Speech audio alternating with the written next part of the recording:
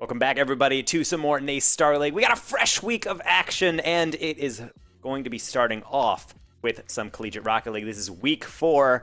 I myself am Danger Taco. Joined with me, as always, my partner in crime is Squid, and we got another 3 matchups tonight, and then we'll be taking a trip over to Overwatch for the evening. But as always, we were talking before this, it's an exciting week because NACE Starleague always brings some nice, weird matchups to our table, and I'm always here for it. Oh yes, Taco, and it's going to be an incredible night. Of course, as you mentioned, we do have Overwatch on the docket for later as well, but 3 matches of Rocket League coming your way, and we can see the rest of the schedule here for this week. So it's not just Rocket League and Overwatch tonight, which is already pretty stacked, if you ask me, but we also got League of Legends on Tuesday, and then Call of Duty on Wednesday, CSGO Friday, so plenty of different genres to round us out here, Taco, and as you mentioned, 3 best of 5s. You and I started getting our Rocket League brains moving a little bit here prior to the start of the broadcast, which was pretty fun, but we do also have our first matchup almost ready to go, Taco. We are able to get right underway with this one, which is fantastic, and it's going to be UConn, which we saw on the broadcast previously, and Cornell this time, both sitting at 1 and 2 in the division, but UConn, they got a tough cut. Yeah, they did get a tough cut. We were talking about this leading up to it, in that within your divisions, within just NACE Starleague in general, you have a lot of teams in the conference. Collegiate esports is not small. You're not dealing with 32 teams like in professional sports or something. You have thousands of campi, you know, the plural of campus, of course. And so you have a lot of campuses trying to compete and get in. And of course, you have a lot of divisions. But even within all those kind of relatively small divisions, you have a lot of tough competition. UConn is going up against UAlbany and Northeastern, and then some other teams are that we'll see later on playing against teams like Bay State, which is a new face, which has an insanely talented roster. So UConn definitely has gotten a tough cut. So seeing them come in at 1 and 2, a team that has gotten to conference championships, has won conference championships in other collegiate competitions, it's weird to see them at this stage, but this is where they need to take on teams like Cornell with similar records and start to distinguish themselves. Start to say, no, we belong in the upper echelon of play, but we just kind of stumbled out of the gates, and I think that's where Cornell University is going to have to say, no. Like, we're the ones that actually need to advance here. We're the ones that tripped. You belong at the bottom of the barrel. Well, honestly, Taco, I mean, you say this is the win condition for both these teams during this season, and I think that's gonna be true because you mentioned we got Northeastern University and we got Bay State in this same division. Not both of those guys will go undefeated, but it is entirely possible. I'm assuming that Bay State is going to come out on top. We know that squad. I believe they're comprised of Falls, Neskov, and El Omar, who the 3 of them made it past even G2 in Wave Dash. They placed 9th through 12th, which was insane. For anybody who doesn't know, Wave Dash was a community-hosted major recently by Dazarin, so it is a completely nutty result for them. So Bay State probably the ones to look out for in this particular division, but that means that it is a competition for the very limited number of playoff spots that still remain. So for both of these teams, going down to 1 and 3 would be a disastrous start to the season.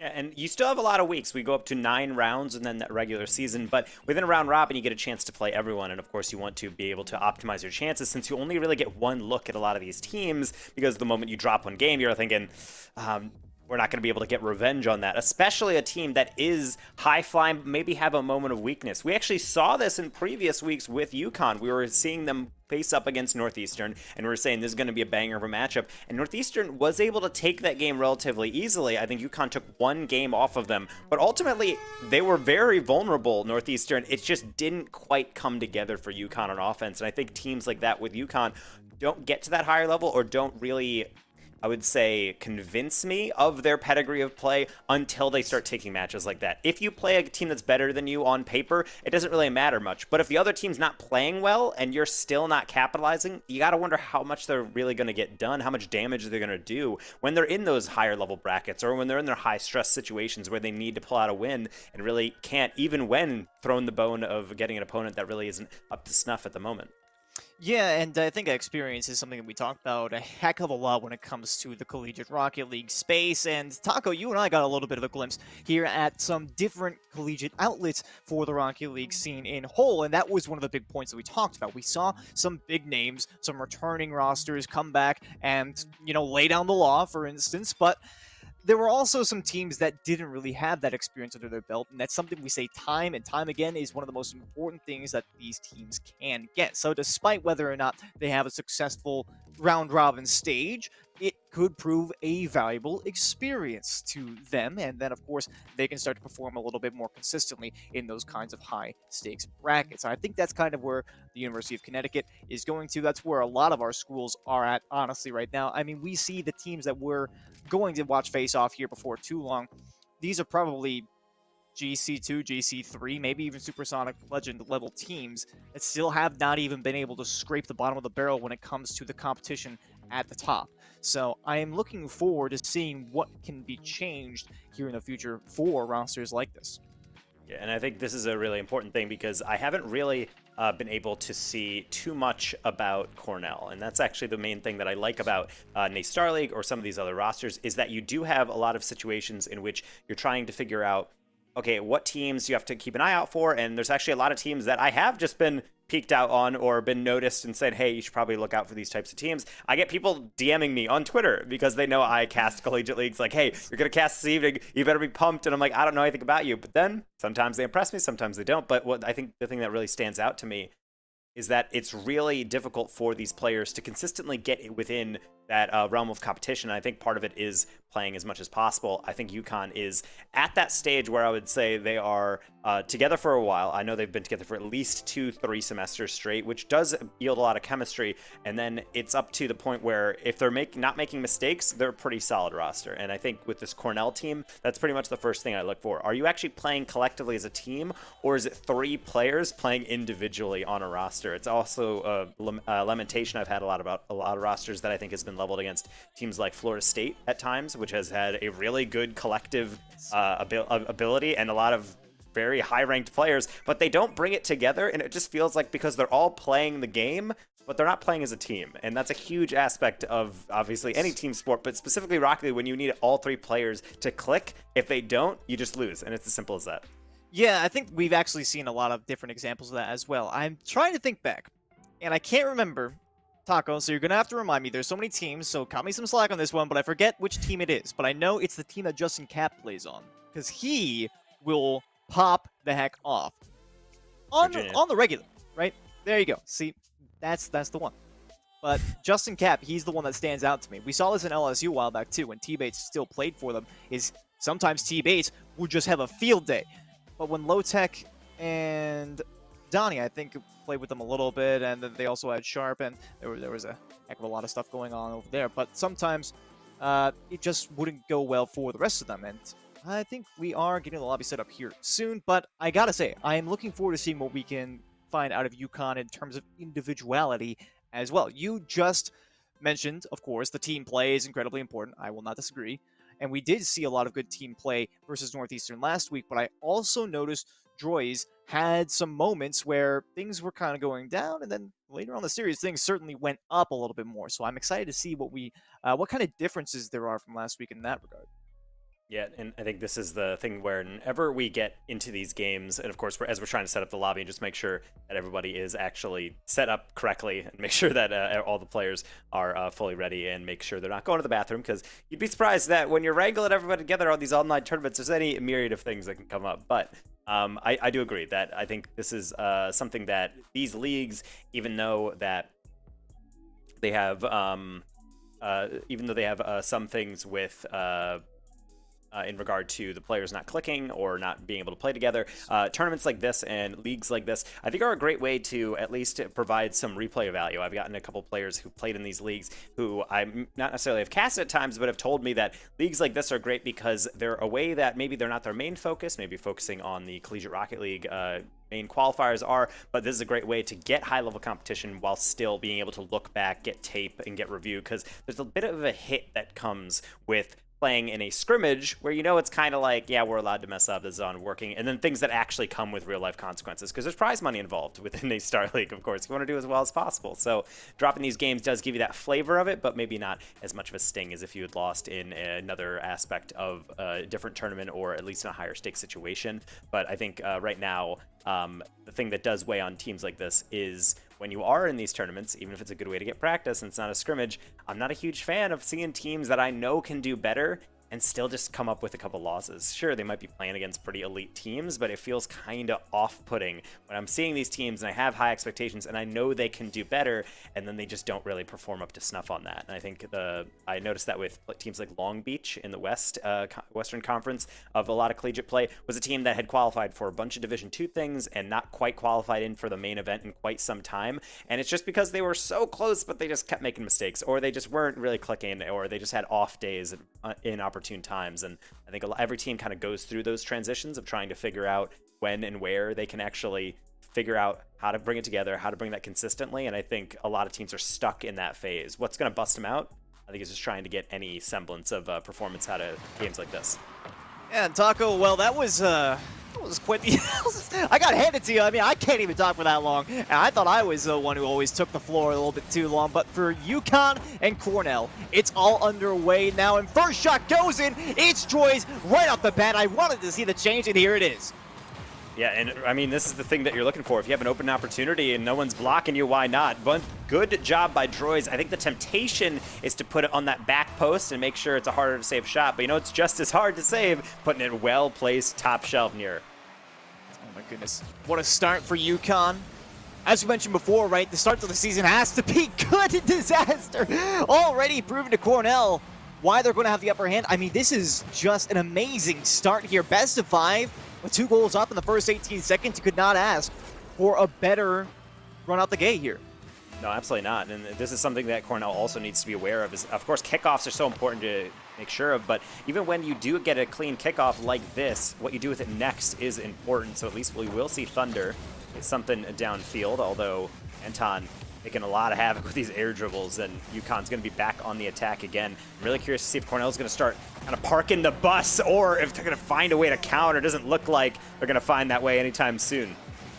Does not seem that way, Gallico. I mean, trying to get that one away in some meaningful capacity, but with 2 people on the goal line, it's just not going to happen. I mean, it's just insult to injury that the shot went in, Taco. But you have to have some sort of a plan to try and transition out. Somebody has got to have that option coverage, and right now UConn is just having a field day with this. Another shot there on the board for Droids. I think it was a little bit off target, but still, you can see that Cornell is being pushed back to their own end. Finally, they'll get a shot downfield. It's easily touched away by Droids. Demolition certainly not going to help. Disaster all the way back down. Droids looking for the center. It's not successful. Still dangling in front for just a second. And it didn't seem that dangerous, but it's still slightly concerning for me that they allowed that to stay in their own end right in front of the net there for just that split second. They will get one back here. So there's still life, Taco. Certainly not out of it yet.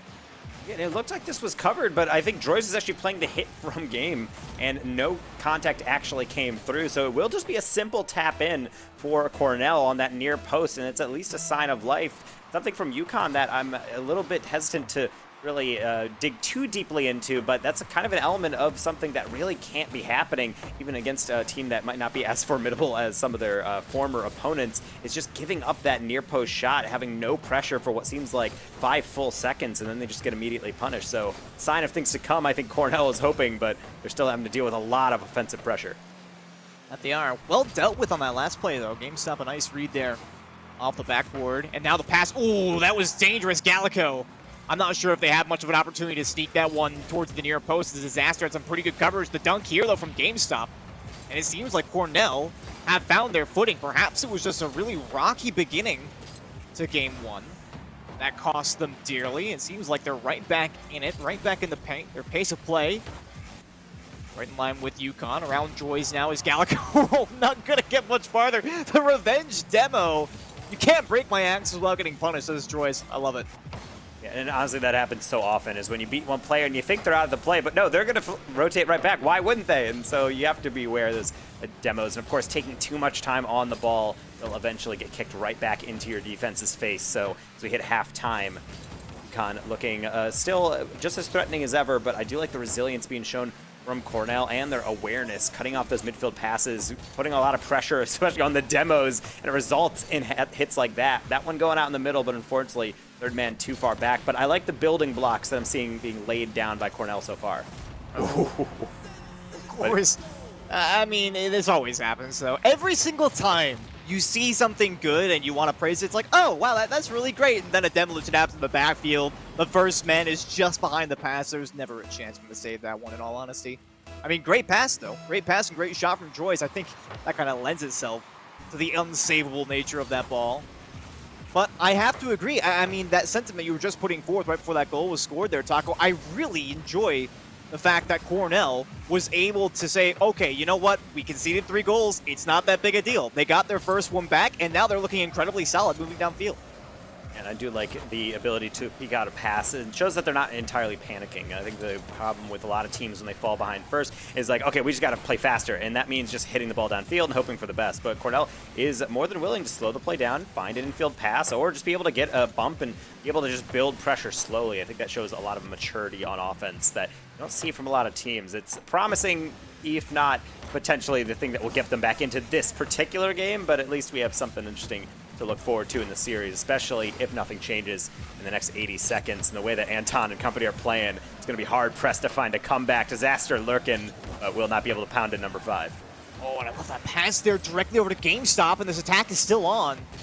No boost in the tank, though, and Joyce will have a nice control of it away. Still, though, great ideas here from Cornell.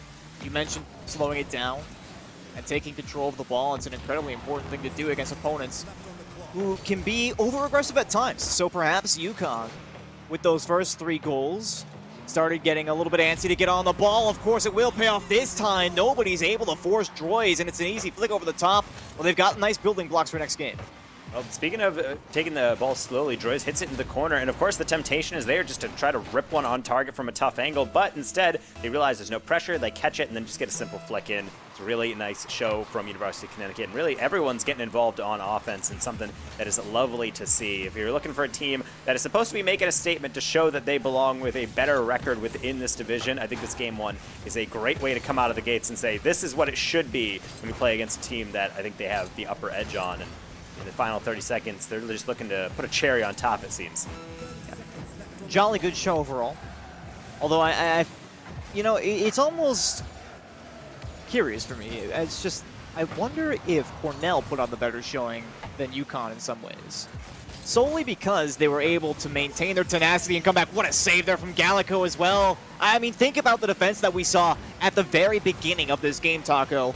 I'm thinking about goal number 2, when it was off the kickoff, and the last defender was there and basically seemed hopeless going for that ball, versus that last save there by Gallico, turned it to a transition the other way, tried to make another one here, but can't do it. But still, it was just such a huge momentum change. I won't necessarily say it shifted in their favor, obviously. They still ended up losing the game, but you get the idea.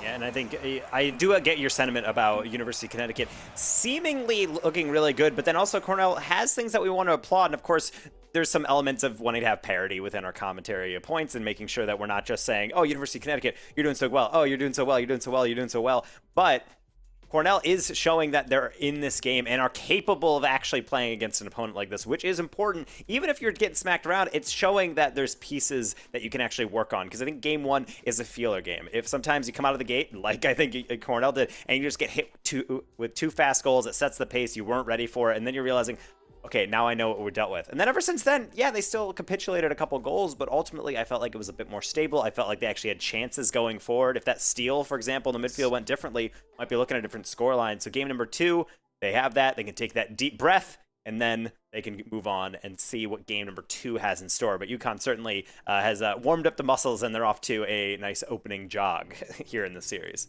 Yes, sir. I mean, you call it an opening jog. I almost feel like it's an opening sprint for them, putting 6 goals on the board. But hey, you know, sometimes that's all you need to do to get warmed up, and taking that game 1 is going to be an important stepping stone for them to move forward in this series. We do have the players ready and raring to go here for game 2. Cornell looking for a response here against Connecticut. And honestly, I feel a storm brewing here. It can be so easy to shut it down, especially off the opening. If Anton got under that ball, that could have been a high one right to the net. But nice long clears, and I love the power on that contact. Gallico won't be able to get that back, so Anton and company will march upfield and continue to look for those passes. Disaster will only send that into the corner. Droys, another infield pass, but that one gets away. Cornell will push the issue with Thunder off the backboard. Anton, gentle tap, It's going to spike straight down. Disaster, like a good teammate, will be there for him. So some back and forth here, and definitely a much more even starting right off the starting blocks here in game number 2. Really holding out of the midfield well here is Cornell. And oh, this looks promising. Nice demo. That's an excellent game sense, and Gallico is right there to punish. And Cornell, just like that, they've got their first lead. Yeah, and this is a classic example of doing just enough to help the play and not trying to overdo it. It would be so easy for GameStop to come through, see that loose ball, demo the goalie, and then try to hit it around the post, and you have a tough angle, but they know their teammate's there. Just demo that last defender, let them collect the goal, collect that stat, and you're on the board. It all counts the same, and that's a good way to start things off, and I love the physical play as yet another demo comes through. Gallico's going to extend it as well. No one on the backboard for UConn, so Troy is going to have to read it, and just does, and this is a complete turnaround from the previous games. A little bit behind on that aerial, but I like what I see so far out of the Bearcats. So far, it's an excellent showing. If only this is how game 1 went for them. I think that's what they're thinking right now. But hey, it's only one game down. They do still have an extra life before they're on their last legs.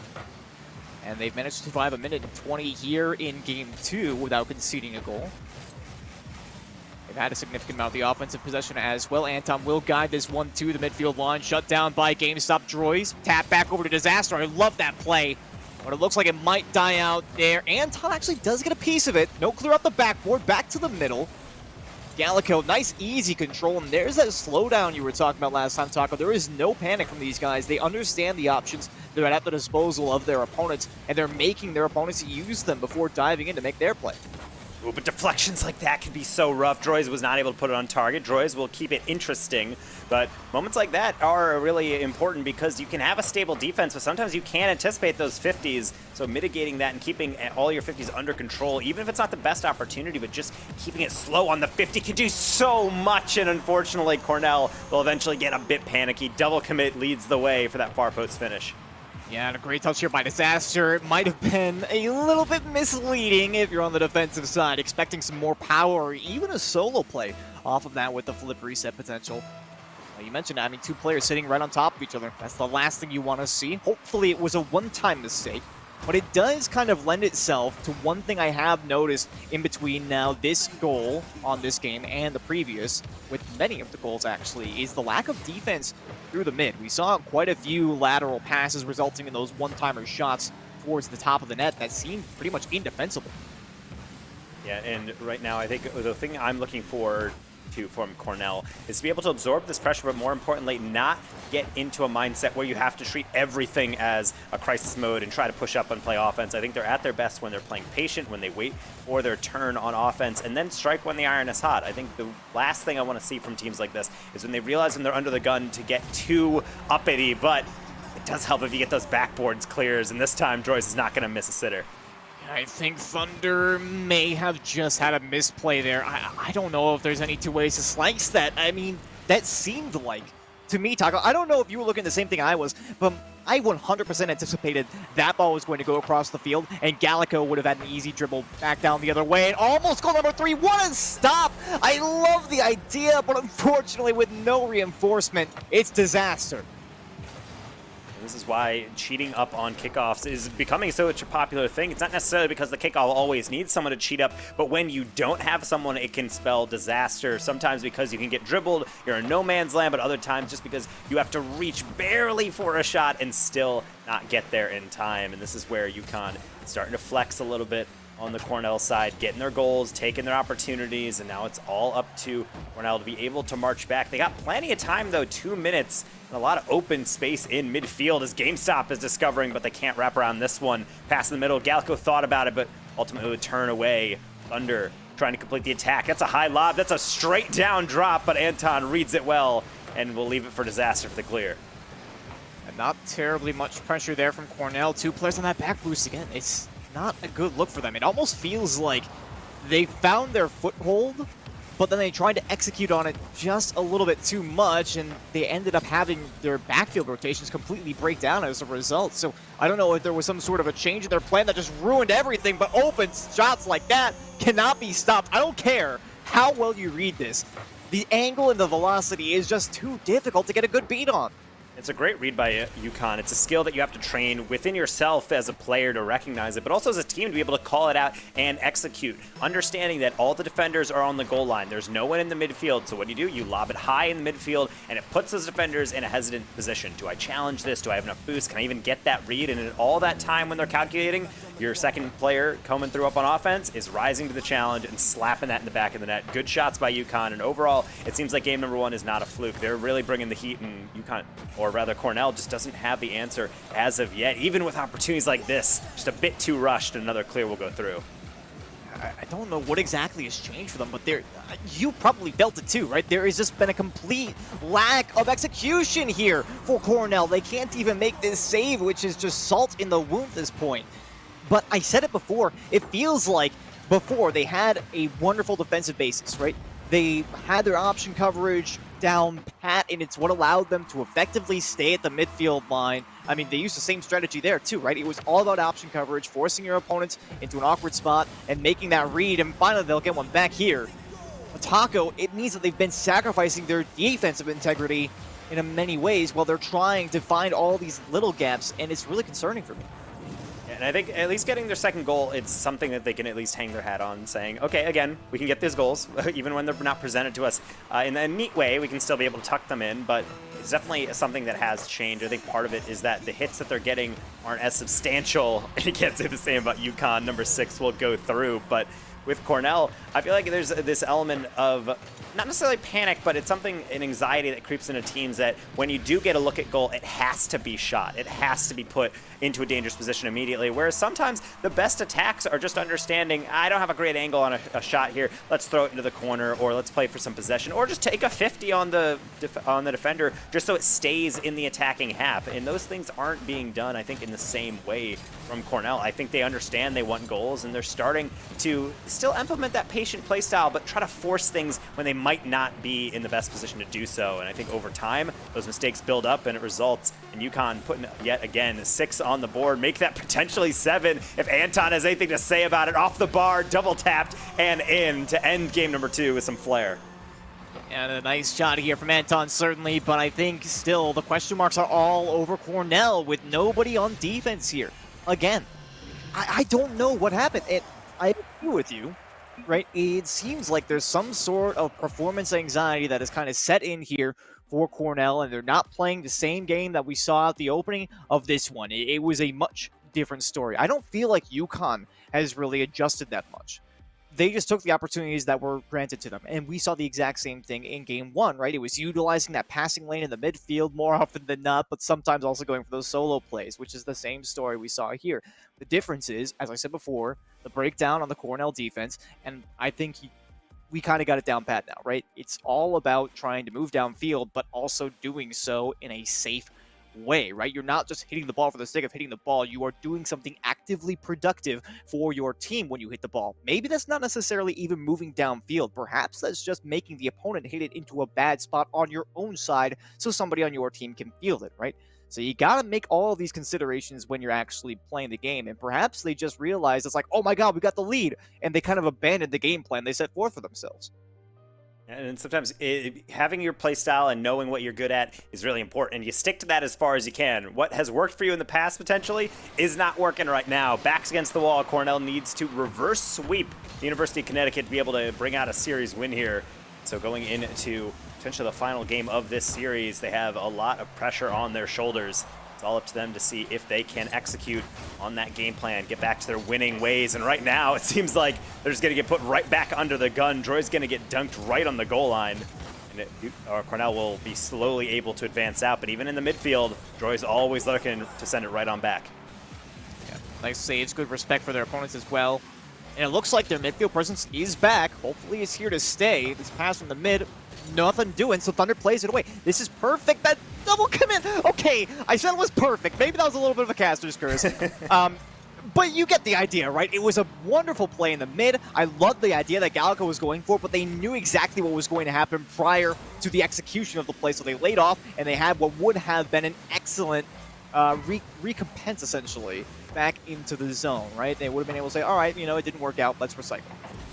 And speaking of, that's a great play right there. Thunder had an opportunity to aerial for that. Doesn't go for it. Instead, they get the clear and send it right back. GameStop trying to continue that attack with delayed air dribble. Will get a 50 into the corner. Gallico slows down. A little bit of a mystery, but the wave dash and deflection, it'll go straight to Thunder. Good 50 by Disaster. The pressure will be out for UConn. Now on offense, Anton trying to tuck one through a couple defenders.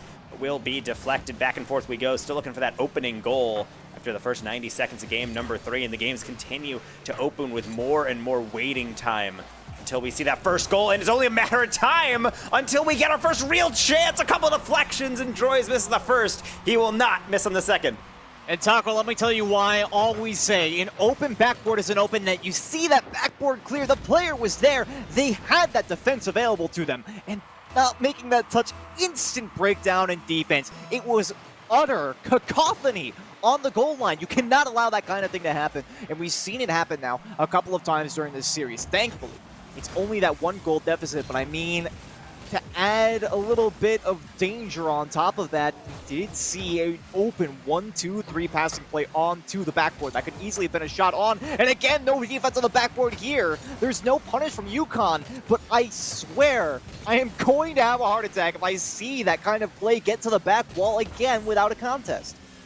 And it can be tough when you have so many things to manage, because UConn is doing a great job of varying up a lot of their attack, but now that they see the backboard is open, they start to keep going back to it when really the main issue that you have is that they're not dealing with the backboard. The opponents are just going to keep going back to that until you fix it. At least Cornell is starting to get on there, but with them now behind in goals, not necessarily flowing freely throughout this series, you really have to start to consider when you need to pump up the pressure. That's a great way to do it. Taking a page out of UConn's book with the infield pass, but a brilliant save by UConn will be able to keep them in the lead.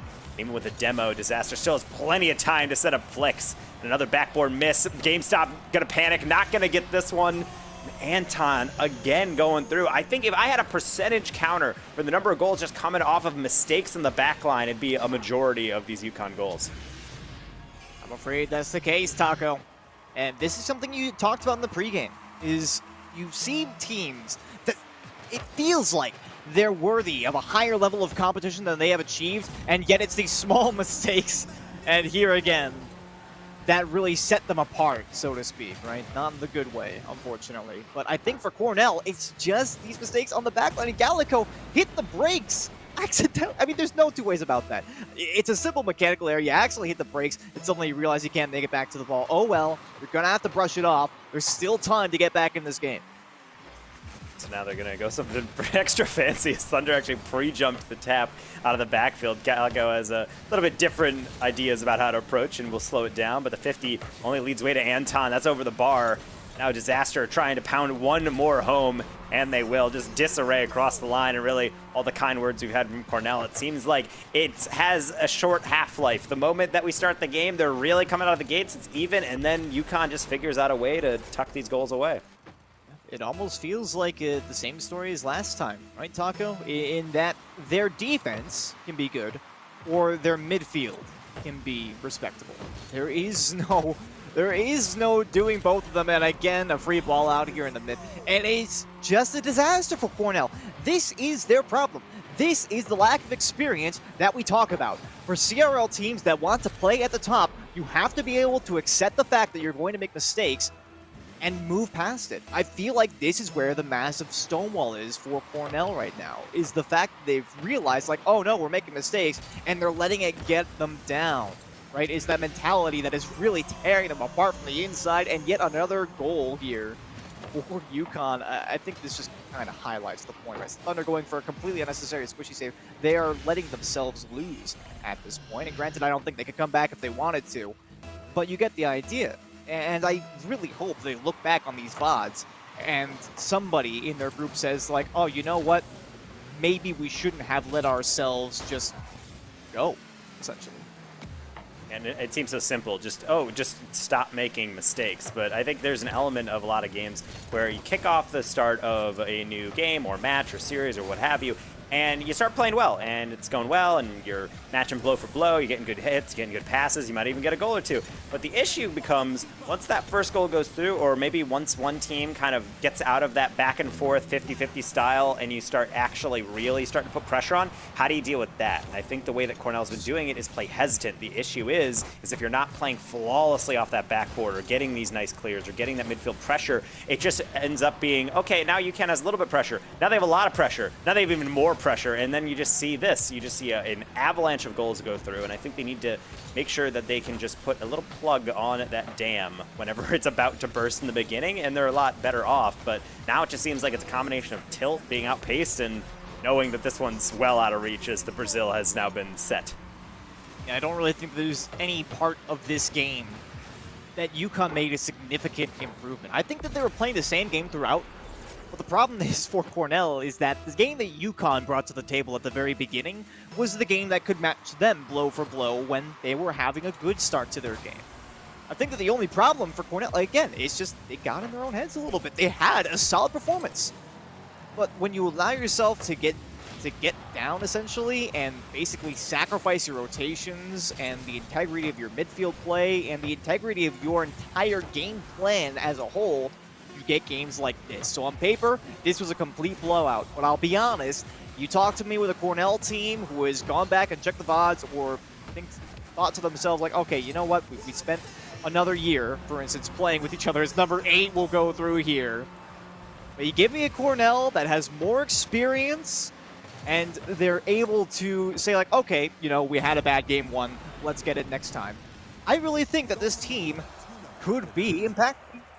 Yeah, and I definitely do, and I don't think you really see the full power of UConn coming through here, because as much as we're talking about Cornell and what they can improve on, UConn is the team that I think coming into this, I didn't know much about Cornell, but I knew a lot about UConn. This is what I need out of teams like this. I don't want to see these games where we're winning 3-2 or 1-0 or something. If you think you can beat this team and you have the skill, put those goals away, and clearly I think there must be tiebreakers or something, or UConn's just ruthless as heck because they're going for all the goals. Once they got a huge lead, they didn't stop. They kept aggressing and kept getting those goals. And now, while necessarily it's not always advisable to just always rack up the score, it's nice to see that they're not taking it easy. They're not going for freestyles or trying to play efficiently. And I think it's a good thing to show, because this is a team that's a bit maligned. We set them up earlier saying, oh, this is going to be a dangerous team, and then they have a losing record. So now that they're even, I think they can move on a little bit from this and gain some confidence. I think this is a good confidence boosting game, especially now that we're getting into the midpoint of the season, where after a while, a couple more dropped games and you basically ruined your own season.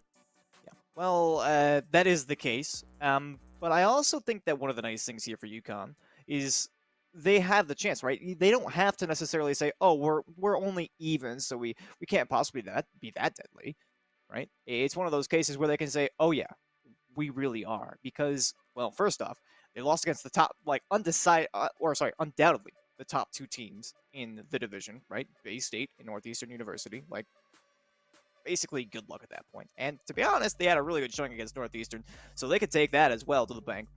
But on top of that, they played against a team that had an even record to them and basically dumpstered them, right? They just took them out back and they tossed them in the trash. So that was a wonderful performance there for UConn, and I really hope that we see more of them in the future. And by that, I mean playoffs. So we do have an interview ready with Anton from the winning team, Taco, and I got to admit, I don't even remember who was the MVP, but welcome, Anton. That was quite the performance you guys had. Congratulations on the win. Now you're even on this season. How do you feel?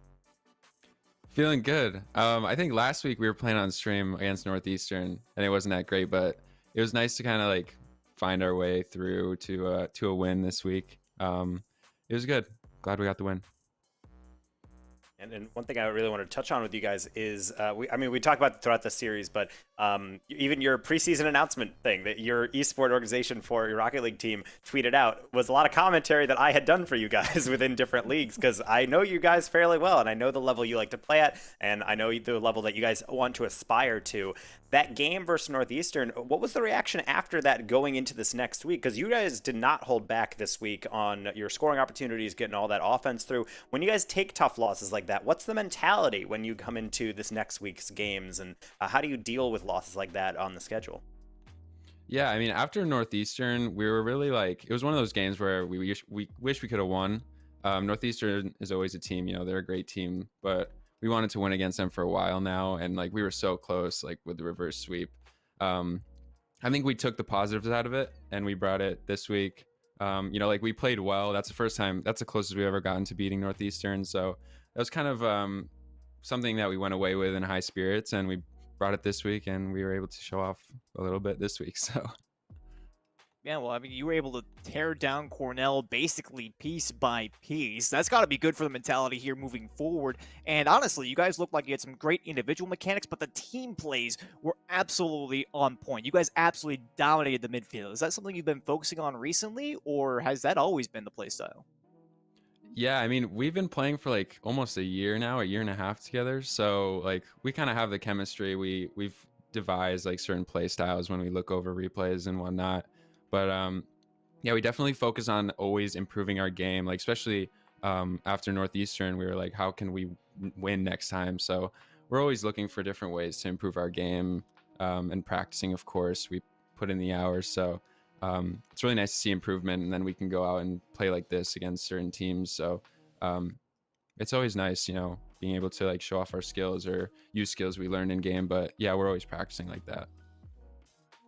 And you mentioned bringing up practice and working on things after losses. How do you guys end up treating this esport when you guys are playing as college students? Because I know there's several different approaches. Obviously, I come from a background of trying to play sports at high school and play sports in college, and after classes every day you go to gym, you go to practice, you work out. But with the esports, yeah, you might play casually or might play ranked, but are you guys treating this like it is your job, like it is your varsity esport, and you guys are really trying to grind this out? Or are you guys more focused on just kind of the soft compatibility of just playing together a lot, and then eventually things will go through? Or are you trying to be very I would say very deliberate with what you're trying to improve on, like looking through VODs, trying to improve those comms? Maybe those are the weak point. Or are you just trying to improve generally and then see where it leads? Yeah, I feel like for us, we're trying to find that like middle ground of keeping it kind of casual while at the same time taking it pretty seriously. Since we don't like have official like funding from the school or stuff like that, like we kind of have to find our own way. So we're trying to find that balance always. Obviously, there's a mix of personalities on our team.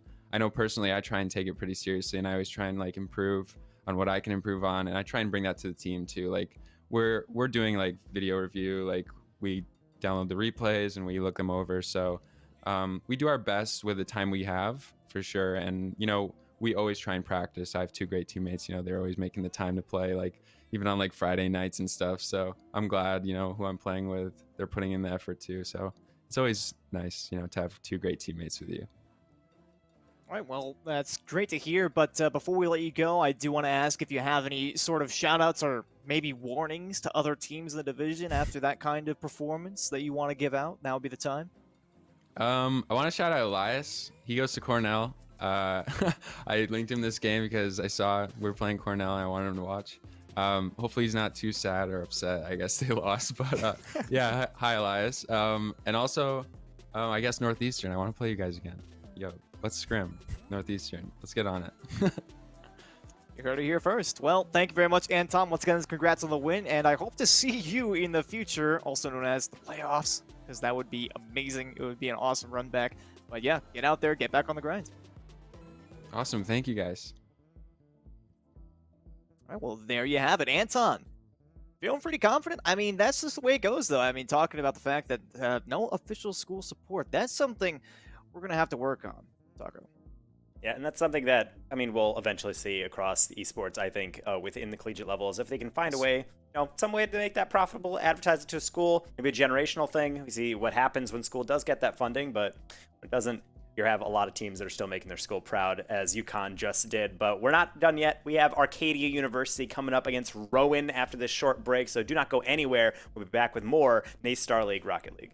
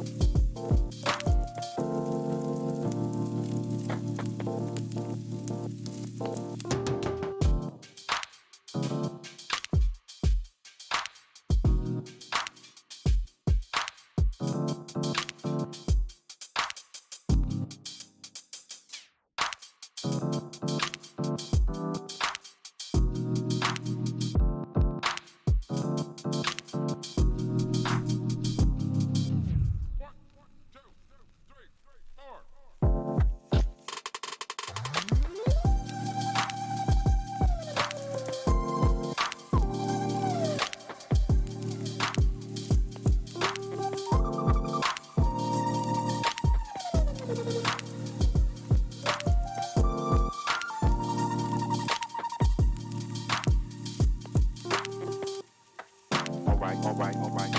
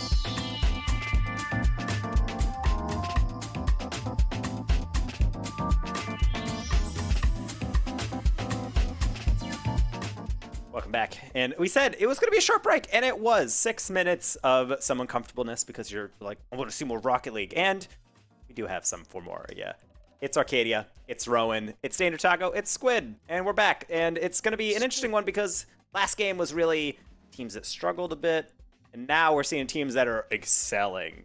3-0 yes. on both sides, but that ends today. One of them has to come out the victor. Oh, it makes me sad, it does. But we got Eclipse, Gary, and Swimmable Don. I will say, hang on. Some Dons are not swimmable. It's something that let's not forget. I can't remember. Oh, my goodness. There's another name that kind of like copies the format of. In any case, Arcadia on the other end, Not Owl, Void, and Space Beer. Which, I gotta admit, that sounds pretty refreshing. But we shall find out which one of these two teams will stand on top, will remain undefeated in their division in the Northeast here. But, Taco, we have seen a little bit out of the Rowan professors in the past, and I've got to admit, they have had a remarkable, at least somewhat remarkable performance just outside of the CRL bubble. Yeah, and this is a name that it always kind of rings in your ear, and you're thinking, I've heard that name before. And it's another example of a university with a couple of good teams, make pretty deep runs through, and then just not quite get there. I think Arcadia is trying to do the same thing. They have a really strong start here in NACE, and so I think this is going to be a good test for them because I think it's similar to the last game in that we do have one team that I think we've heard of with Rowan, and then Arcadia is a bit of a startup. I'm not knowing too much about them, but Space Beard does ring a bell. Void also rings a bell, so it's something that it's like, maybe this is a decent matchup, but it's all about proving it on the field. I think it's very hard to go into a league, get a couple wins, and just get a lucky draw and getting easy teams or something compared to you in the beginning. So I think this is a well-deserved record, and I'm very curious to see how it's going to come out. I will say, Rowan, I do have a bone to pick. I don't know how I feel about a university being called Rowan Professors, and then your logo is like an owl. It just feels a little off. I feel like you could have gone with something else. I feel like you could have gone with something else. I'm just trying to imagine, like, you have a knight on one side of the field, and then you have, like, a dude in his mid-40s wearing a cardigan. And it's like, it's just not intimidating, but that's a different qualm that I will email them about after this broadcast. You know what you need to do? Take yourself in like 10 years and then just take a picture and submit it to them, and that's the new mascot. Be me. That could be me after this PhD. That could be me. If I go on to teach after grad school, then I will send a pic, and that will be I'll send that to Rowan's marketing. I'm like, animate this and pay me. That'd be good. Well, it looks like we got the team just about ready to go here. Eclipse, being a little bit eager, gets on the team and on the field. So, without further ado, let's let him go here. And Eclipse, just a little bit confused about that one, but hey, you know, it happens sometimes. For a team called the Rowan Professors, they seem to be rather uncertain about what they're doing. You'd think they'd be educated on this matter, especially after spending this much time playing the game. But whatever, that's all in the past now. We have 5 minutes on the clock. One more best of 5 coming your way after this one concludes, and Gary already what a save. That might have been one of the luckiest pre-jumps we've seen tonight, but the play is made nonetheless. That's a great thing about Rocket League. You don't have to wait a long time to get into the action, as Void is going to continue the attack for Arcadia, and they will be getting themselves on the board 19 seconds into game number 1. And Void, oh goodness, the luck for Gary. I mean, it was a beautiful save at first, and then instant karma on the other end makes the save instantly into the post and back on the net. Well, I guess you can't win them all. That's the moral of the story. Huge touch here. Not Owl, never a chance to make that read, but no power there, Gary. I feel like that's going to be one of the, like, simultaneously most lucky and least lucky players we'll see tonight, Taco. I don't know if that's just me, but it's been less than 40 seconds, and Gary has had some amazing luck and some terrible luck. Yeah, and that's sometimes it just happens like that, and you kind of create your own luck in Rocket League. I'd like to think that this game is 100% predictable and 100% skill-based, but of course, there's always just some randomness that creeps in, and maybe Gary can use it to their advantage. Swim can't use the crossbar to their advantage. That's off. Gary, will they follow through? And 1, 2, 3, and another goal coming in. This time for Rowan, we're all tied up. And I honestly want to say that that was a fake from Eclipse because it did a phenomenal job of tricking the defender into thinking that Eclipse was going to make that touch. But I'm not sure if I can say that in good faith. I'd have to go back and watch the replay to see. But I do know Eclipse is a relatively talented player, so I'm willing to give them the benefit of the doubt for now.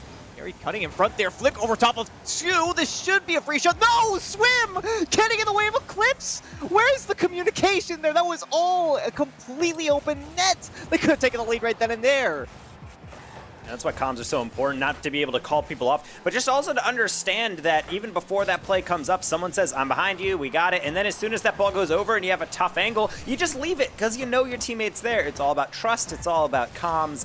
Right there, let Rowan down. That was a golden opportunity, one that they might not get again, especially if Arcadia started to tighten up around the back half. Only 90 seconds in. Feels like we've been playing for a lot longer. Just how fast these two teams have gone back and forth. That does seem like that. I also figured out, by the way, we had Swimmable Dom, which is on the graphic, which is actually a little bit, their name was a little bit too long. I believe it's actually Swimmable Donkey, but you know what it reminded me of? Findable Carpet.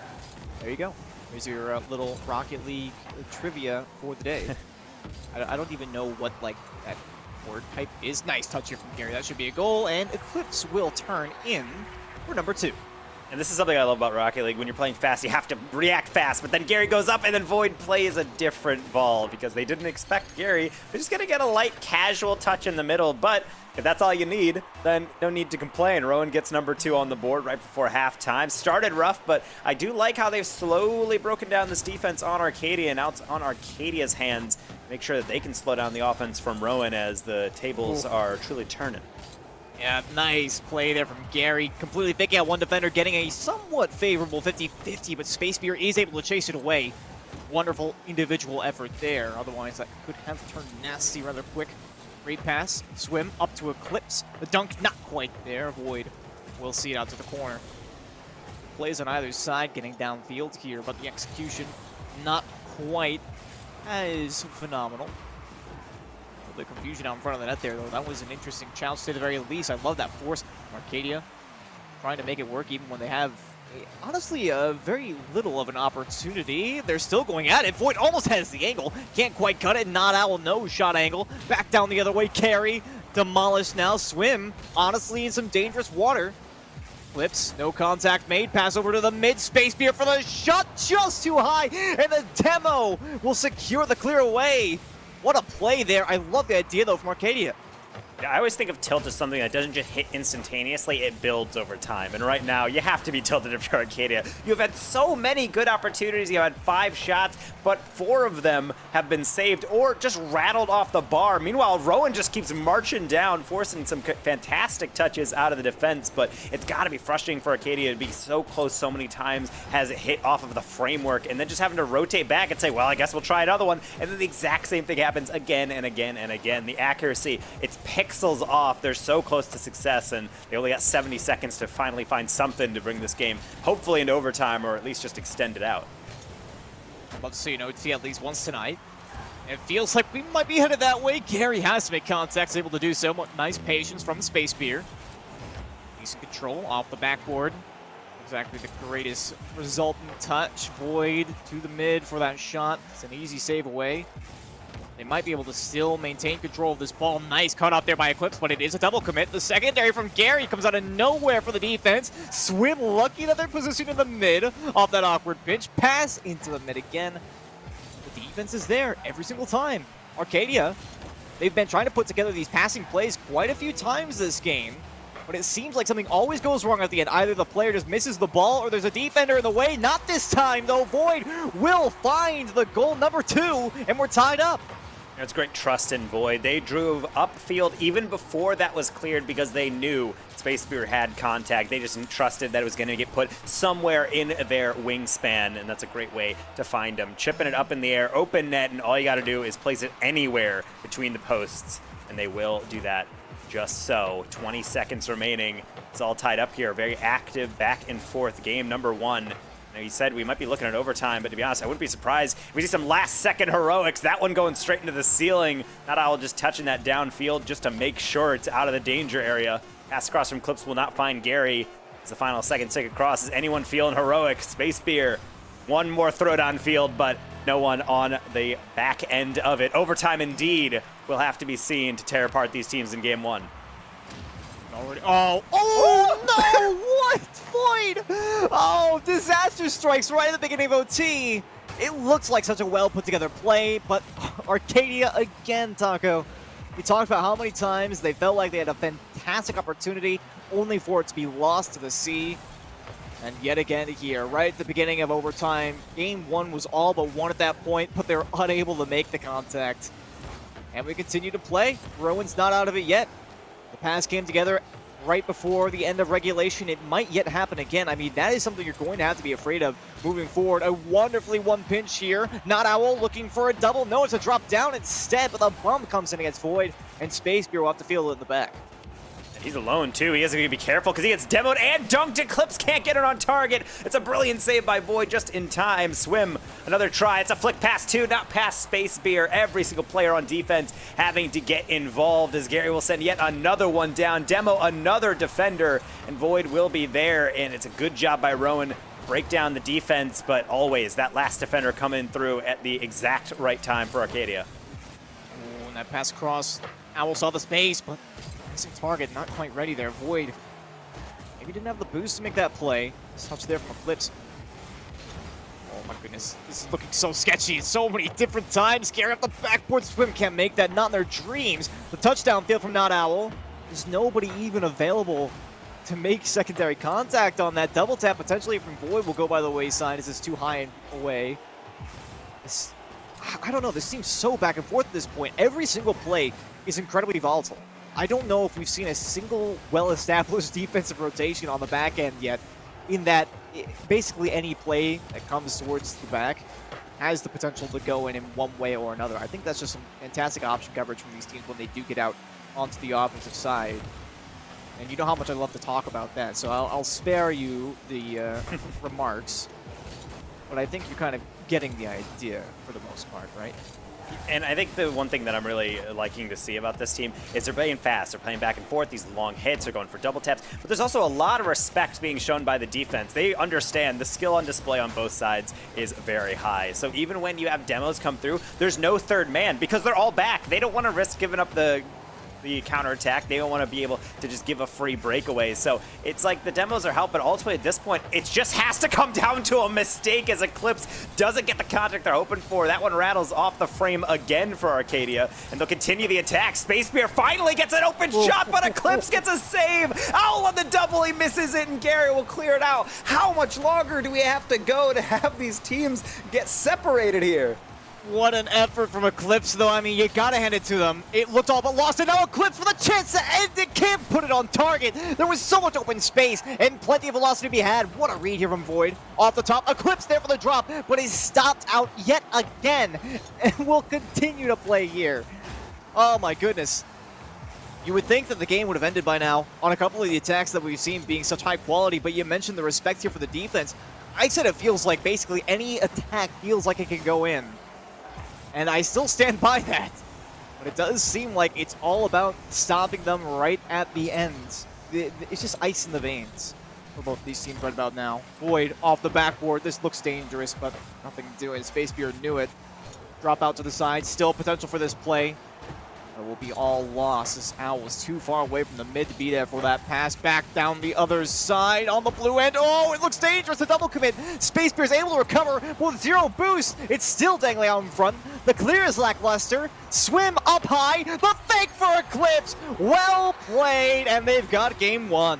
To be honest, when you see touches like this, it looks like a fake, but even if it isn't, Void has to respect it. If you pre-jump that too early, if you go too late, it's gonna go in, it'll just tap over, but when the miss comes in, the last thing a defender is anticipating, then it opens the door, and Eclipse has the open shot, and they will not miss. 5 minutes overtime we went through there, and that's what happens when two teams are respecting each other's skill, playing fast, and trying to push the really nozzle of really the speed of play all the way to the max, because I don't think we had a single moment where there was that calm interplay in the midfield. It felt like it was constantly getting thrown back and forth on these passes left and right, and I love how we're playing. I don't know if my heart can take another game like that, if this is how the rest of the series is going to go, but one thing I do know, these teams are very evenly matched after that game number one. Yeah, we might have to do some golf casting just to kind of give it a break. Like halfway through this series, don't be surprised if I just start, doing one of these. It's like, oh yeah, Void got the ball downfield. Yeah, get a little quieter. It's okay. Do some ASMR. Rocket League that was ASMR. lovely. That was a lovely touch right there. I love what he's doing there. It's a good played. thing to see that these players rather show that sensitive. patience. It's really good. I think honestly, I'm sure everyone would love that, including production. So I'm sure we'll try that at one point, maybe in a different time, because right now I'm hyped after seeing these two teams, especially with the amount of time. I think that game could be a little different, though. I will say Arcadia was certainly, oh no, I joined the team, and it's okay. I think I might have screwed up the. Oh, actually, no, I didn't actually screw up the spawns, so we should be all good there. But Okay. A classic caster disaster. I Good joined try. the team, but it Good didn't try, actually though. screw up the kickoff position, so I think we should all Yes. be good there. Taco trying to go back and revisit his days of playing in the CRL. Yes, of course. The glory days. I can see it. I can see it on his face. He wants to go back. Hey, honestly, me too. CRL would be a heck of a lot of fun to compete in. I don't think I would do well. Granted, look at me. Like, I'm just a guy. I guess everybody's just a guy. But in any case, am I the only one who's getting? Hang on, Taco. Am I the only one who's getting confused here? I think the players are as well. We have everybody in the lobby, and everything has proceeded as is normal, but the game isn't starting. Yeah, we actually have a fully not paused game. It's just not loading in. So I'm so lost right now. Okay, Space Beer is taking the initiative. All right, we're trying to. Oh, no, not Helen left the match, and then instantly started. What? All right, so we might have to untangle some things and remake a lobby here. So there's a lot going on here as we got I was here. so but yeah. lost there for a second. That was 1000% the weirdest thing that I think I've seen when it comes to Rocket League esports, because it wasn't like a straight up server crash. Yes. Oh no. It was one of those instances where it's like, oh man, I'm ready to go. And I didn't even realize it for like a solid 30 seconds. I was like, oh man, I'm so ready. We got the players, and I'm just talking. I'm like, wait, why isn't the game starting? Hang on. I've never seen that before. 8,000 hours in this game. You have a couple thousand. I don't think I've ever seen that before, where you have all the players in the game, like joined on the field, and it just doesn't start. Sitting. It just didn't. There's no countdown. It's just sitting there. And then as soon as a player leaves, it's like, okay, we can start. And I don't even know what to say about that. But we do have the player. We don't want to, screw anything up. So we're remaking the lobby real quick, just to make sure we can get everyone into a fresh lobby, and then we can resume the chaos. And in a way, I feel like that's kind of good. Those players did technically just play 2 games, despite that only being game 1, because we had to go the full time, then all of overtime in another 5 minutes just to tear these 2 teams apart. So I think lowering the heart rate, maybe just calming everyone down, maybe the coach getting in the comms being like, do you guys need anything? Like a water or maybe a granola bar getting delivered Where's from the Gregan when you need him? Yeah, I mean, it's important. That's just as important to the team's success. If you have some granola bars, snacks, and water around, especially if your coach is getting it for you, keeping you at tip-top your mental shape, it's an important thing that you often neglect as an esport athlete. Yeah, I mean, we talk about the programs as well. I mean, talk about all the variety of different things in the programs, and we even memed at this a little bit earlier, is that UConn doesn't have an esports program, which they should probably have, because everybody should have an esports program at this point. I mean, with collegiate Rocket League being as big as it is, collegiate esports in general, I mean, it feels like everybody should probably at least try to invest a little bit in it. But you get some teams, like in particular Dignitas. I know one of their big selling points was way back in like season 5 when they were first introduced into the RLCS. Or sorry, when they sponsored Gale Force. They were in the RLCS prior to that. But when they sponsored Gale Force and picked that team up, one of their big selling points was like, right, we got like sports psychologists on the job. We got like sports. I can't remember what they are. It's like basically fitness experts. They had right? a nutritionist. They had like a physical trainer, and they had a sports psychologist, because a lot of it is, especially I think as these guys will age, it sometimes affects you when you're younger. But at least for me, now that I'm an old man at the age of 26, sleep. Huge aspect of performance. There's some days where I'll get on, you play well, and then the next day you got 6 hours, and you're like, I used to do this all the time in high school and college. Not the same. So it making does sure not work. You're eating well, sleeping well, all that stuff. So even though it seems like that seems really extra, like why are we going that intense on all this? It's a huge consideration for a lot of these teams. And actually that is something I've seen in a lot of programs within the collegiate sphere. I know a lot of higher level programs try to make sure that the players are, of course, have good equipment, have good internet, but also, are they eating well? Are they making sure they're being taken care of outside of that? Because all that stuff does affect how you play. And even though it's just, you're sitting down on a computer, you're an athlete, you're performing at a high level consistently against really good players from other schools. You want to be the tip top of your game. Unfortunately, all these players seem to be at the tip top of their game, and they're back in the lobby, and we're finally ready for game number 2. I'm just waiting. I'm just waiting on that one. I'm gonna put an asterisk on it. Okay, the game is starting. Woo! Awesome. I was really worried there for a second that we're gonna get a repeat of last time, but we do have game number 2 now. Arcadia already. Oh no, it's Gary again. What? We saw the exact same thing happen last game, right out of the gate. Gary with a diving save in front of the net, and now clips the fake in front, but Boyd will be there for the save. Already, we're back in form. Significant shot opportunities on both sides immediately tackled, not even 20 seconds in. I guess I wouldn't have it any other way. Yeah, it's so weird when Gary, his pages must have got stuck on the script and he's reading game 1 again, so he just gets another pre-flip save on the goal line. I don't know, you got it, that's lazy. Void almost just hit the best clip I've ever seen, but unfortunately that one's not going through. No, a lot of deflections will go through in the midfield as this game. I want to say chaotic, but it's not quite that. It's just so unpredictable. Like, I don't really know what's happening. Everything makes sense in concept, but there's so many deflections, so many last-second touches, and we're certainly in for a very entertaining best-of-5 here, as we have seen eventually Rowan get through and get that game number 1 victory. But I'm glad we're just not doing predictions right now, because this is a baffling series back and forth as we continue to see Rowan pressure, but Arcadia will get some reprieve down the line, and a nice pass into Space Beer, but they will not be tucking that one in. Yeah, I fear there are very few alternative descriptors than unpredictable for this series at the moment. And oh my goodness, the bump there from point. Seriously, where is this coming from? Like, all of the wacky, random, unexpected plays that you could ever find in a Rocket League game have manifested inside the context of this one singular series. And we're only at the start of game 2.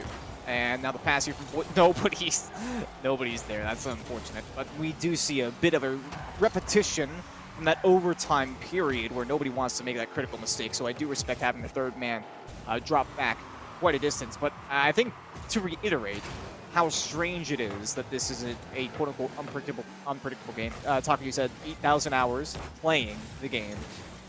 In between playing and casting, oh my goodness, the 1v1. Oh, not Owl. Do him dirty. Again, with the unpredictable play, the nice fake here against Swim. So nice.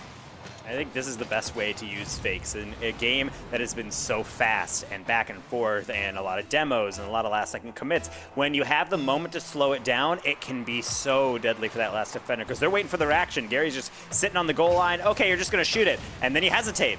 And then it makes them freeze, and then they don't have momentum. They don't have any of the speed to actually work up to the save, and then you just get a nice simple roller. And it seems really basic. It might even look like a mistake, but ultimately, it's a brilliant tactical decision by Not Owl to recognize they have space and use it effectively. It's a great way to get the lead, too.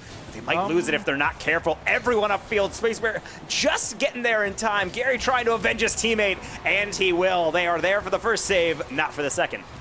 If I'm being honest, I am slightly confused about the absence of the defense here, and then Void with the pre-flip there trying to get the save. I think just so many different things. Brain hurts.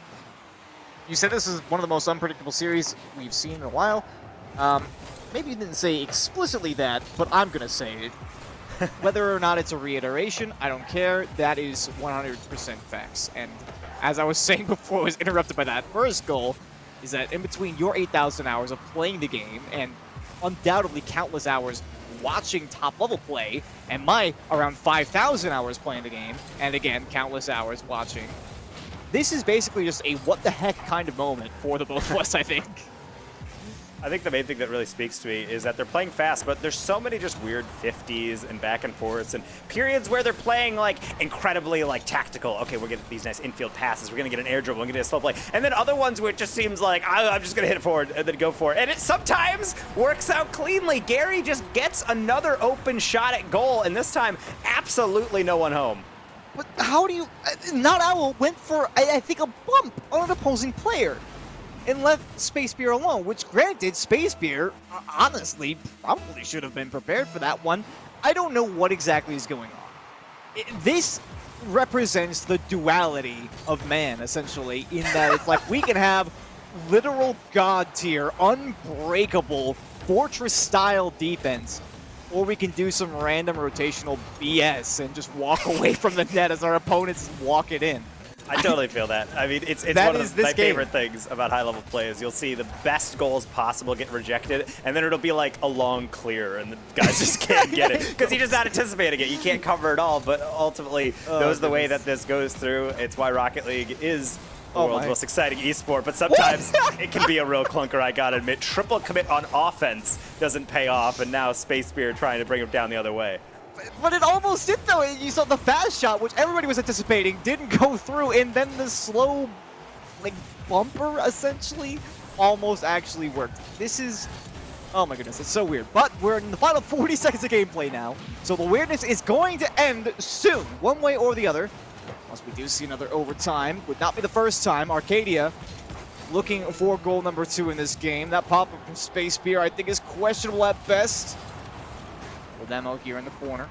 Temporary 2v2. Yeah, that's a pretty decent 50-50 actually, but I think Gary spawned over there Either that or just had an amazing read on that play. Space Spear, double tap potential instantly wasted as it's touched out to the side. It looks like it's falling apart here at the seams for Arcadia. Their one last chance. Eclipse just wasting as much time as possible. The final second will expire.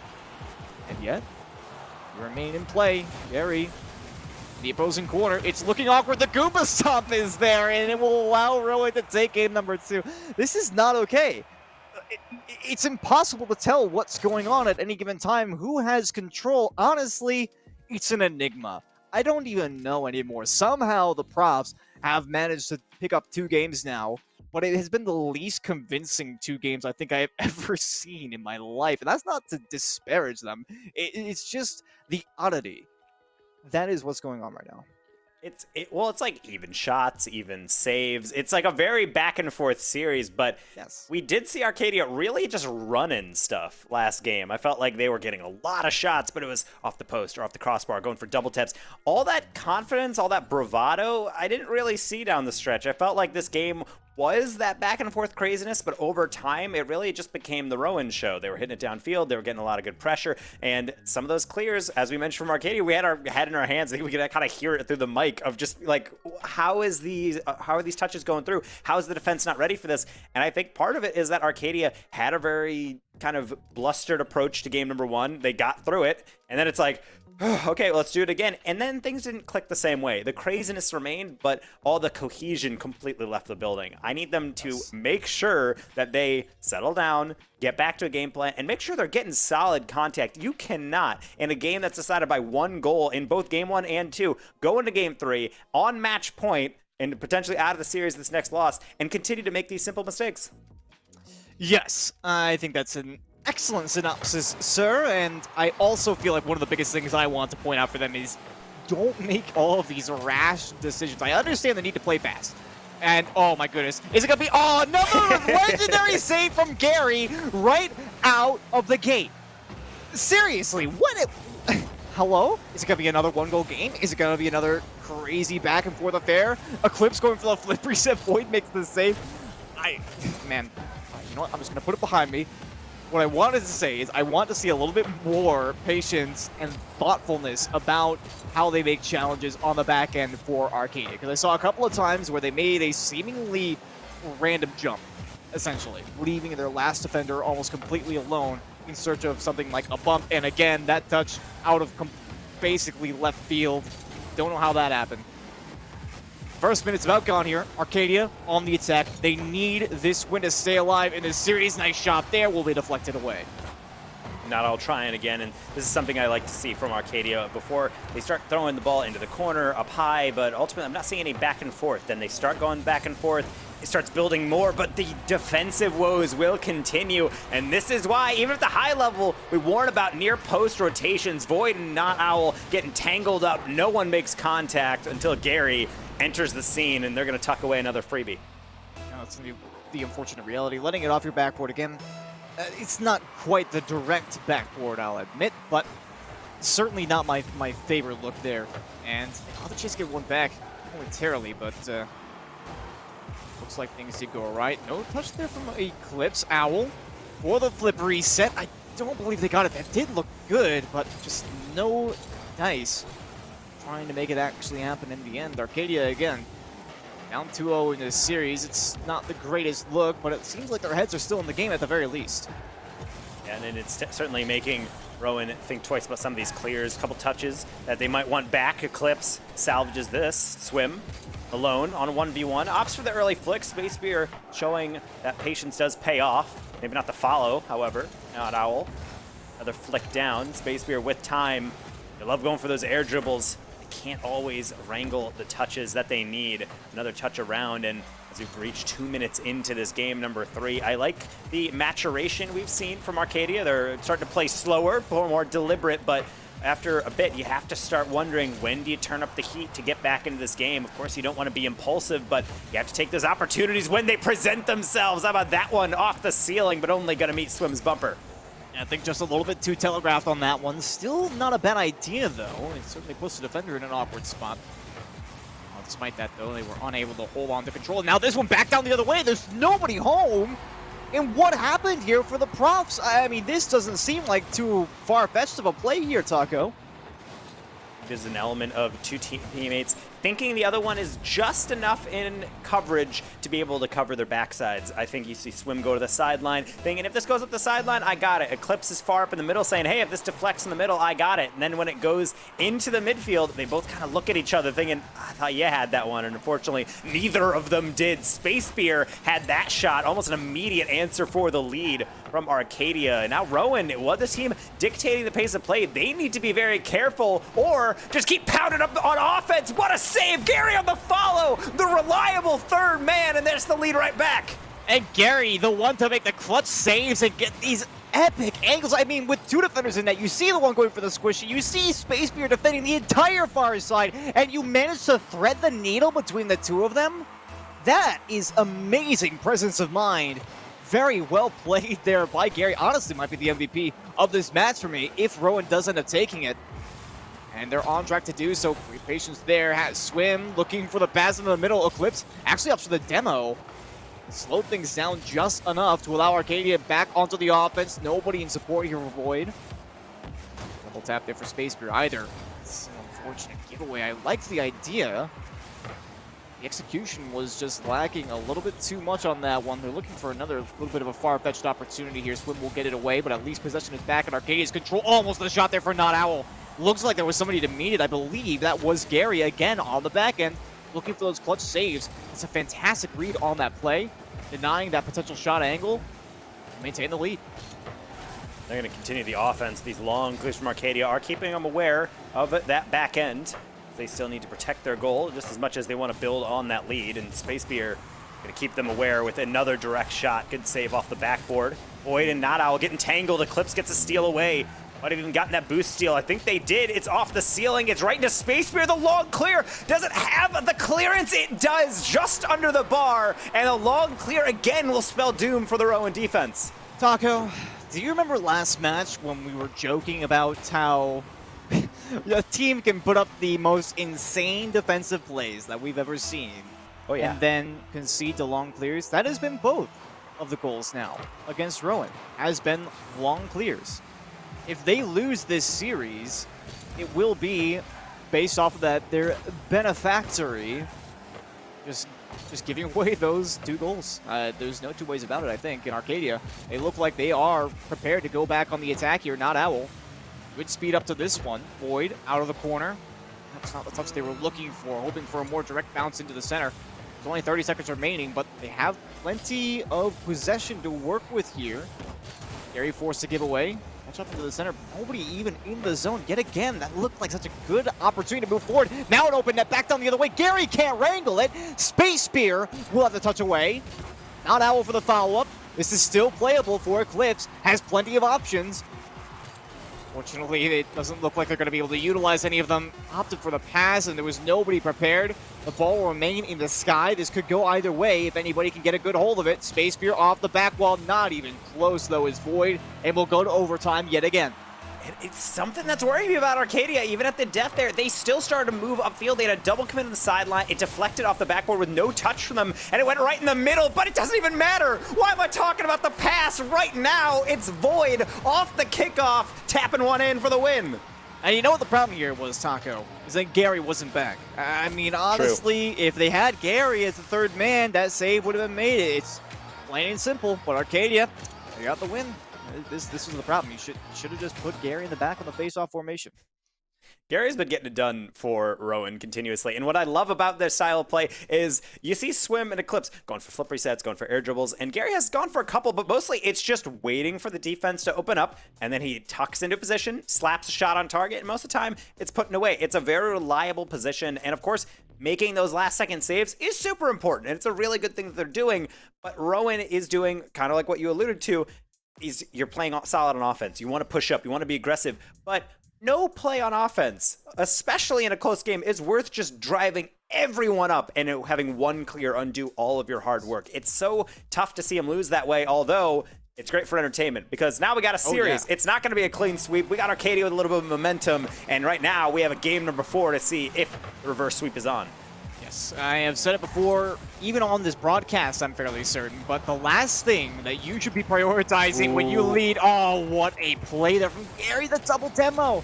Hey, they did make the instant save at the start. That's a weird change of pace, but still, I love the idea. Third man was there on the other end. That was not Owl coming in clutch for Arcadia. But as I was saying, you know, I've said it before on this broadcast, and if you are leading or tied, you should never, at any point, be sacrificing the integrity of your defense in order to be making a play on offense. I just don't believe that's ever really going to be the case. And oh my goodness, the 2 pre-jumps on that one. You can see the mind games that have been going on all series in a little bit of a microcosm of that play right there. Off the corner wall, nobody is around, and Gary, the long clear up the swim, will get them out on the offense. And we're getting back to kind of that pants on fire type of play where they're just running after the ball. Everyone's going around the field with these long balls, trying to get these redirects, chase it into the corner, getting demos off the play. It's certainly a much more aggressive, but it's not effective until Gary gets involved for Rowan. A nice infield pass, and they'll just tuck it perfectly in that top shelf. Gary, have they done anything flashy this series? I mean, they're always just there to say, like, it's that easy, right? Just score. That's essentially what Gary's role on the team is, just save it, or just score. That's all that they do. But I'll be damned if they don't do it well. Don't need to be flashy if you're just incredibly efficient. I think right now that's what Rowan is reaping the rewards on. When there's an opportunity presented, it might not be a flip reset in, but it's getting pounded into the top shelf. And to be honest, those are just as satisfying, it feels like, at the end, especially if you're helping out your team. Only 90 seconds gone here, though. Arcadia has plenty of opportunity. I like that redirect idea, but against a fully defended net, was never really going to have much success. Rowan looking for some insurance here. And honestly, Taco, when is the last time we saw a 2-0 lead? I'm trying to rack my brain right now, and I'm pretty sure I'm just forgetting. But have we had a 2-goal lead in this series yet? I don't believe we've had any team march out to a lead like that. It's really just been 1 goal, then a tie goal, and then someone gets it back, and then someone ties it up, and then we just go from there. But anything can happen in a game like this. A lot of open space for Space Spear. Not even necessarily too impressive of a flick, but ultimately it's placement over power in that far post, just a stretch too far for Swim. Swim very low on boost as well. I managed to switch out to their player cam and see that. The angle, the line to that ball was not necessarily the greatest either, but when you're working on fumes right there, you don't really have much of a choice. You're trying to optimize your boost efficiency. Getting out to that ball, almost the dunk there from Space Spear. That was a dangerous play to make, but Swim has it under control. And it looks like we'll move towards halftime, still with a tie game here. And once again, Rowan only 1 game away from taking this series. Nice touch there from Space Spear. Drives all the way downfield. The demolition is the cherry on top. That pass down into the mid may have been a little bit aggressive for my taste, but Gary still gets a piece of it. Potential for a pass out into the mid. Maybe the waterfall. Touch is made away. Not Owl. Oh. Redirect idea was there. Perhaps called off. Perhaps it was just a backflip. Either way, we'll continue to play in a relatively neutral stance. So we'll see the ping pong in the midfield.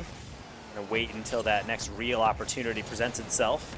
Like Rowan is more than content to sit back and try to just slowly throw some barbs on goal of Arcadia and see what presents itself. Now finally trying to fight some flick through, but ultimately will relinquish pressure. So now we'll see if Arcadia, trying their hand at the slow play, will break through. These wide rotations aren't helping though, so no one able to break through, and Space Spear have a lot of time to recollect themselves. And it's interesting how we see these phases of the game where it's really just this breakneck pace where I feel like I just need a neck brace just to watch it. And then you have moments of calm clarity. Void, the flick past 2 for the lead. And this one, it may have been an excellent play for Void. Kudos. It was a beautiful flick. But please, Rowan, again, I'm going to say what I said earlier on. It's never a good idea to compromise your defensive integrity in order to maintain an offense like that, especially not when it comes at the cost of 2 of your players. Please!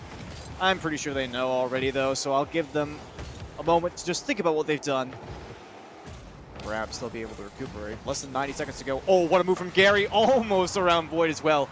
They're playing just close enough. A beautiful forced challenge and follow-up. That's the mark of a true, well-oiled defensive machine. I do say so myself. So they'll have to continue being a machine, making sure where every piece is where it's needed. It seems like Arcadia's biggest weakness is when they get in their own heads, can cut across each other.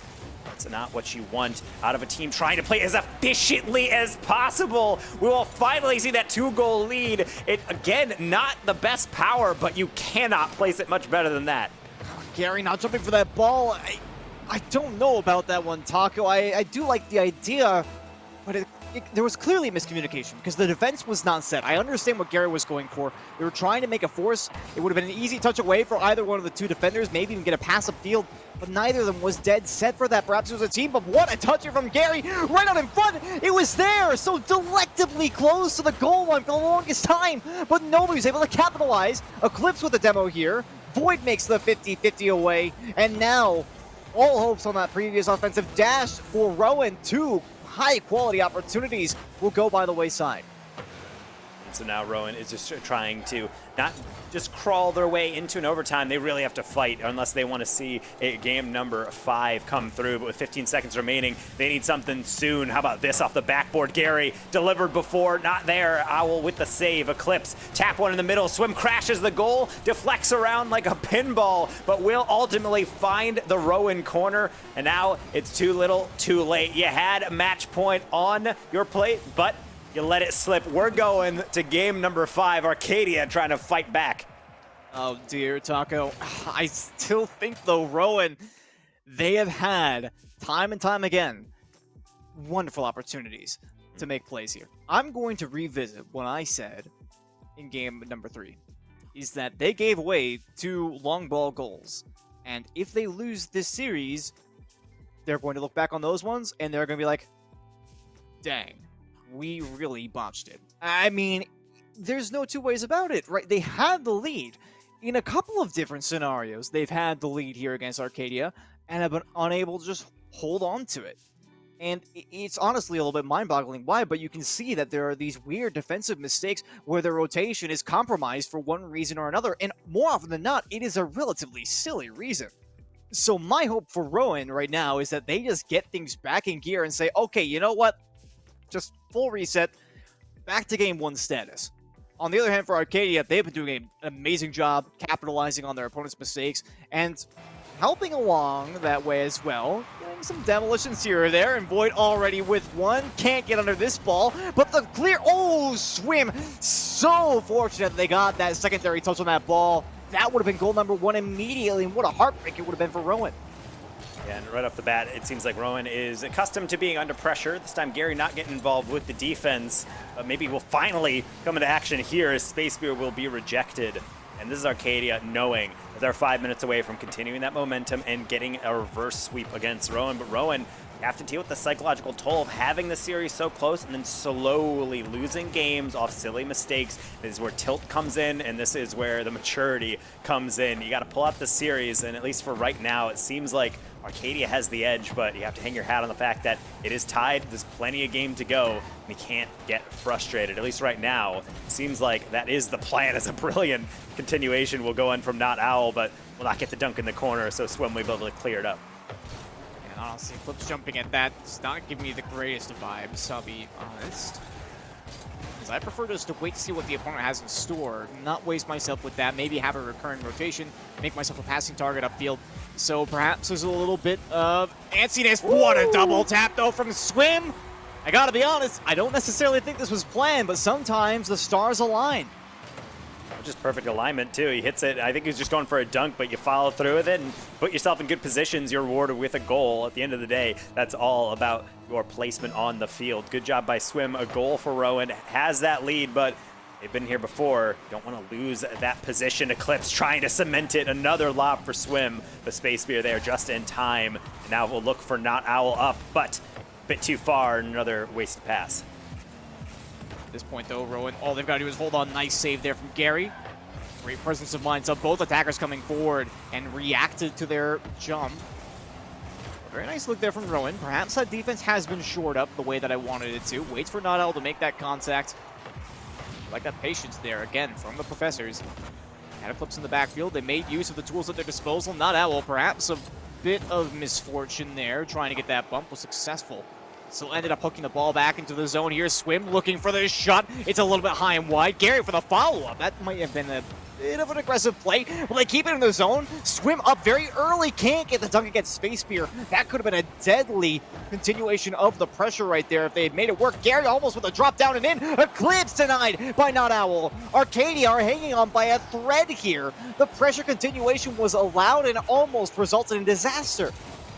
Yeah, but a long rotation up means that there's no one back with the bump. Space Spear gets past the defender, but they're looking for the boost and the ball torn two ways between your two greatest loves.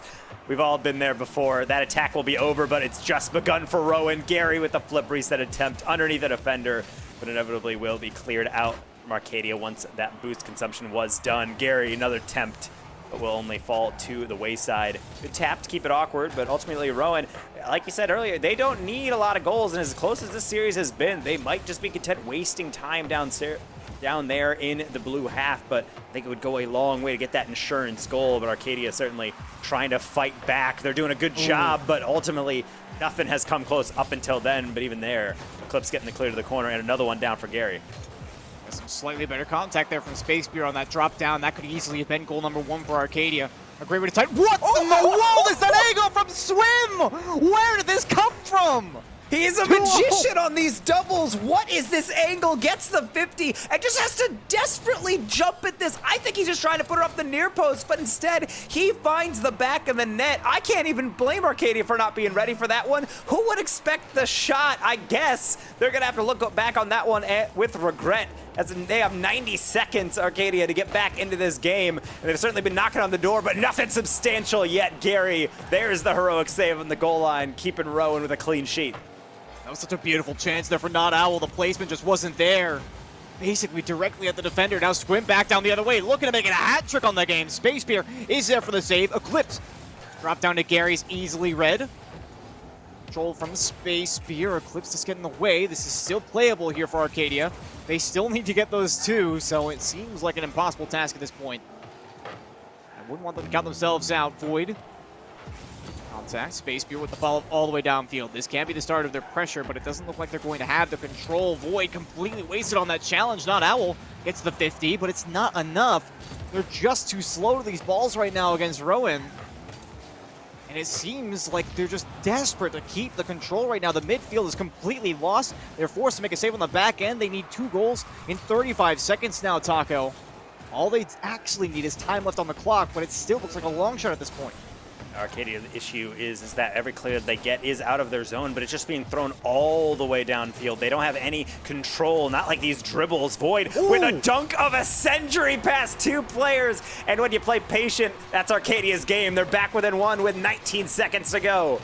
And Void coming in so clutch, but that miscommunication on the back line. It was Gary, didn't understand who was going for that ball, and that is critical. The fact that he had that kind of small breakdown means that there is a gap in the defense right now. There is a gap in the confidence here for Rowan. Oh, Space Spear, that is not the touch I was looking for. Does manage to keep a reasonable control. The 50-50 is there. Void with time. Final 10 seconds ticking away. There's no way, and Not Owl's beaten to that, but it is a double commit. Void back in control, does not get the boost. Nobody's even in the zip code, and the Profs will take it.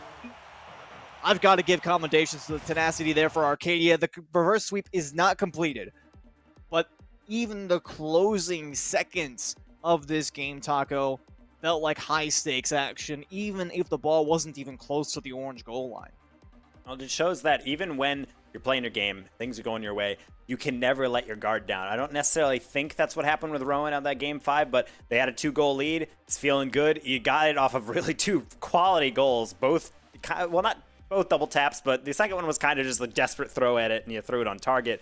Either way, you got the lead, and then at the end, you just have to play safe. Just wait for those long clears, get solid contact, don't overcommit, and then you have 2 players commit in front of the goal, it 50s, and then you get 1 back. It's still a win for Rowan, but it shows just how close series like this can be. If you open yourselves up a little too much, you take a little bit too much of a risk on, you pay the price. And I think Arcadia did a good job to capitalize at times. We almost had an entire, I think, every single game, actually, I think, ended by a 1-goal margin. Maybe there was one with 2, not entirely recollecting game number 4, but either way, incredibly close, and 2 teams deserved of that 3-0 coming into this game, but unfortunately, it's only going to be Rowan that keeps that undefeated streak alive. Yeah, 4-0 now for the profs, and well earned, well deserved, I'll admit. And I gotta give some major props as well to Swim on my last game. 2 insane double taps. I think the first one might not have been as calculated, but the second one I think was one of those ultra instinct kind of moments where Swim just saw the angle and they decided just like, you know what, I feel like scoring another one just in case, right?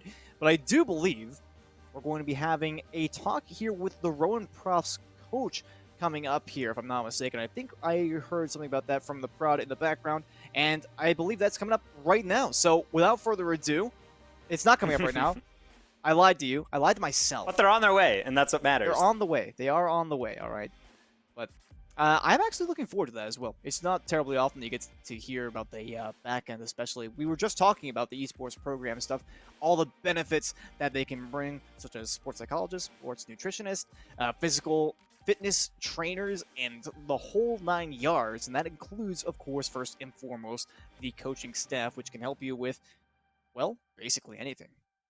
Yeah, and I think that's one thing that I actually really like about teams, in that when you have the structure of joining a professional org or joining a lot of funding places, they do have people in the position of coaches, but that term really gets thrown around. I think one thing that I always find interesting is when you have these top level teams and when you're saying, oh, like, how do you do reviews? Like, well, we're all really good players. We'll just talk about it for a little bit afterwards, and then we'll, scrim later or something. And it's like, but are you getting coaching? Like, well, we don't need coaching. We're really good at the game. And it's like, coaching is about a different perspective. It's about being able to, like, walk through mistakes and understand why. Because I think a coach, in a way, is someone who could do the exact same thing you guys could do in a replay review, but it's a third object. It's not awkward because you're not stepping on someone's ego. It's someone's job to therefore take the brunt of that kind of aggression and then be able to reflect on play. So I'm curious to see what the role is here on the Rowan University program, especially since when you do have games like that, I would love to pick the brain of a coach, seeing out of their team, if they're in the call, they're like, how you talking to your players in between goals or when you're going over practice. When you look back at these replays,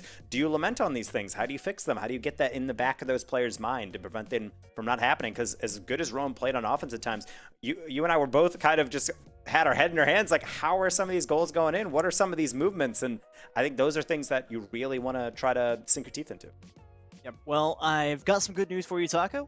All of your prayers shall be answered. I think you kind of knew that was going to happen beforehand, but now we actually have the person ready and on the line with us. So without further ado, Tristan, welcome. It was a good one for you guys. I will admit it was not without its faults and a little bit of drama, but congratulations nonetheless. Oh, thank you. Yeah, that game ended up being a lot closer than I thought it would be. We were doing really well in the first 2 games. Went to overtime, was really close. Ethan started calming. That doesn't happen a lot. It's really hard to get them to start calming. And we started dropping those games. I was getting worried from.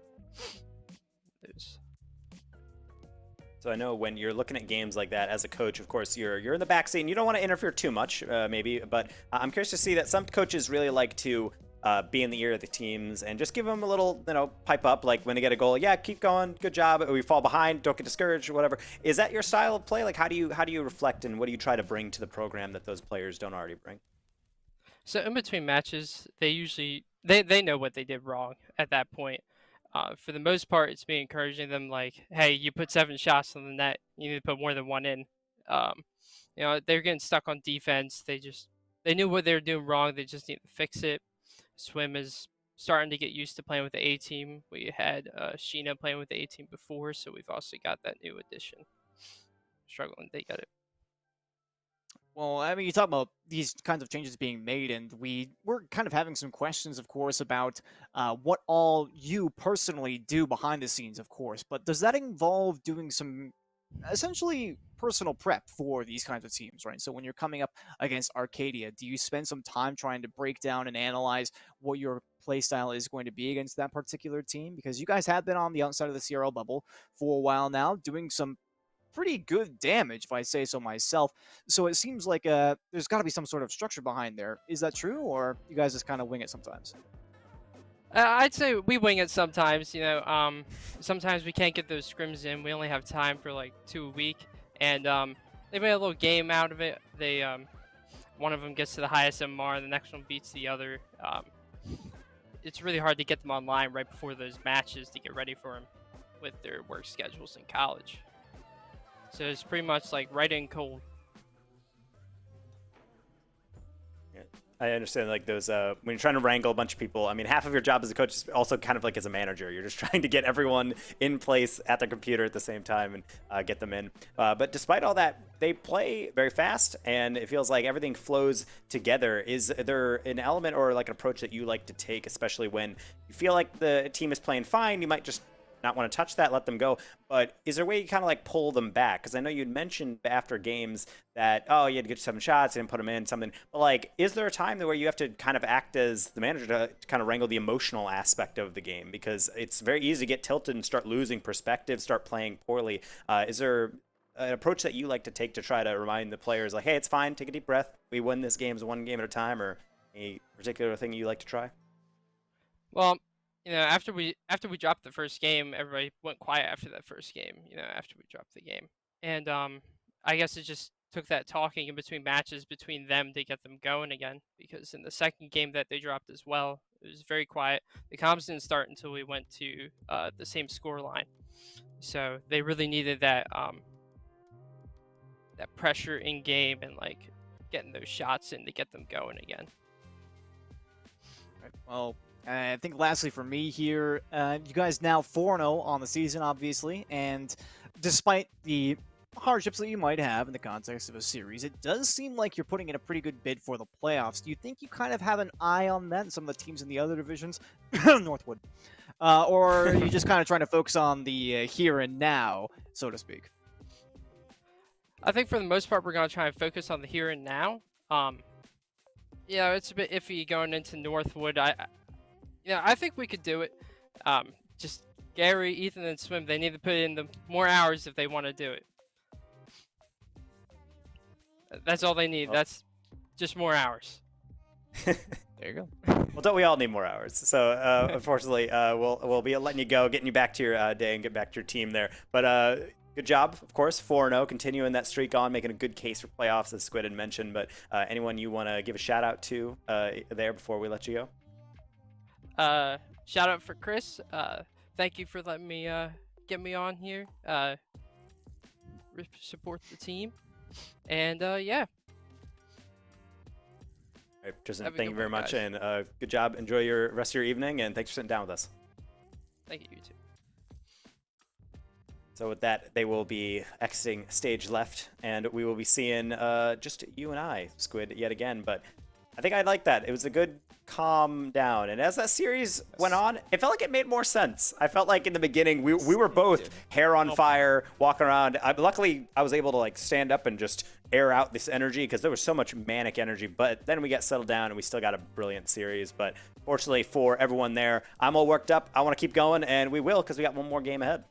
That we do. We're looking forward to Purdue Fort Wayne versus. All right, let me make sure I got this right. Okay, we got Mount Vernon Nazarene University coming up here next, and it's going to be an absolute banger to finish off the night for Rocket League. But we are going to take a short break before we do that. I know that you and I both, Taco, have to calm down just a little bit. I need to get some more water so my voice doesn't give out. So we're going to take a short break, and we'll see you on the other side.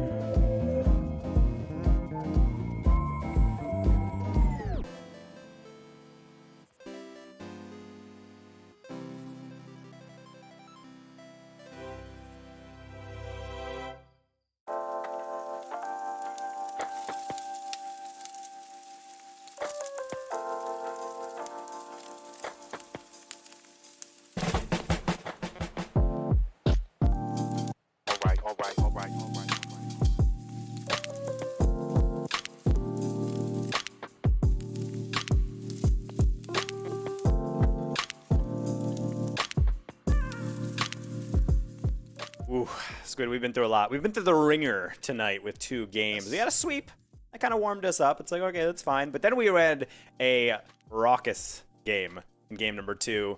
Full 5-game set, and we just got out of that one. So then we had about 7 minutes to calm down, and now we're in to the final course here. We got Mount Vernon. We got Purdue Fort Wayne. It's our final match of the night here for Rocket League. Not for the action in total, but we're not going to be seeing these 2 undefeated teams fight out. We're seeing Purdue Fort Wayne trying to continue that success, continue the undefeated streak, and Mount Vernon trying to turn their season around. Yeah, it's a bit of an interesting story here, but hey, if you really have to put on display to everybody else, right, that you are a team, a force to be reckoned with, what better way I mean, this is basically like the when you get to prison, you know, pick out the biggest guy, beat him up, so that way all the other prisoners will know not to screw with you. That's what MVNU has going for them right now. So for Mount Vernon, this is looking like a difficult task on paper, but it also presents an opportunity. Conversely, of course, Purdue Fort Wayne are looking at what they hope, surely, is going to be a little bit of a steamroll. And this is something there, again, every team has a moment week to week, especially if you're on a win streak, where you have to really come down and be honest with yourself, saying, hey, we've got some wins, but it can end at any time, and you can't get complacent. You can't cruise through these games. You have to take every game very seriously, especially since this isn't Sunday Rec League. This is something that has real-life consequences. You could win scholarship money. You're competing for legitimate, tangible prizes. Right now, you really need to bring your A game, especially because this is a team, like you said, on paper, should it be a team you win, round-robin play, you only get 1 look at them. So Mount Vernon, on the other side, has the same kind of stakes staring down. But I'm always curious about teams like this because we don't know if they just played maybe the best teams in their group and going through, or if maybe they just happened to get a kind of a bad luck of the draw or maybe a rocky start, but every game is an improvement. And I think each team kind of comes in and tends to surprise us in a moment or two. Whether or not it's going to be enough to take down the undefeated Purdue team, I guess we'll just have to wait and see. Yeah, well, it's the same story we saw again with UConn going down 1-2 early on in the season, but then they put on a stellar performance here just earlier tonight. So it's not impossible that that is the case. But Taco, it does look like we have our players just about set to go. So without further ado, we're going to go ahead and let them have their field day here. And whether or not that's going to be a very one-sided affair or more of a battle remains to be seen here. Purdue Fort Worth going to be represented, or sorry, Purdue Fort Worth. Sorry, I always look at DFW and I always fly to Dallas Fort Worth. It's Purdue Fort Wayne. And all right, I'm just going to say this right out. I was born in Fort Wayne, so don't frag me in the comments, all right? I already know the mistake that I made. Yes. But then we have MVNU. Portland, Fort Wayne. I love this college. Yes, Huge fan. My favorite. Okay, well, Purdue and Mount Vernon are now kicking off here, and so we will be seeing if these teams have that even matchup here. I will say, one thing I'd love to see from teams, matching clan tag is coming in here. So it's a nice commitment to the cause here on the collegiate level of play, getting all in the same team, ranking up your clan's level. And we'll see if that gives them any bonuses on their skill.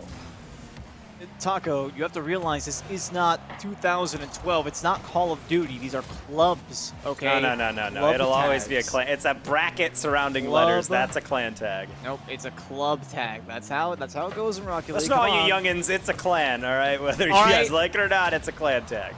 God.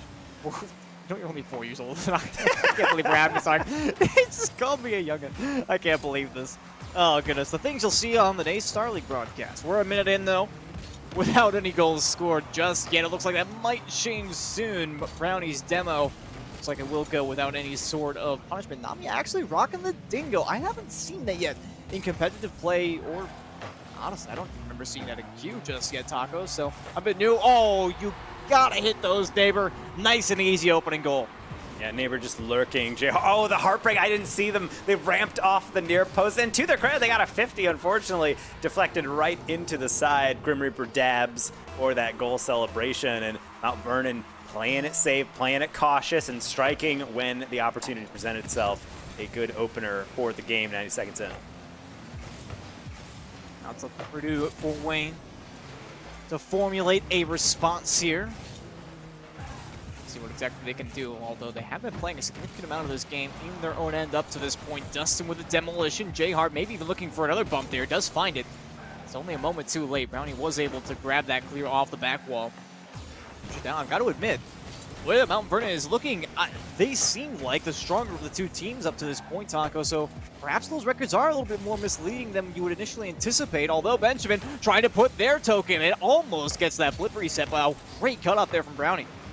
Well, I like that cute little pass, and Jhard throws it into a dangerous area, but maybe a little bit too eager, as it'll just tee up for the clear. As a cutout in midfield. We'll go into the back end. Jhard was uncontested on that, rushed the read.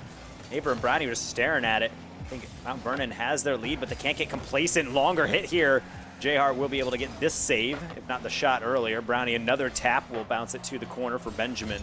And this is good pressure I'm seeing from Mount Vernon, but this is, again, what happens in early season matchups. Game number one are feeler games. If the team with a better record doesn't show up and perform, sometimes things can go through, but ultimately, Mount Vernon is going to make a mistake here, and unfortunately came at the worst possible time.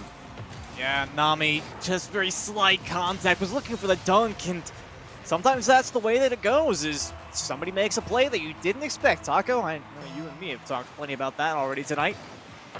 But they do get punished for it this time. Perhaps they'll have to keep their eyes open there in the future. But either way, Purdue now tied back up. Shot chance here for Austin. Goes low. Nice coverage there from Neighbor. Going for that pre-jump, but also making sure they had that low ball covered. I like that kind of proactivity. It might have been just a little bit too late to go for that high shot, but one way or the other.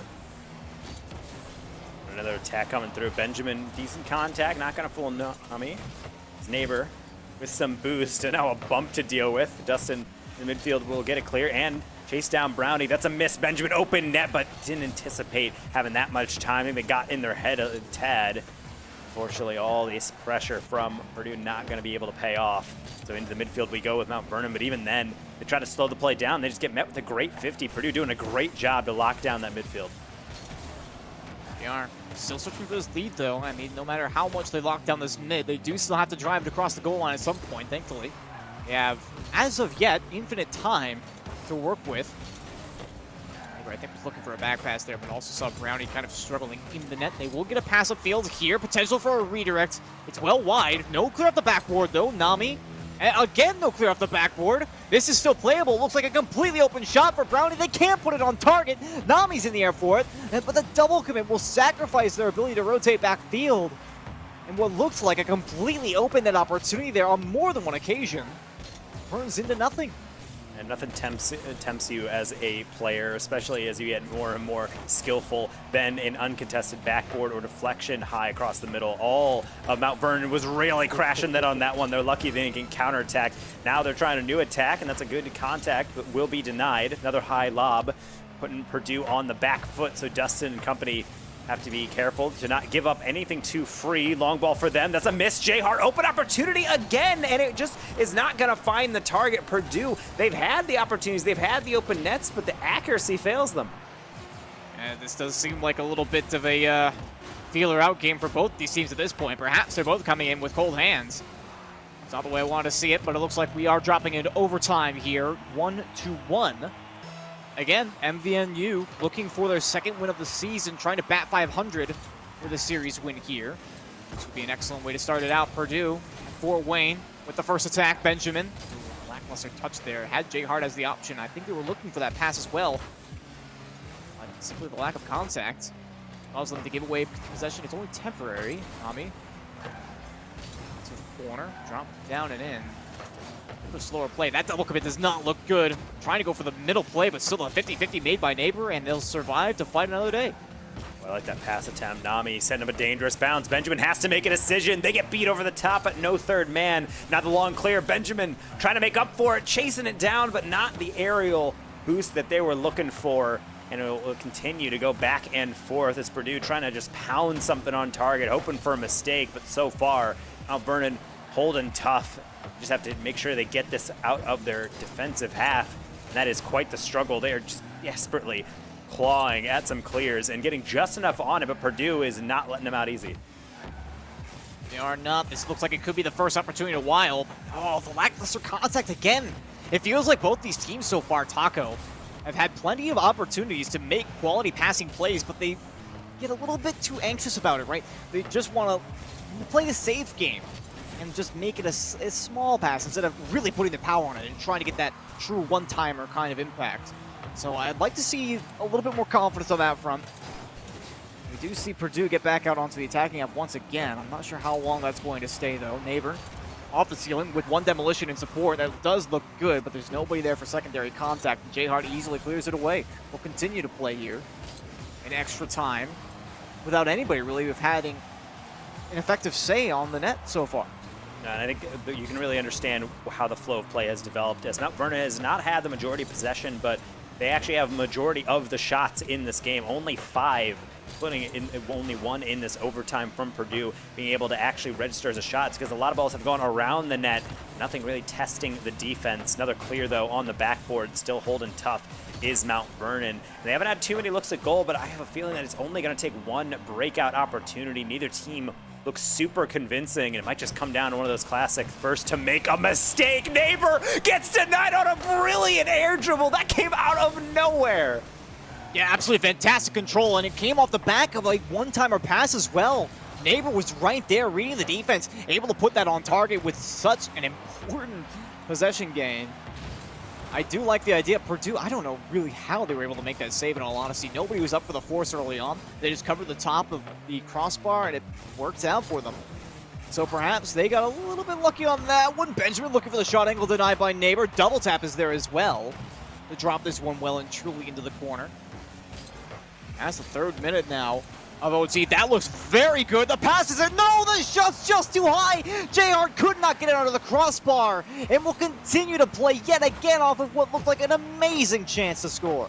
I do love the lack of hesitation. It's so easy to just want to get the perfect read, and then you wait a little bit, but half of scoring a goal is just beating the defender, and we did a good job to get on top of that. They're not going to get the reward, but at least their defense seems to be holding, but part of that is just the fact that Mount Vernon seems to have the pieces together to try to put it upfield, but not the solid contact. Neighbor will get some there, but ultimately throws it away into the corner. J-Hart, Justin both looking at it. Now Nami playing for a back pass, a little bit of possession working in here for Mount Vernon. Beats past 1, Neighbor. Long hit, double commit. It's a tap straight down. Brownie, it's a decent opportunity, but it's just going to go right into the ground. A bit of deflection and some 50s in front, but on we play. Something about these game number 1s in these series. We had a 5-minute game 1 in the last series, and this one creeping up on that milestone right now. I like that idea there. Brownie almost sniping Nami for the redirect in. Didn't quite work out for them. Do keep it at least in the neutral zone. Brownie looking for over the top here against J-Hart. Another double commit. Paco, we've seen this more than a couple of times now for Mount Vernon. We've seen it also a couple of times here for Purdue. It's getting to be concerning. You think you'd see the more fundamentally based play, and J-Hart will finally put one through here. And it was the lack of the rotation on the back end that really broke their back.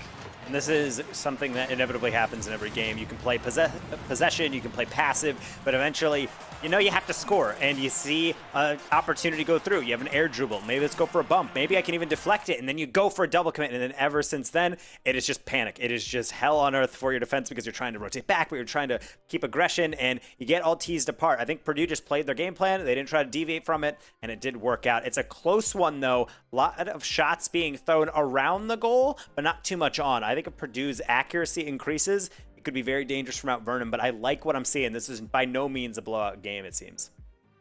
I absolutely agree on your point as well with the accuracy for Purdue. I think that's especially that one that they had off the backboard, right? J-Hart had every opportunity to finish it with a completely free net. They just take a little bit more time or just a very slight bit more accuracy, that's game over. You see those kinds of plays starting to be replicated, then there's really not much that Mount Vernon is going to be able to do to respond to that if they continue to play the way that they have been playing. So right now, I feel like the ball is going to be in Purdue's court, but that could very easily change. One very slight plan change here for Mount Vernon, I think, will change essentially the entire outlook. The whole dynamic of the game will be flipped on its head.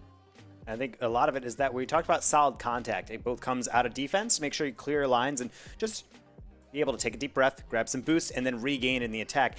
But even on offense, they've had a couple looks, and even if your shot isn't directly on target, just pounding it with enough pace for the defender to take it seriously, cause some panic, get some double commits, that's all they might need. But going into game number 1, there was elements of it, but it wasn't consistent enough to be dangerous. I'm looking forward to see if they can get something going here in game number 2 right off the bat as Neighbor, but that will be denied.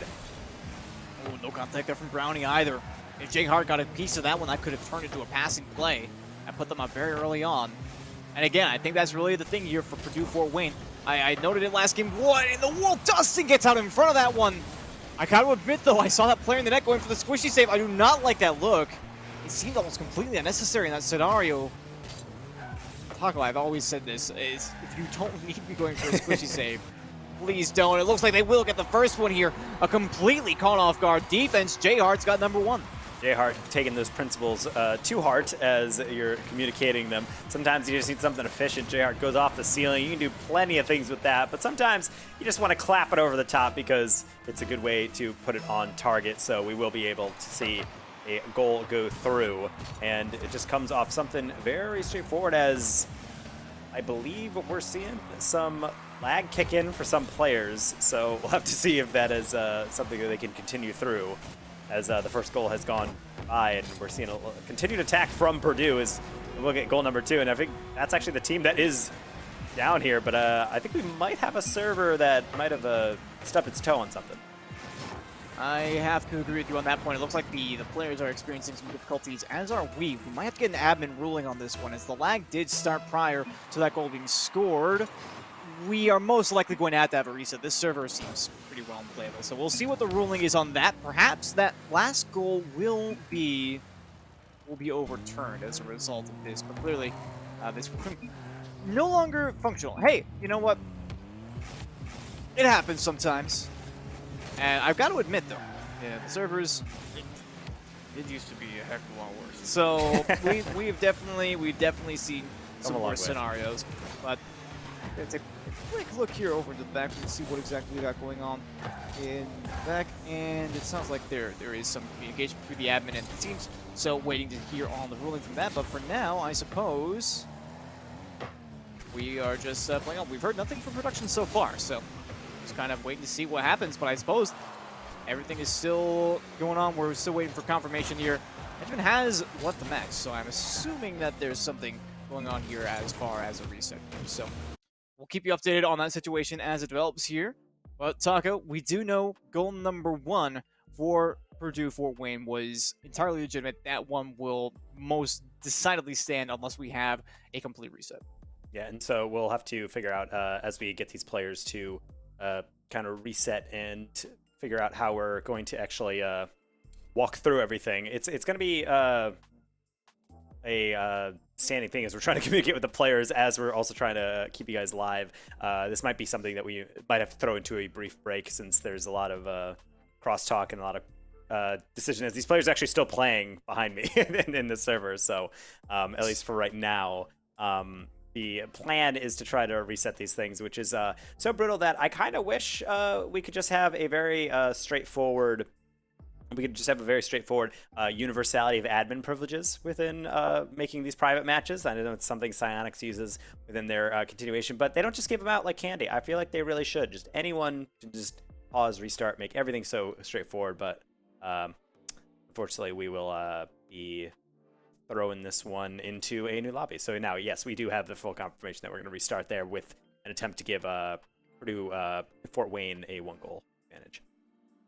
So we're going to see about doing the time as well, so that way we can, of course, fix that all up. And of course, we do have a wonderful admin team supporting us here in the background. It's not just us, it's not just the producer as well, who we should shout out. Thank you, Impulse, for all your hard work. But we got a couple of people in the back here working very, very tirelessly to make sure that we have the best competitive integrity and whatnot throughout all of our matches. So thank you very much in the background, all y'all lads. You're doing a phenomenal job.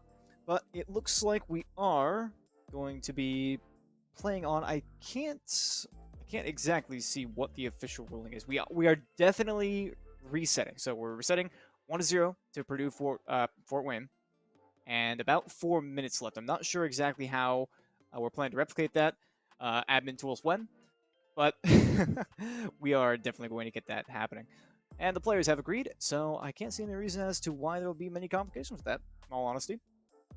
So this is kind of the clunky workaround, as you said, admin tools, please. But yeah, we'll be just playing out a very simple, wasting some time here in our first minute, and then letting that first goal go through. So we will be able to resume a game somewhat realistically here with cleaner game as we go through, because of course there's the one thing that I hate about collegiate competition, or really any competition online, is it's online. You're at the mercy of the internet connections, both within your dorms, individual homes, if you're playing from your home, not on campus. But then sometimes, out of your control, act of God, you just have the server explode. So that's what happened last time. And we try to roll with the punches here, but players are good sports, and we are able to slowly chill and have this game tick on. But at least for right now, it's good to have these little breaks. And I think kind of a similar vibe kicked through for that last series that started off in a very similar fashion, with game number 1 being very back and forth and having a very intense overtime to end it off. Yeah, and as we are ticking down the seconds towards game time, we do have 30 seconds left in this lobby. So what we're doing right now is we're letting the game clock run down on a fresh lobby, and Purdue Fort Wayne is going to score with 4 minutes left to go, and then we're going to start for real from the face-off, and we got all the players just jumping on each other right now. See, this is one of the nice things about the collegiate community, is we have all of these players that, you know, they're connected by this one thing, of course, being collegiate competitors, and we have the good sportsmanship. So, goal number 1 has just been scored, and it looks like we are ready to get back underway with game number 2 here. Taco, the server looks good for everybody. I think we're just about ready to get underway. As soon as the replay finishes, we'll be swapping back over into the game, and we got everything set and ready to go. And then now we have an actual game number 2 on our hands, as we'll be able to eventually see Purdue get that first victory. Now I'm very curious to see how game number 2 is going to go, because game number 1 tends to be sometimes just a warm-up game. You're trying to figure out what's to offer. Maybe you come in a little cold, as you'd mentioned, and both teams could improve. One could get worse. So you really only one way to find out. It seems like Purdue going back to that fast-paced play style. They're not going to get that final touch, though, and Dustin and Benjamin colliding with each other, so J-Hart's going to have to recover, but waste opportunity potentially on an open net, and that's going to go awry. Will, nice defense back the other way at the very least. Don't really have much in the way of support. Benjamin narrowly avoiding a demo. I can even see J-Hart trying to position just behind in case that physical play did end up being executed. Fortunately, they didn't have to have that backup player in effect. That one's way over the top of Benjamin. This looks like a free net down the other way, and Neighbor with the goal secure will make it 1-1. That's a good job by Neighbor, and then sometimes you call the goal secure as a meme, and sometimes it's just you're stealing a stat, but there was a real possibility that JR could have gotten a touch on that, so even if you think it might be going in on its own, or maybe if you shoot it and you don't feel like there's another touch, it's always good to just make sure at the end. So good contact by Neighbor, chasing that one down. Purdue going to get beaten down by a long ball, kind of back to that theme of you can do all you want to score all these intricate goals and play good defense, but ultimately sometimes just one long clear can completely just undress your defense. I like this idea here for Benjamin, trying to get that redirect. Nami does make the contact. You are right, we have seen that a couple of times now. And speaking of intricate plays, that one looked like, whether or not intentional, a rather intricate one in its own right. Purdue Fort Wayne does end up ceding possession here. Nami off the corner wall, looking for the shot, almost finds it all alone, even in the presence of 2 defenders. That would have been an impressive play, to be certain. Put their team on top. We'll move past halftime now. Still a tied game. Dustin is able to make this save here on the back end. And it looks like Mount Vernon is getting a little bit more confident here in the red zone. Yeah, and I like how they're playing patient. They're passing it in field. They're more than willing to hit it off the corner and then hit the brakes, let the rebound come to them. They know when they have time. And to be honest, I think it's working out fairly well for them, especially if Purdue isn't defending that well. Another cleared right down the middle is going to give it right back to Mount Vernon off the corner, or rather off the ceiling now as a huge deflection goes through. Purdue will be able to smack that one down. Tie game yet again as these teams continue on with game number 1's pattern of going back and forth. And right now, Mount Vernon pounding away a vast majority of the shots, but still just playing for that even scoreline. Very curious to see which team is going to make that breakthrough. Is Mount Vernon, with all this improvements, going to be able to pull through? Is Purdue just too strong? Oh, that one went straight down. That could have been deadly. Benjamin's still going to make it so. Beating out the defender in the midfield and putting their team on top. And so sometimes it's quality over quantity. J-Hart getting on top of that, and Benjamin knows they just have to put it on target, so it's right down the middle, but there's no defender to stop it. Good attack there by Purdue, understanding that they have to get on top of that ball as quickly as possible, and doing just that will get them in the lead. 90 seconds to go. Mount Vernon up against it again. You've played well. You need to make sure you execute on all those attacks. Dustin in the 1v1. Oh, the fake! Dustin almost makes it work. Nami does make the stop, gets a demolition to boot. Might actually allow Mount Vernon a chance to move downfield now, and it will. And for Purdue, Fort Wayne to score one more right now, that would be the insurance that they probably need for the remainder of regulation, to be honest. I'm not sure if I see Mount Vernon scoring 2 more. You said that they had the majority of shots, and they don't have that anymore. Purdue has since overtaken. They still have had a respectable offense for the most part. I still just don't see it happening. This last minute or so of gameplay has really seen Purdue coming out on top more often than not. That tackle there by Dustin is just insanely damaging to the play potential here for Mount Vernon as they get thrown all the way backfield. However, this is a bit of a counterattack for them. Dustin's the last one back. They deal with it well, and that deflection by Neighbor not going to help the cause. This touch by Dustin, though, will help out PFW a lot. Great save coming through from Brownie, but the attack is still on. All these 50s wasting down all this time. Right now, Mount Vernon, it's one thing to get up on offense. It's one thing just to get past your midfield line. They'll finally get some sort of reprieve with a double commit and no touches. That might be the end of this one, as Purdue's going to march this one straight down, shot another one into the corner. But as I say that, actually, a bit of a counterattack. Nami, open space, gets dunked. Neighbor trying to keep it up, and Purdue will actually get to pull that game out. So even on this one, I was actually already spelling out Purdue. You have it, you got the game, but then nearly gave away a counterattack. They went for another goal. They didn't need one, and can get a little careless sometimes on both sides, but a very wacky back and forth restarted game in game 2, but it's still a 1-goal margin.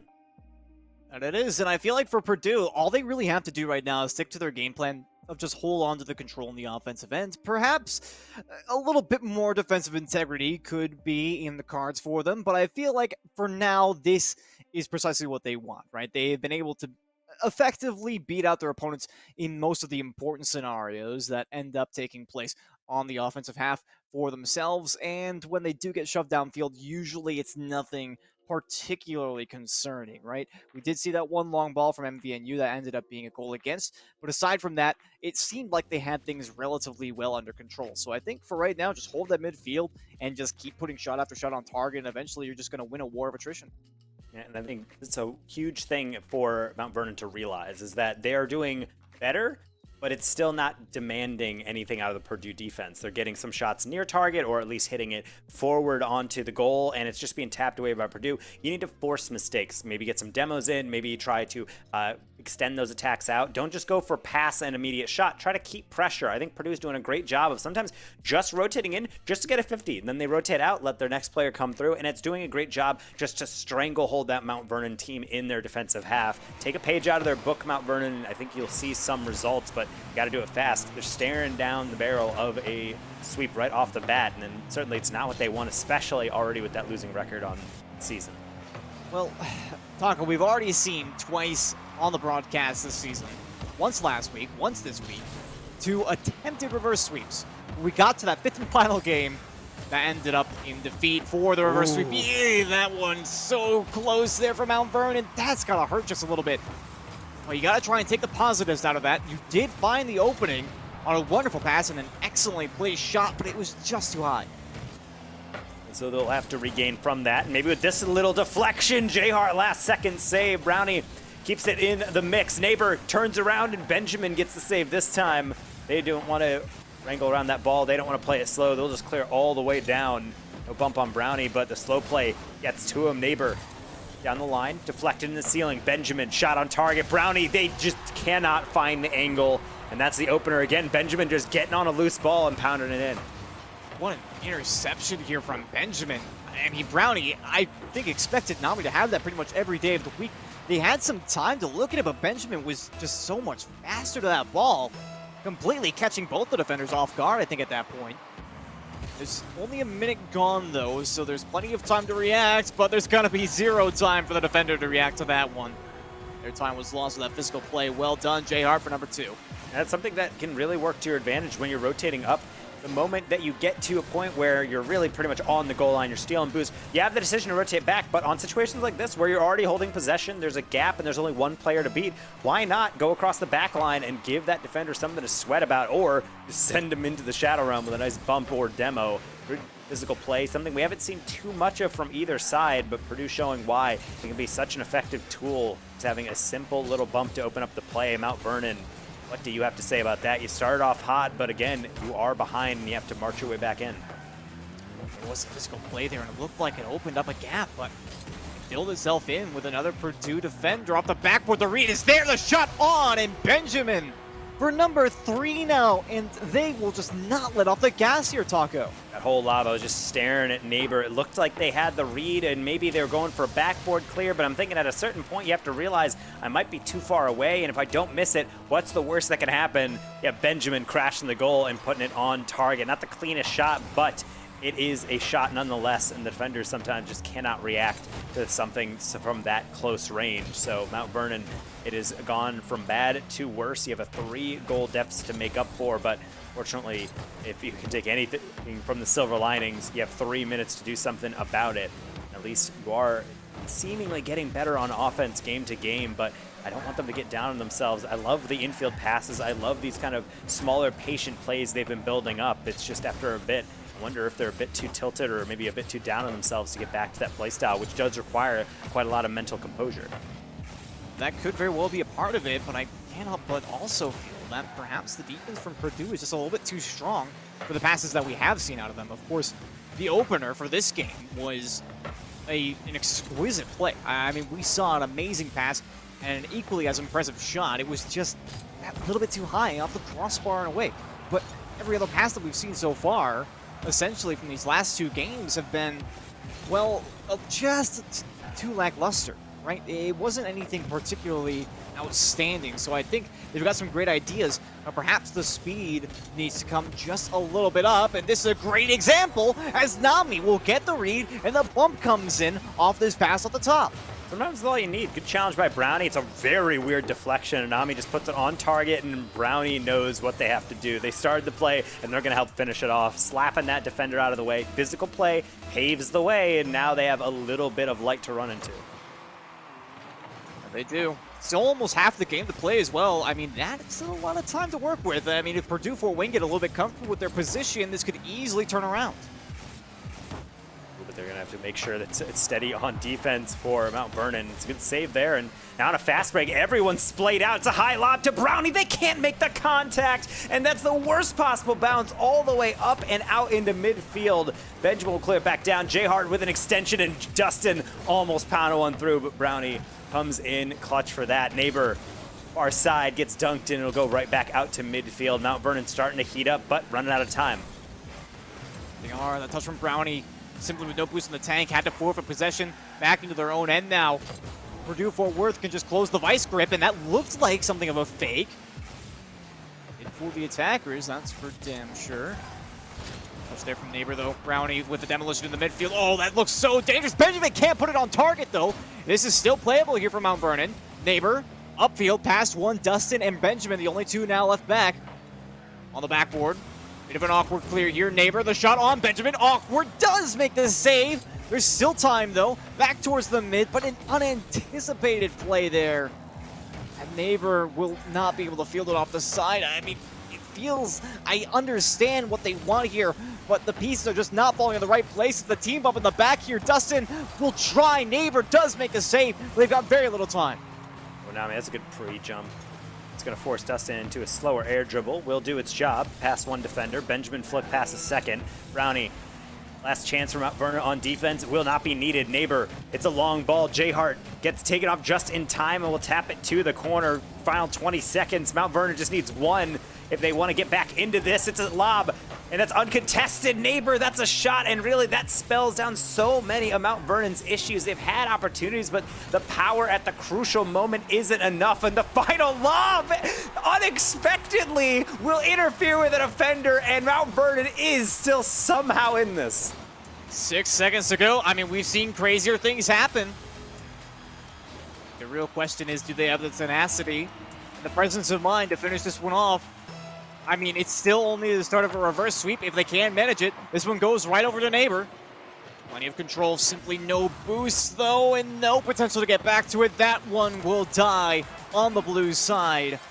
And Purdue of Fort Wayne, 4-0 now on the season. Let me tell you, this did not seem like the most convincing of sweeps, but they made it work at the end. And I think this is an element of two teams where it's the beginning of the season, so you can't put too much stock in. You can't really super brag about having a 3-0 record the same way you could obviously like an 8-0 in week 8 of 9. But this is week 4. They get their 4th victory. They continue the streak. And I think the elements of this are something that I often see in teams that tend to do better on average, is that Purdue felt like most of their goals were just kind of throwing the ball forward, waiting for mistakes, and then scoring when an opportunity presented itself, or just trying to create pressure on their own and minimizing mistakes on the defense. Really, the only goals Mount Vernon was getting was forcing bumps out by making sure that they put solid contact on goal and interfered with that goalie, forcing Purdue to get uncomfortable, whereas it felt like Mount Vernon on the far side was just constantly scrambling. They were making some mistakes because of that. The boost wasn't good. They had some double commits, and ultimately the team that's more comfortable, the team that generates more pressure and plays more cohesive, just ends up taking those games, not necessarily because of huge skill difference, but just because they're not constantly flying around trying to put out fires. They have everything under control, and I think it results in a sweep that maybe isn't super convincing, but you don't need to win by 8 goals. You just need to pull out that game, get that clean sweep, and move on to the next week. Yeah, we will preach tirelessly, of course, about how unit cohesion is one of the most important parts of playing in a team environment in Rocket League, and I do agree. It feels like Purdue at Fort Wayne just had the better cohesion overall. And it's not to say that I dislike the play from Mount Vernon, but it felt like, again, they had all of the ideas that they wanted, but it was pretty obvious that the execution was lacking, to say the very least. So perhaps there is going to be a change in the winds for them as the season moves forward. Perhaps they'll get some more experience as a team. Perhaps that speed will increase. Perhaps they become more mechanically confident. More options become open to them, or maybe they really lean into that bombing style of play. There's so many possibilities for this team moving forward. So not everything is set in stone just yet. But with a 1-3 record, they're going to have to find a way to turn things around fast if they want another chance at this particular competition, Taco. I think this is something that sometimes I'm kind of searching for compliments when you see certain teams play. Like, they're outmatched, and you're just like, I mean, you did this okay, but you kind of just have to desperately scrape for something because there's not much to say. That's not the case here with Mount Vernon. They were not playing poorly. They had a lot of opportunities. It just seemed like right at the end, when you had all those puzzle pieces fit together, all you got to do is just make solid contact, and that's a good attack down in the books. But then it would hit in, it would just be kind of a bounce shot or kind of a roller on target, or maybe just a bit off to the corner instead of into that top corner. And it's a lot about finishing, but it's also just learning how to hit those shots with venom. Make sure all your touches have purpose, and more importantly, a danger implied to the defense. I think there was times that Mount Vernon did everything right. Infield pass, nice touchdown, cruising the backboard when it's open, and then right when they need that final contact, it was just too weak, and then Purdue didn't go through. I think that happened a bit too much, so spending some time in that striker training, just getting yourself confident again, making sure all those touches go through, because it's very rare that I see a team like that, even when struggling, wanting to go back to those infield passes. It's a very methodical team. They were looking for each other a lot, so it's a nice thing to see, but ultimately they will fall to Purdue, and be able to pick the brain a little bit of Purdue, because we do have a player standing by for the interview, so we'll welcome them in right now. Sitting down here with Benjamin. Benjamin, Yo, how you doing hello. after that game? We are ecstatic. It was actually like a very, very, very fun time. We were screaming. We were in a lot of pain after that game 1. That was a long overtime, and our hearts were racing. So yeah, we had a lot of fun. Well, I mean, it seems like the attitude is quite excited from yourself, and I got to admit, it might be a little bit early for this particular headwear. And I noticed your car in game 2 had the Christmas vibe going for it. So, Bro, hey man, okay. I'm just gonna say I'm a Christmas baby. I was born on Christmas Eve, so You were? I'm all on board. I love Christmas. All right, it's my favorite time of the year. But I mean, down to brass tacks now. You guys 4-0 now. You know, there were some admittedly kind of shaky moments there from Mount Vernon, but you guys, for the most part, held your defense fairly well. When you got onto the offensive side, it did feel like you were doing a significant amount of damage. Does that kind of lean into the kind of game plan you were bringing to the table? Did you plan to play more in that offensive red zone, or was that kind of just a gift from the gods? So we aren't really planning to play against any specific play style. What we're doing is we're just trying to play our best and focus on what we're doing. We're not really worrying about like what they're doing. So we try to play our speed, and we try to get them to match our speed. And most teams haven't been able to match our speed, which is like why we're 4-0. And one thing that I wanted to talk about, I always like to pick the brain on, there's so many different assets of playing at Rocket League. I think when you're playing in ranked, you're focusing on skill and obviously the movement. But when you're in a team environment, it's just as important to have that communication. You said you guys were screaming, you guys are excited. Are comms really hot for you guys? Are you guys always talking to each other and trying to keep each other informed? Yeah. So our comms, we really try to focus on them. We were going wild, especially like whenever it went to the overtime. We really started to get like our comms started to get like shorter, more precise. We were like starting to focus more on our comms and everything. So yeah. Well, I mean, now it sounds like you guys got you've got the core tenets of Rocket League at heart, right? Is keep the comms clear, right, and then focus on what you're doing well. But I do have to ask. I ask everybody the same thing. Now that you're 4-0, right? You're looking forward potentially to the playoffs, right? Are you starting to consider the kind of competition that you're looking at in other divisions, or are you trying to keep it more close to home? I asked the same exact question earlier on, but I gotta know what your take on this is. Okay, so yeah, we know there's teams like I'm pretty sure Akron plays, and we know Northwood's here. There's a bunch of good teams. We even have IU in our conference, which we've been keeping our eyes on. We're really focusing on ourselves and trying to go 1 week at a time instead of like focusing on like what's in the future. So we know eventually it's going to start getting harder and harder, but we're really trying to improve by playing these opponents we're playing right now and trying to get to the level we want to be at. And one thing I want to kind of close this on is you're 4-0, going through all these victories, and you're able to kind of pull these games out. But is there anything that you guys try to focus on day to day outside of the game? Because you say that you're trying to focus on keeping the comms clear and making sure you're playing your play style. Is it something you try to spell out just verbally, like, hey, let's try to play as fast as possible? Or do you guys go back into those replay reviews and try to set down in coaching, or at least just have the deliberate effort to say, hey, this is the play style we want to play, and we're going to try to force it on teams? Because you definitely were setting the pace for a lot of those games, and I want to know just really what's your process in trying to get everyone on the same page? We've been scrimming a lot of higher level teams, and we realize whenever we play against them that we start to like match their pace. So like when it comes to the pace, we don't like, we know that if we like play our best and try to keep a high pace, then like no other team will be able to really match it. So it's just like in the back of our heads. We don't really like notice it in like any replay reviews or anything. We haven't really been going over those yet, and that's probably because we haven't really felt like a huge challenge yet. This week has definitely been a huge challenge for us, but we're glad to take away the dub and start the season 4-0. Merry Christmas, baby.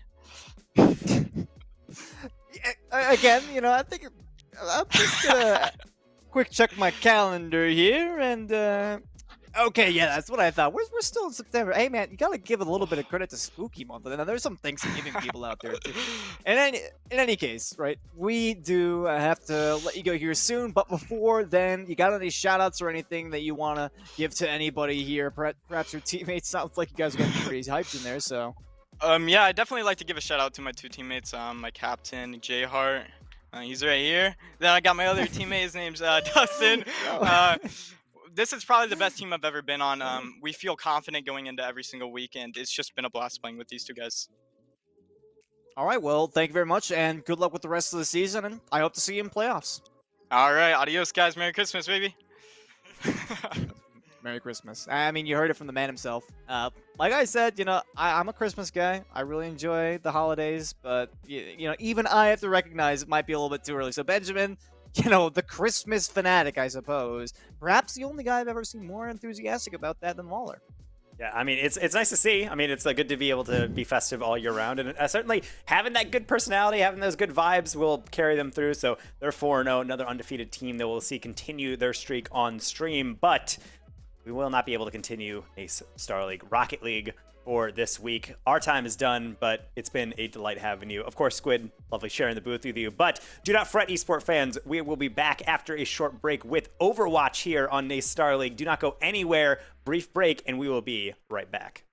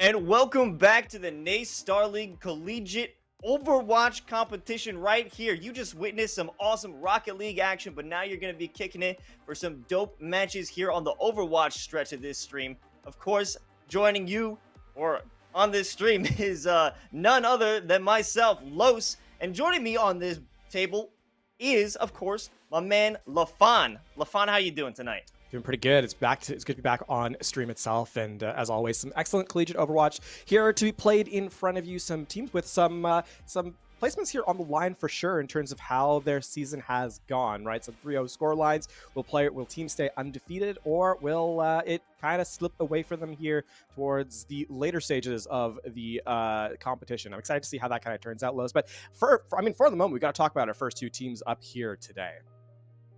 Yeah, well, that's gonna be Bay State College coming in with a 3-0. Both of these teams that we're about to check out, both Bay State College and Cornell University Esports, they're coming in 3-0, perfect records, perfect attendance, and they're looking pretty good so far. So I'm gonna go ahead and say that this is going to be a very good matchup, and it's gonna be a toss-up for me at this point. I mean, I'm just ready to see what these two teams can bring to the table.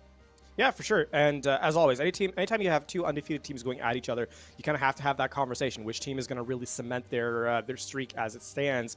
And is a team going to be disappointed with their performance today? So 3-1 is going to definitely be on the table for one squad as one stays undefeated in that 4-0 count. We have to talk, of course, about map pool. Starting off, it is going to be Control. Lijiang Tower will be the opening map. Thereafter, the team that loses will pick the location that we are sent to. So there will be an evolution of style as kind of the games go on, unlike the last time Overwatch was on stream where it was a set bracket. So, that's definitely a difference that has to come into play here. There is some level of strategy in terms of the map selection, what you're good at, what you've practiced, and kind of going from there as we get kind of a conversation piece, right, for sort of these teams in play. Lijiang Tower is a notoriously well-practiced map in Overwatch, right? A lot of teams really like this map, and it's been around for a very long time. Teams have gotten very, very good at it, so definitely a good start to the series. I mean, both series that we have done so far in this league, it's always started on Lijiang Tower. It's a classic, and I think it's going to be very interesting because up to this point in the league, neither of these teams have even dropped a map. We know they're undefeated, but they haven't even dropped a single map so far. Now, that's going to mean that first map, Lijiang Tower, is going to be extremely important as we get set into the series itself, right? Because talking about that first map, especially if you're undefeated, having that kind of tempo, putting your opponent on the back foot is a huge part of kind of the mental game of Overwatch. And I think, one thing we've kind of talked about in the streams before has been sort of the map-to-map adaptation. We haven't really talked about the mental game a whole lot because, it's kind of hard from the casting booth to kind of get a sense of how these teams are looking in terms of their communication, in terms of their setup and shot calling and so forth. But a huge part of that really of sort of the momentum of a series does come down to the mental game. And so obviously getting a victory here on map 1 when it kind of allows you to just relax a little bit, get into the rest of the series with not just a numerical advantage in terms of the map score, but also the confidence to know that you can continue to beat the team in front of you. And that's definitely somewhere to kind of keep an eye out on. If it's going to be a close map, that's a different story. But especially if it's a blowout, then that kind of comes into play quite a bit. Now, unless we're looking at two teams of iron will, of course, this first map as an L is going to hurt the egos because at this point, they've just been unbreakable, both teams, and to finally take an L, take that first hit in the season, it's not going to feel too good going throughout the season. But I think we are ready to get into this map in just a few moments. But we're going to actually double back on that one. We have a little bit of time. We're setting up the lobbies, and I'm really expecting a sick matchup. No, I think it's going to be beyond sick. It's going to be incredible, amazing. I mean, as you said, as we get set to go into the map in just a moment, we'll be there in no time at all. We got to talk about compositional setup too, right? Because that's a lot of what's going to come down to kind of this conversation piece in terms of how this team perform. If it's going to be a mirror match, then it really is just a head-to-head and which team kind of performs better. If we see compositional differences, though, that's kind of what I'm mostly interested in. We saw in previous games where teams would choose to play the double shield quite a bit, and then it was kind of mirrored out in dive, and how that kind of adaptation sort of looked between the teams, and sort of the stylistic matchups comes into play. If we do get stylistic matchups, then I'm really curious to see which kind of comes out alive. Is it going to be the steady, sort of slow-paced gameplay, or is it going to be the hyper-aggressive, mobility-esque sort of styles. That being said, we are, of course, into the map already. Lijiang Tower is going to be sort of the start of our selection. And, not to get too ahead of ourselves, but at least for the moment, looking like a little bit of brawl coming into play, at least from Cornell. Yeah, Cornell does have that ability to get high mobility using Doomfist and also utilizing Lucio's speed boost if they could get him behind enemy lines and cause a bit of chaos. I think that would be pretty solid, but we also have a flanker on the side of Bay State. Sombra definitely looking to cause some madness, but wow, jumping into the action already. We're going to use that Symmetra teleport to take immediate control. Now they're just trying to hold it on. Nothing too crazy. They're just breaking shields and trying to get the first pick, and it does come through Cabe picking off that Doomfist, and now they are starting to feel a little bit of pressure, and this is finally when Bay State is going to push on in, but they're going to lose Faded as well as Lucio, so that's going to make this push even more difficult, and here comes Infernal being knocked out of that mech. And while they had some promise with that first pick, they aren't going to be able to manage a good push into the site. Yeah, especially with one of the things that this composition that Cornell University is running is that it has two real prongs of attack in terms of damage throughput. RXP on the Doomfist is going to be a big part of that, obviously with the one-punch potential, but Athen as well on the Reinhardt can come in and swing away and really put a lot of pressure on the front line of Bay State College. Bay State's going to have to farm up here to this EMP in this next fight. It's going to be key for them. If they can commit with the EMP, this fight should be theirs to win, especially off the Pulse Bomb afterwards. And they're definitely got to be careful with that Pulse Bomb, but the MO field comes out, it's taken out immediately. Cave will follow up, but off the edge is gonna be RXP, the one player we were looking out for in terms of their one-hit kills. But that still isn't going to be enough because somehow Cornell, with all the damage that they're taking, they're managing to hold onto this site with relative ease. Going to be the Primal Rage committed here just to contest the remaining members of this fight. With RXP returning, that's actually going to be the end of it here. Bay State, it's going to be desperate and desolate, but they are going to have to go for the reset now, as Faded does not have the HP to stay alive.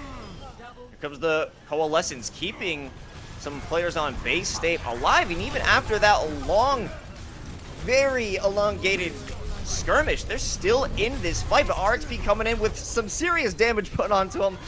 Probably wasn't the best move, but it did cause a bit of confusion. And they are just playing for the contest right now, even though that Bay State is pushing through and finally gets that turnover and takes the site. It took them so long. Yeah, it's going to be that 80% objective. You can see some switches coming over. RXP going to the, Sealder going to the McCree. Pardon me, as the Symmetra did not get the kind of value that they needed. Bay State also makes an adaptation Forgotten on the Reaper. It's going to make things a little bit more difficult for the front line specifically.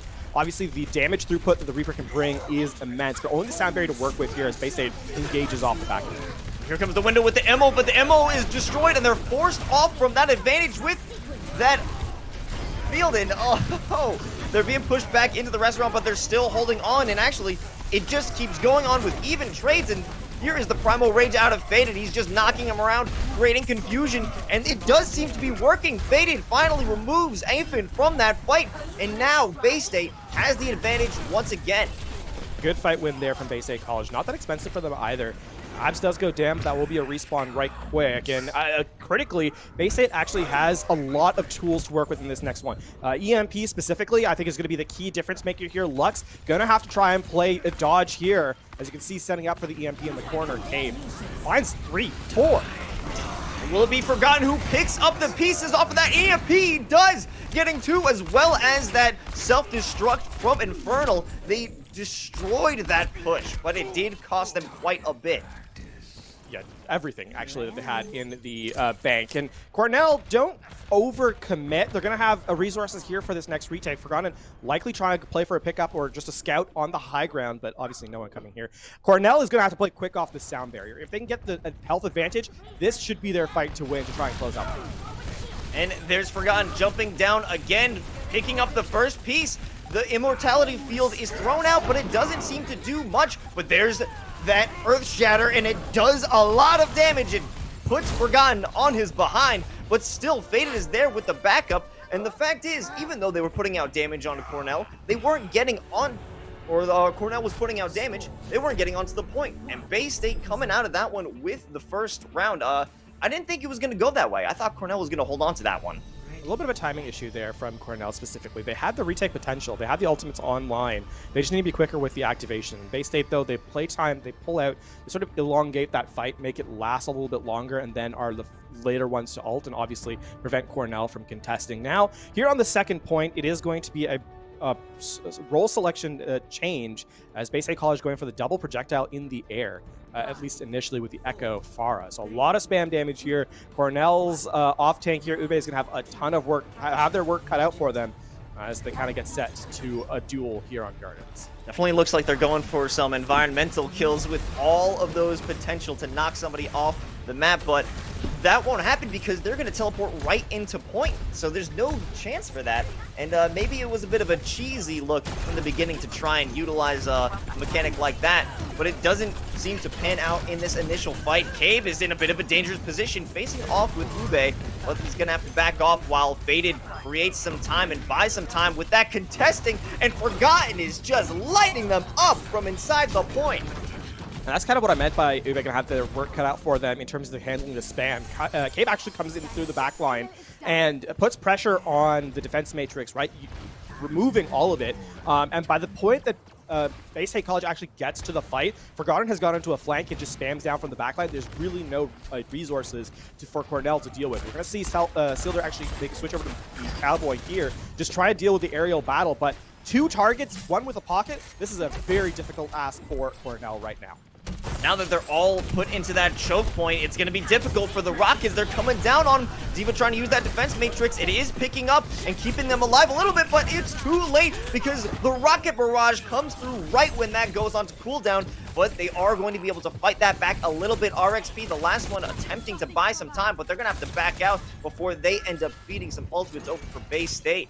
And that push just did not pan out for them. They say with a really smart composition here because Cornell doesn't have, like, they're just switched to dive characters here. I don't know what they're supposed to dive on. Abs on the on-up, but Infernal's kind of playing this flank protector, which is going to make diving this target very, very difficult. So definitely layers of defense here for Bay State College as Cave tries to play up aggressively, likely with a duplicate here, mostly on either Ube or Affin, the tank player.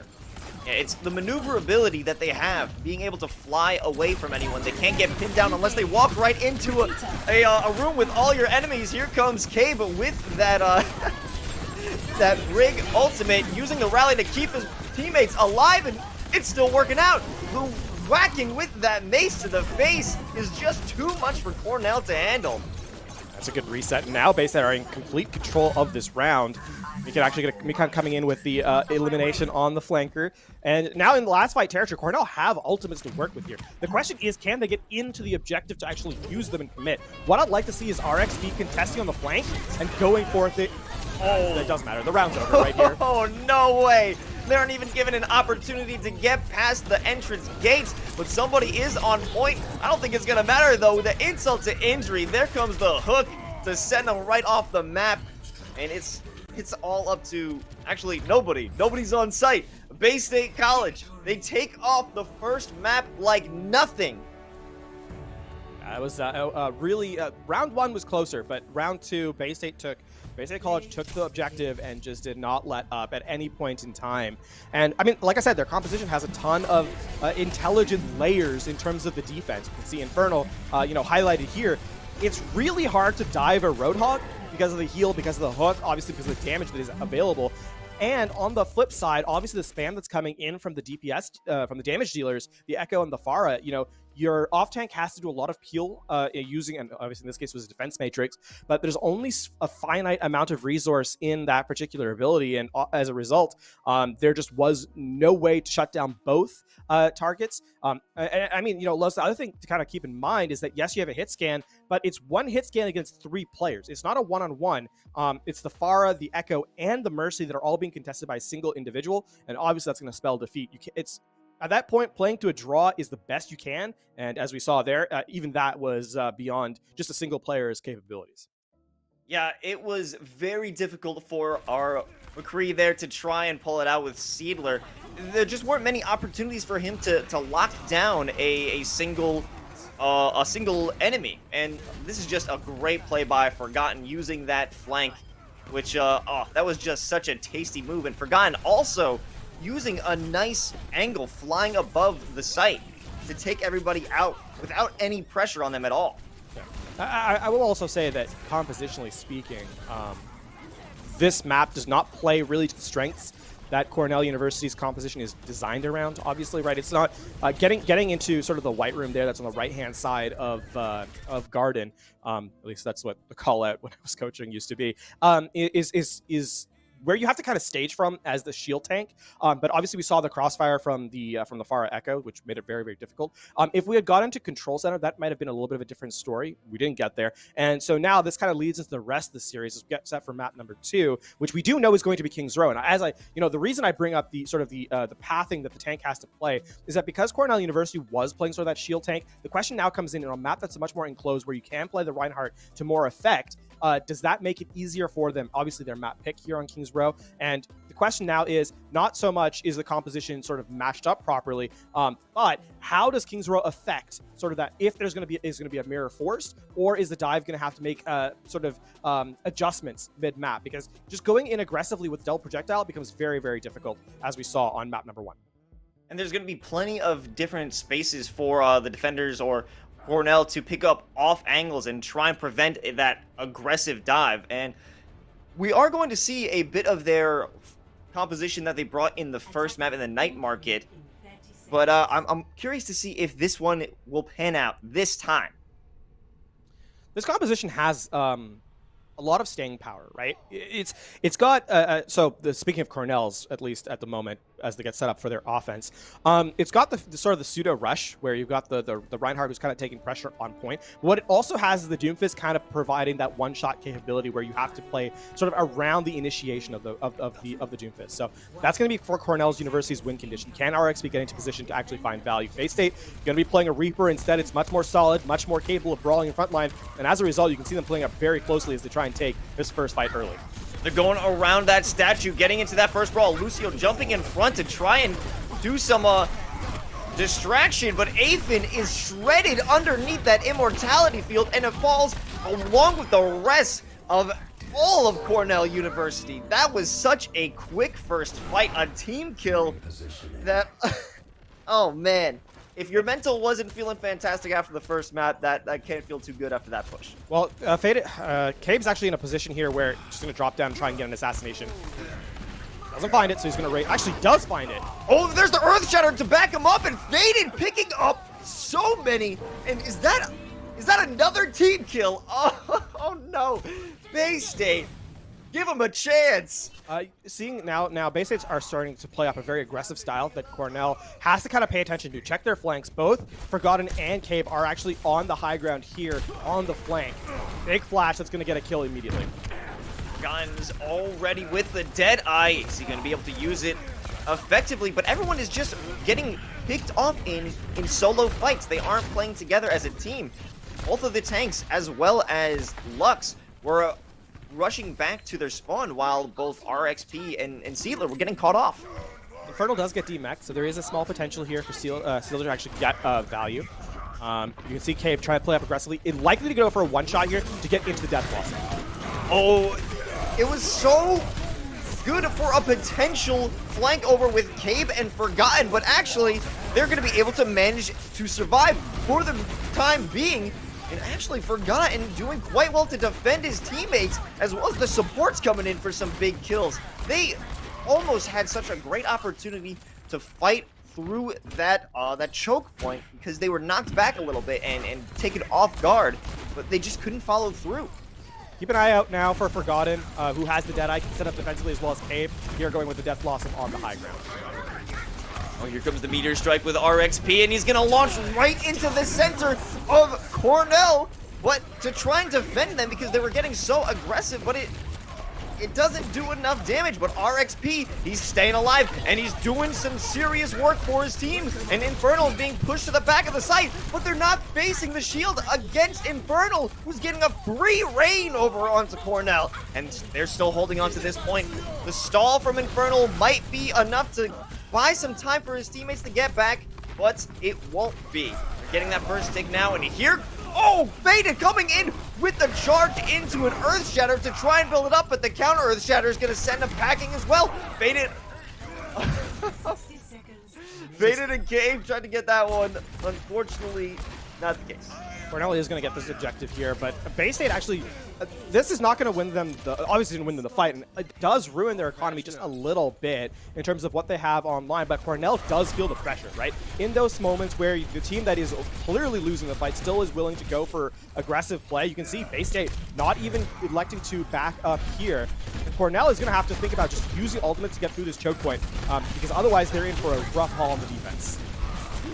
Colonel coming in with the flank, sending out the self-destruct, but it's going to be sent right through the payload and doesn't manage to snag anybody. But Cave always on the flank, always causing some trouble and mayhem for Cornell. It's going to buy some time and create an opportunity for them to push right into the hotel. RXP coming out with the Meteor Strike does some distraction while Seedler and Ube clear out that payload.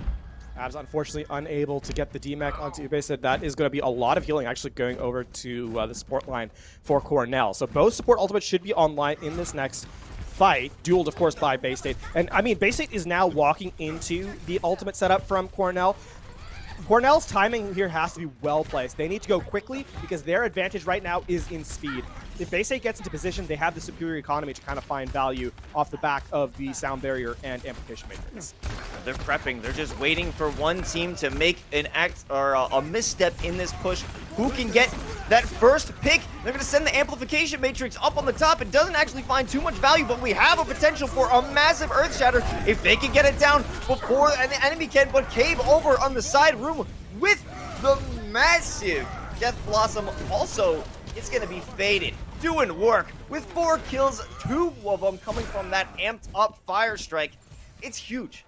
It's Faded actually walks around the cart there and lands a shatter behind the cart. Cornell's Athen doesn't see the Reinhardt in time, and of course can't block it as a result. So a big play there by Bay State College's tank. And now the reset has to come through. Cornell University, they're kind of running out of time. A minute 16 left. This is the last fight of the game, likely.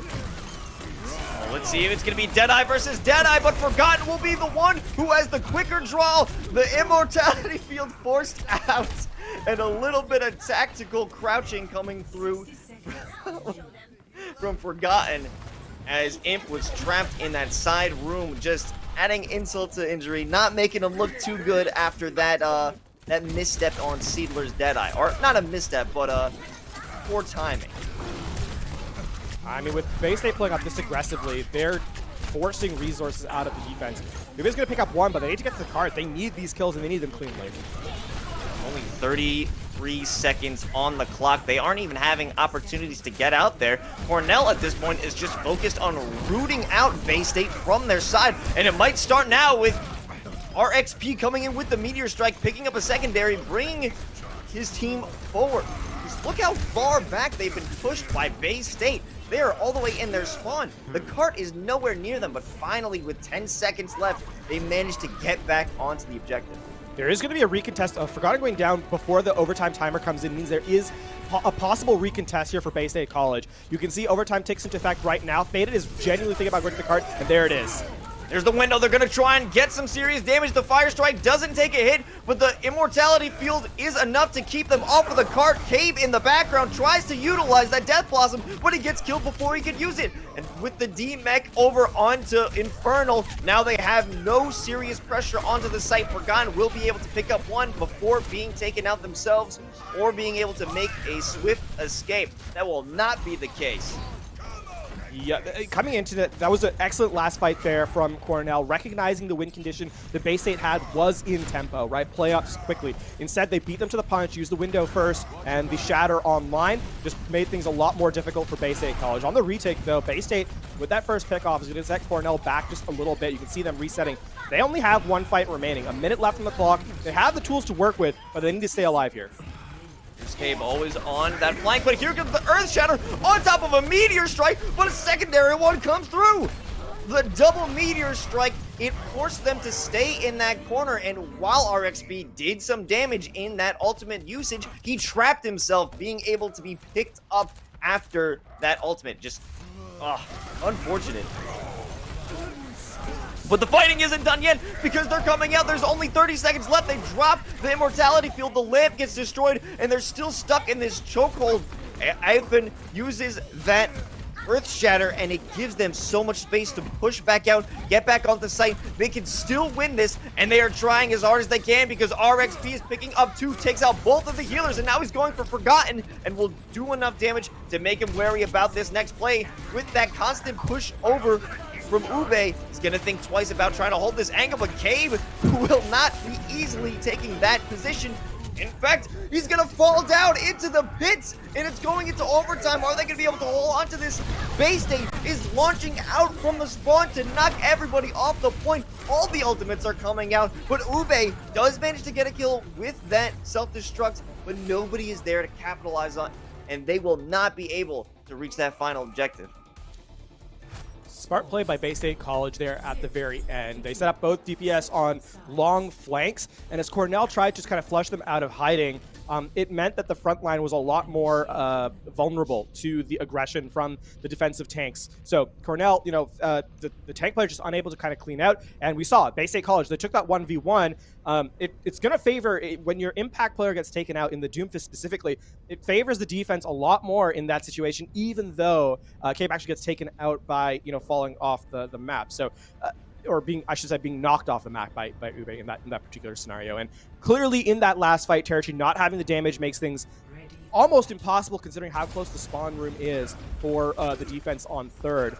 And now Cornell, well fought to get to that point though, right? Even though, in this scenario it might not seem to be that great, right? They look like they had, they'd like to have completed the map. The fact that they were getting close to being full held and still in the last moment were able to pull it out, it's a big deal. And now they, on their defense, they have a win condition established. Well, you have to think about when they were pushed back after receiving that payload. They were pushed back into their spawn with only 30 seconds left. They were so close to losing it before they even made it to that first checkpoint. So it definitely is a valiant effort that they put through, and a good way to turn back what could have been an even worse hold. Adaptation from Bay State College. They're running double off tank with a teleport for the Sigma. This is going to go on top of the Mandata statue here. Yep, there it is. Oh, and they're going to just start raining down with the Bastion as well. Oh no, they're trying to get as much damage with this hero before that nerf or that rework comes in Overwatch 2. And you know what? I respect it. Forgotten just sitting on top there with that damage boost, courtesy of Mekon. But RXP looking to get a bit of a flank, but it will not work. Forgotten is just raining down Hellfire from on top of that statue, and this is not a good look. What? The secondary teleport as well to give a flank over? Oh my god, Bay State. That was fantastic. If you're not expecting this setup, it can be very, very difficult to kind of counteract, as we saw there from Cornell University. RXP going to switch over to the Hanzo now as a result. And though, Bay State's kind of playing up aggressively, trying to get these pickoffs, this is smart, right? Your composition is not really designed for mid-fight sort of interactions. You need this sort of element of surprise, and if you can get a pickoff early and just kind of send Cornell back to the drawing board, this would be ideal for Bay State at this point. It'll be interesting to see if Forgotten holds on to that cave with a pretty aggressive teleportation setup, but yeah, there's Forgotten on the other side creating some havoc for Diva, but they will push them back. They are going to create so much space. I'm getting a little dizzy watching all of these different teleports. This is smart from Cornell. Just slow things down. Don't overcommit. Their composition does not have a way to really block down damage. There's the amplification matrix as a result. Yeah, just deny space here from Bay State College. And Seedler sending out that Deadeye just to prevent that push. It doesn't provide too much value, but here comes the Earth Shadow, which may have a little bit more. Griffin is going, or Afen is going in to try and capitalize on it and push them way far back. No kills are in the process, but both immortality fields have been taken out, so this becomes a much riskier fight. The back and forth with these teleports, it's gonna be Forgotten, lighting them up. And though he does manage to take down a few before he's dropped himself, they will continue to push down on this payload. Cornell needs to commit to a fight. They need to commit to a single point and go all 6 on whichever separated targets there are. The teleport's weakness is that you have to kind of reposition in the middle of a fight and kind of turn around. So that means you, by nature, cannot be supported by your team, and Cornell needs to identify the target they're chasing and actually go for it. Now we can see Forgotten stayed up on the high ground here with the Bastion trying to just continue to put a lot of pressure. There's Another teleport. He's going to keep jumping back and forth. It's going to be Afen. He's in the front trying to buy some time, but he's ripped apart before the lamp is even thrown out. And this is going to be a very difficult choke point to defend because Forgotten and company are up in the upper area, just destroying them. Infernal cleaning it up with that Gravitic Flux. Probably wasn't necessary, but I don't think they're going to need all of their ultimates at this point. They're breaking the ankles. They're breaking the cameras of Cornell. Cornell now have to kind of deal with this high ground. The good thing about this position specifically is it's actually pretty easy to walk down from underneath. You can see Forgotten Forest off the high ground. This dragon, sort of resets them. And Cornell, I mean, now you have to kind of commit to the tanks and the objective. Don't worry about the high ground at this moment because you can't fight it anyway with the composition you have. Ube holding on that high ground, making sure that they don't utilize it again. And this might be a time for them to turn the tables. Ube pushing up, but the resurrection will bring back Abs, and they are still in this fight. It doesn't matter how many picks Cornell is going to be able to get out of this one. Bay State College is still holding on. And another Bastion flank from Forgotten. Somebody take care of this player. It's now Infernal, Forgotten, and Abs versus the world, as this is still pretty hard. Actually, this is going to be very difficult. If Infernal stays alive, there's a lot of work that can be done here by the team. But no, they're being taken out there by the flank there, specifically from RX beyond the Hanzo. That's going to buy a little bit of time now for Cornell University's esports in this last point. And 3 minutes, 30 seconds on the clock. I mean, you still have a lot of time to work with here if you're Bay State College. They just need to kind of reset, regroup a 6, and go in for a full fight. Interested to see how they're going to try and utilize Gabe on the 76.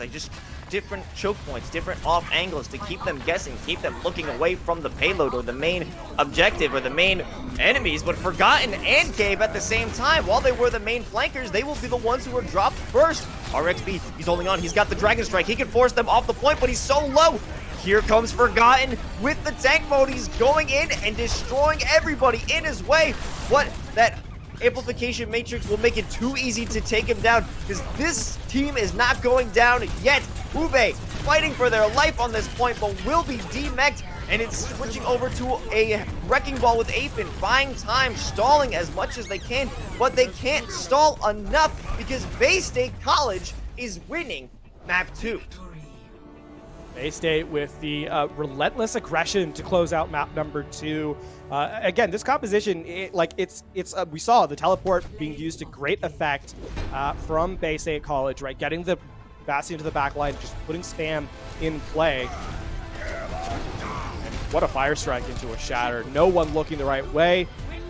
All 5 remaining members taken down, and that's going to be the fight win. So Bay State with certainly an aggressive tempo to sort of how they've highlighted this game, and now look to kind of cement their winning streak, if you will, the 3-0 turning to a 4-0 pretty handily as if they try to contest this last map. And they are doing phenomenally so far in this best of 5. And I think that the main focus is keeping Cornell's head on a swivel. They don't really know where everyone's coming from. And they can't effectively pick their targets because everybody seems to be looking at somebody different. It's a hard thing to do mid map to kind of adjust to this kind of style of setup, right? People coming from the sky, people coming from the flank, the teleporters, and so on. But at certain instances, the question isn't really how well can you handle it. It's where do you make those, how do you make those adjustments mid map? And the answer is honestly just completely ignore the strategy that you think your composition is going to work on and go for the target that is most available to you. Because here, for Cornell University, the unfortunate thing is you don't get to scrim against what Bay State College is playing very frequently, if at all, right? It's often, this is, as effective as Bay State has been with it, it is technically a cheese composition in the sense that it's not strategically used very frequently. And when you come up against a composition you don't have a lot of experience against, you have to kind of go for the path of least resistance as opposed to kind of the technically correct play. And I think for Cornell, that is the change they kind of have to make as they head into their third map. Again, their map pick. So that really has to be sort of the look that they kind of bring to the table. I don't know if they're going to be able to get away with another ranked Q comp right there.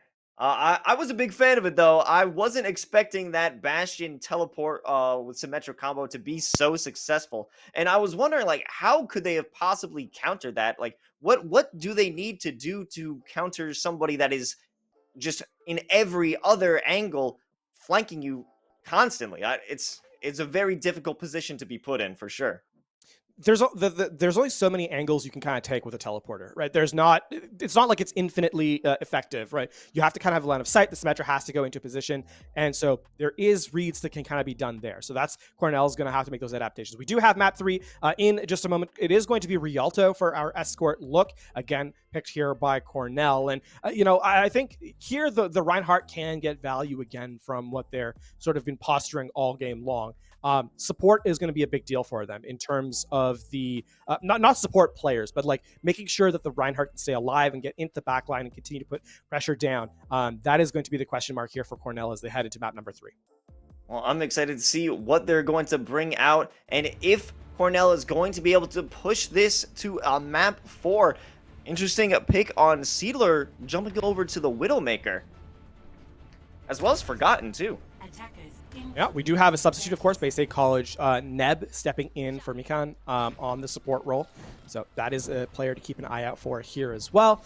But yeah, this is, Bay State playing a hyper-aggressive composition here.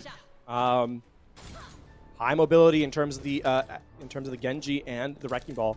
And with Forgotten on the far play with the Widowmaker, going to definitely be a threat here for Cornell University's flanks. I think Imp coming in with that Zenyatta pick will be useful because that's going to be necessary when they're being put in such a high damage chunking position, because Lux isn't able to keep everyone alive with those immortality fields because those are targeted so quickly. So to have that insurance, that backup will be pretty useful for this squad, as RXP is trying to create some initial space over by jumping into their secondary window, but they are doing quite well. They got over the river with a little resistance, but Forgotten will be the one who's starting to do some serious damage, taking out both the Baptiste as well as RXP.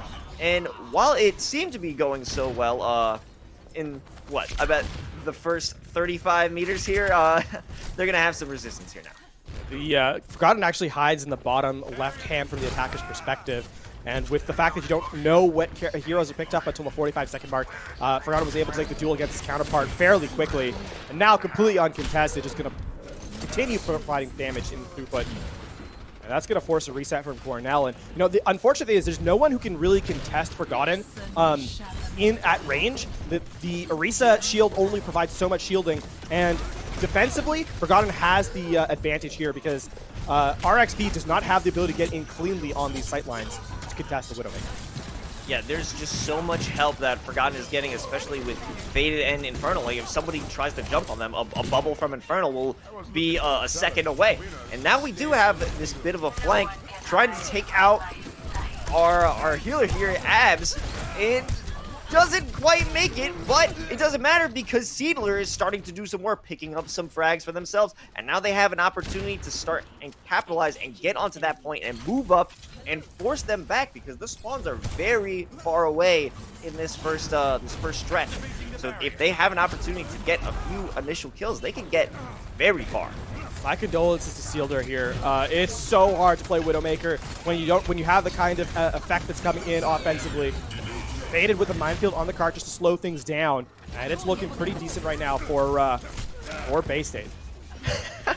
That was a good ultimate. I wasn't sure RXP was going to be able to pull that one off, but it didn't really matter because Forgotten was brought back.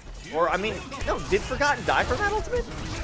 It seemed like they did, but it doesn't really matter because let's get back to the matter at hand. It's Ube pushing them up, finally getting a breathing room for Cornell University to get up. They aren't too far away from this first checkpoint, and I do believe they will be able to secure it. Here comes the Amplification Matrix as well as the double shield, keeping them safe while they're trying to push that up, putting out some serious damage. There comes the boulder, but it doesn't really make any connection, and now they're trying to fight in as the Bongo has been brought down, but it doesn't get too much use because Neb, with this crazy aggression going in, the Battle Brigade taking it to him.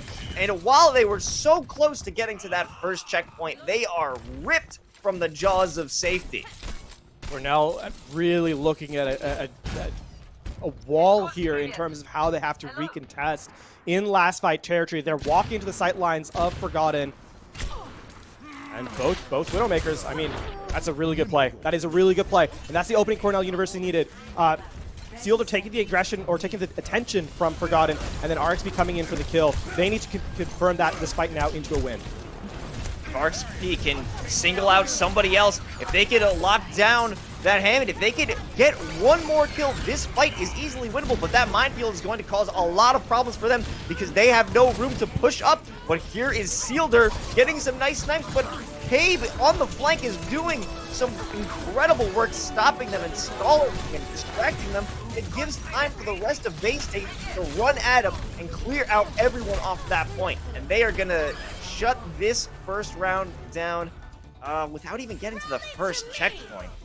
It's so difficult. Again, right? I kind of have to draw back to this point. Cornell University's composition, unfortunately, is stylistically not a great matchup against what Bay State colleges bring forward, right? You have sort of the dive characters of the Wrecking Ball, pardon me, and the Genji, who puts pressure on not just the front line, but also on the Widow that Sealed is trying to bring in. And that means that Forgotten has a lot more room to work with in terms of the backline pressure, right? Especially if you can't punish the Wrecking Ball and the Genji, then things become a little bit more problematic in those mid fights. And obviously the retakes from Bay State were so clean. Down a couple of members, they were able, especially off the back of Neb's play on the Brigitte, to kind of gain value in terms of spacing and the ability to stay alive through those later stages when we saw the supercharge, when we saw the amplification matrix, is a huge reason as to why Bay State College is now looking at a win here in this best of 5. If they can just close out Rialto. They don't have to go very far, just 3/4 of the way through point A, and they take this map, and they're looking clean right now. They are looking at a composition of absolutely locking this down, bringing out the Torbjorn on RXP. I'm wondering if that's going to actually be a good investment for this squad. But like you were saying, they had no answer for the dives that were being sent upon them, or at least the flanks when they were trying to push up. But are they going to be able to have an answer to anyone who's trying to flank them? Because Bay State does that quite well. Is Seedler, on the other hand, going to be able to put up the stopping power that Forgotten has brought? And Forgotten is going to be starting it up with 2 immediate headshot picks. And right from the beginning, this is looking very tough. And there's Forgotten again! A 3rd kill! Can we get a 4th? I'm imagining, yeah, probably. But this is looking too easy for Bay State right now. Vernon on the flank, and this is looking all but over here now for Cornell. Just a staggered fight. I mean, you know, they're getting a couple of trades, but that's not going to be enough to hold out the objective. Cornell, they're back to the drawing board, and they need something quick. Wrecking Ball just landing right into Afin with a big smack, and now Neb taking out Ube. I don't know if anyone even has enough speed to... Oh, it's going to be Imp, who's holding down the site by themselves. Oh, Forgotten finally going to lose that duel. But are they even going to be able to get back onto the point? Can they contest? A little bit. It's going to be Lux trying to jump around, being supported by Afin, and now finally they get on site, on the point, before it is too late. But 2.93 meters left for them to take this best of 5. And Neb with the Coalescence, keeping everyone alive, and actually taking a few lives themselves, because now Neb is working along with Faded, who is going to fall into the river and kind of take the momentum out of this push. Now, there is an actual a way back to this map now for Cornell University off the back of that fight. Not only does Bay State College only have half the time remaining, 2 minutes left to take this fight, they have to walk up through that main open area, and they have a ton of resources to kind of work with, right? They have the self-destruct, they're going to have the sound, or the transcendence, I should say. And if they can force a fight that is to their advantage, meaning if they can keep their defense, their backline alive, this is still very winnable for Cornell. Abs put in a very dangerous position, but Faded is there to try and force them off of that side with the minefield. It will result in the first 2 kills of the fight, and here comes the tactical visor being sent over on to Ube, and it will force a self-destruction that doesn't get anybody, but it does remove a lot of those mines. But Infernal, on the pressure from the backline, I didn't even notice that people were on the site. it just seems so quick that Bay State College has come out and taken Rialto, sealing this best of 5. Quick highlight from Neb as Brigitte here on the hold on the defense for Bay State College. And, excellent cycling of abilities here from the Brig player. It's, you know, a lot of Brig is really understanding your cooldowns and when to kind of to rotate into play, especially specifically the whip shot, when to hold shield. You only have 200 HP, so you have to use it wisely, and of course the shield bash to just deny anyone any escape. One thing to highlight there at the end of the map specifically, I talked quickly about how their space is required, you know, how much space there is to walk up. Bay State College do an excellent job of, you know, removing the pressure angles that Sealder wants to take with the Widowmaker, right? We saw the Roadhog as a flank underneath, sort of that mini room that's kind of in cover. We saw obviously the Wrecking Ball playing through the back line over the bridge, and the Genj and Cave sort of providing support for that as well. And that makes it a lot more difficult if your composition is designed to kind of hold down a lane and you just don't have people going to that lane, then all of a sudden your composition doesn't find a ton of value. So credit to Bay State College for recognizing their win condition, executing on their win condition, and therefore winning and keeping their undefeated streak here as they stand 4-0 at week number 4. Yeah, they're looking very strong here in the Eastern Conference. And we're going to jump over to the West, or the Midwest, checking out a fantastic match between Illini Overwatch and Cincy. So don't go anywhere, folks. We'll be right back.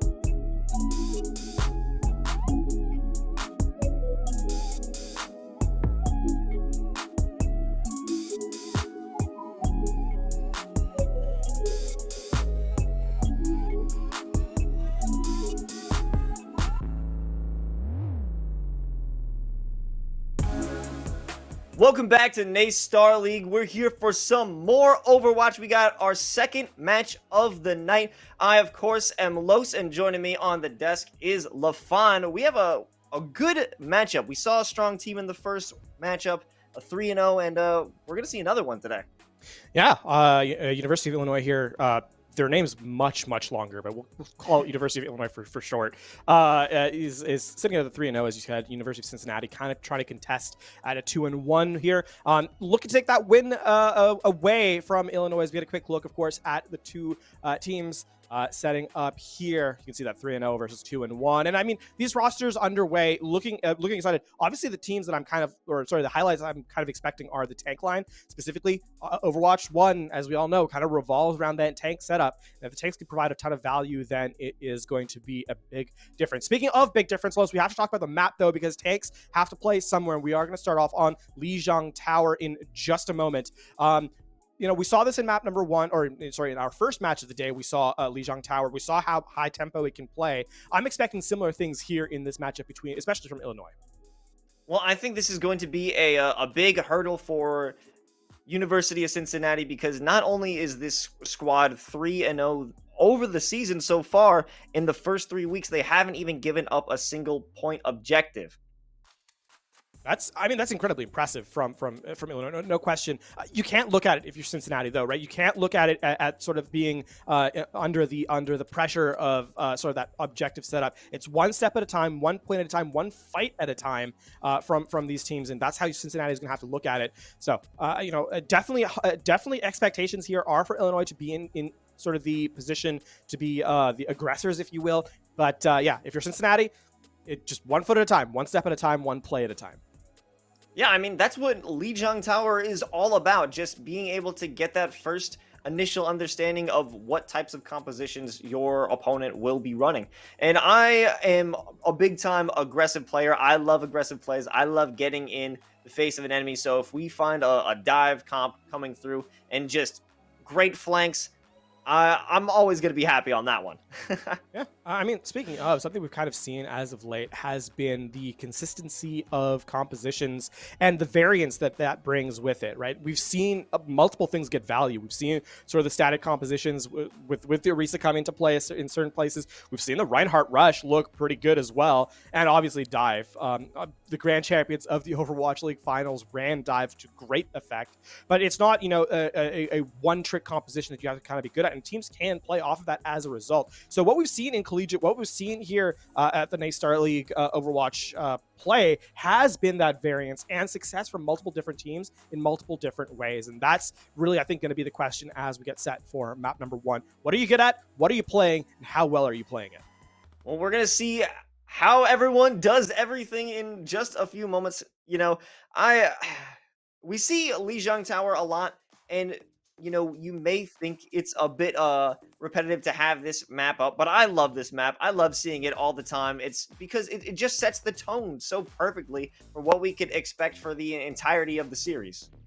It certainly does, and I think as we kind of highlighted there, and we kind of saw in our first match of the day, with the fact that we saw Night Market being the opening stage, it really set the tempo for how the dive composition was going to be played. It's going to be Garden for our first look here at Lijiang Tower. So again, that mobility is going to be a key difference maker, I think. And at least initially, the teams are sort of posturing with sort of the Winston dive look here in our spawn rooms. That's exactly what I'm looking to see, but we see Chu over on University of Cincinnati bringing out that far, probably looking to get a cheeky play, knocking somebody off over that bridge, but Silly Phil, actually, I got debated, thought Silly Phil was going to run that teleporter to get him that advantage, but that is not the case, and now we're going to get into that initial fight. 2 pharmacies, and I wouldn't say Miracomp, but similar players, similar heroes being brought to action. See Windmill diving over onto the Ana to remove those heals.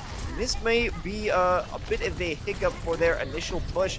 Silly Phil jumping around, trying to do some damage, but being forced out of the fight, getting a direct hit from that rocket, and things aren't looking too good so far for, oh no!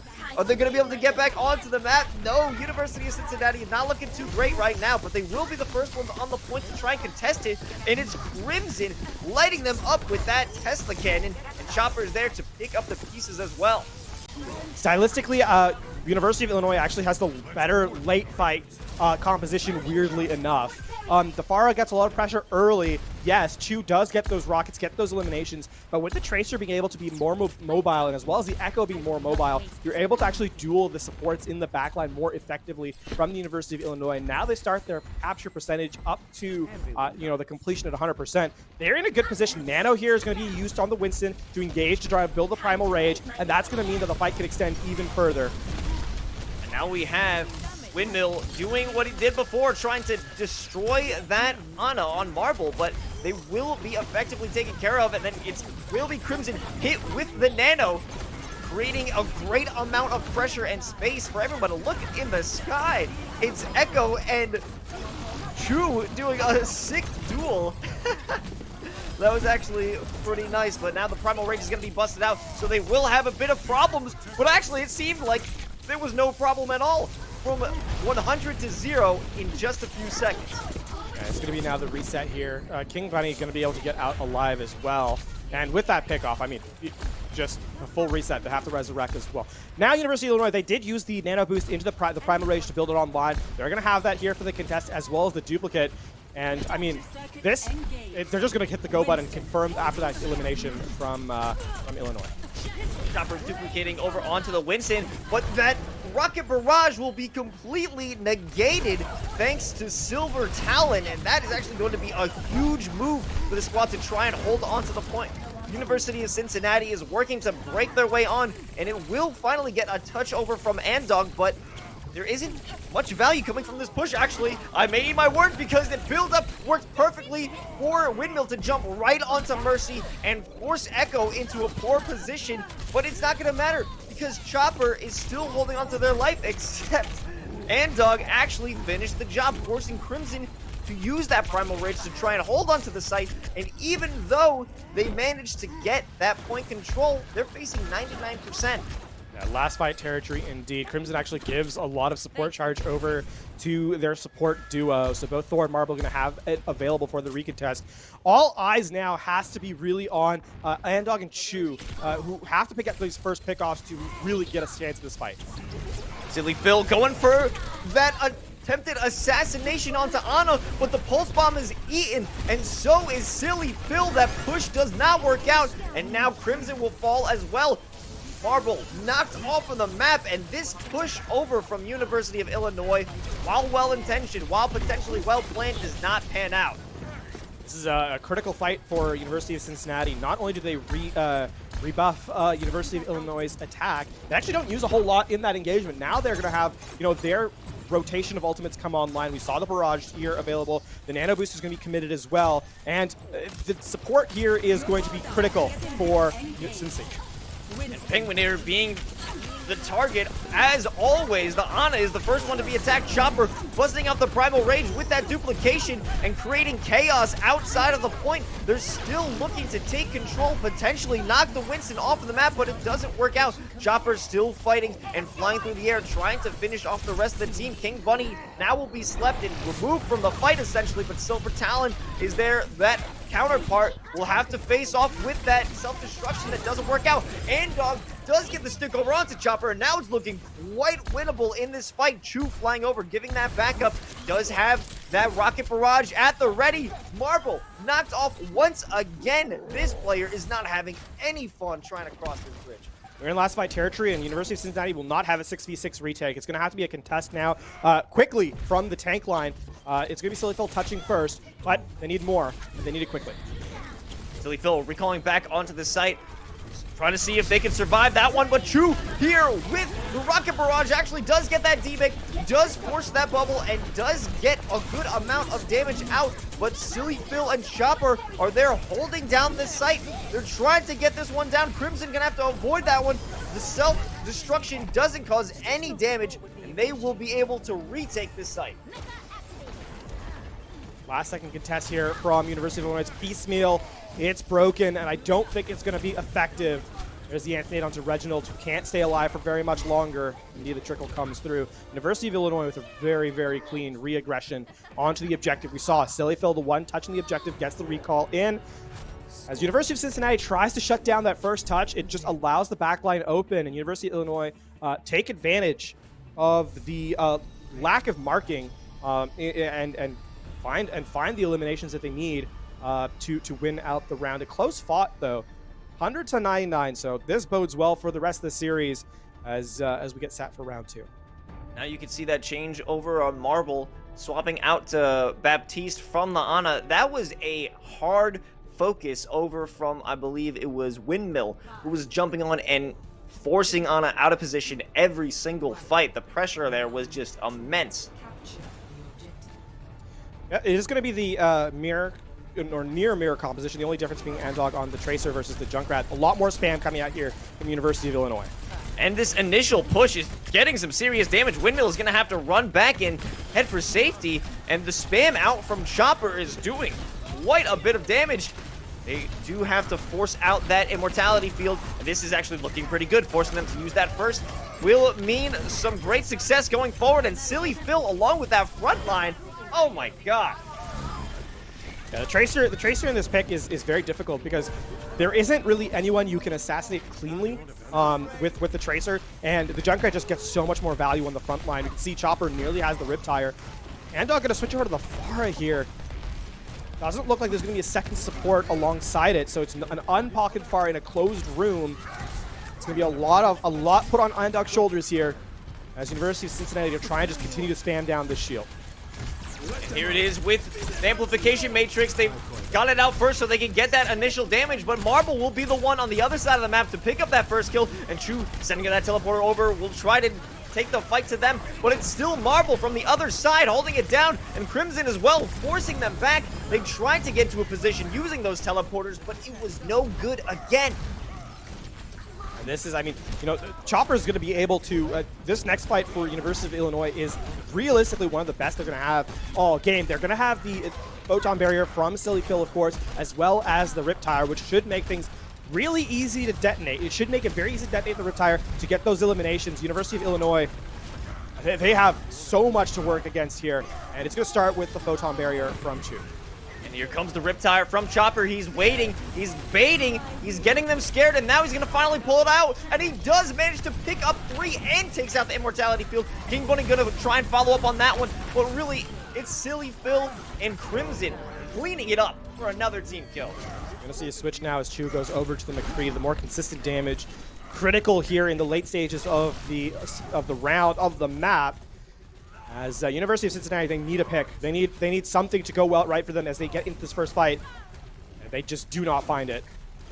They can't even get in the front door. This is incredibly difficult. All of the spam, all of the projectiles stopping them from getting through just to even try and contest. They can't even contest. They can't even get to the point itself. But Reginald, oh, he almost got knocked away from that one. He does manage to get killed before he could actually hold on to the point, and trying to follow up on that one.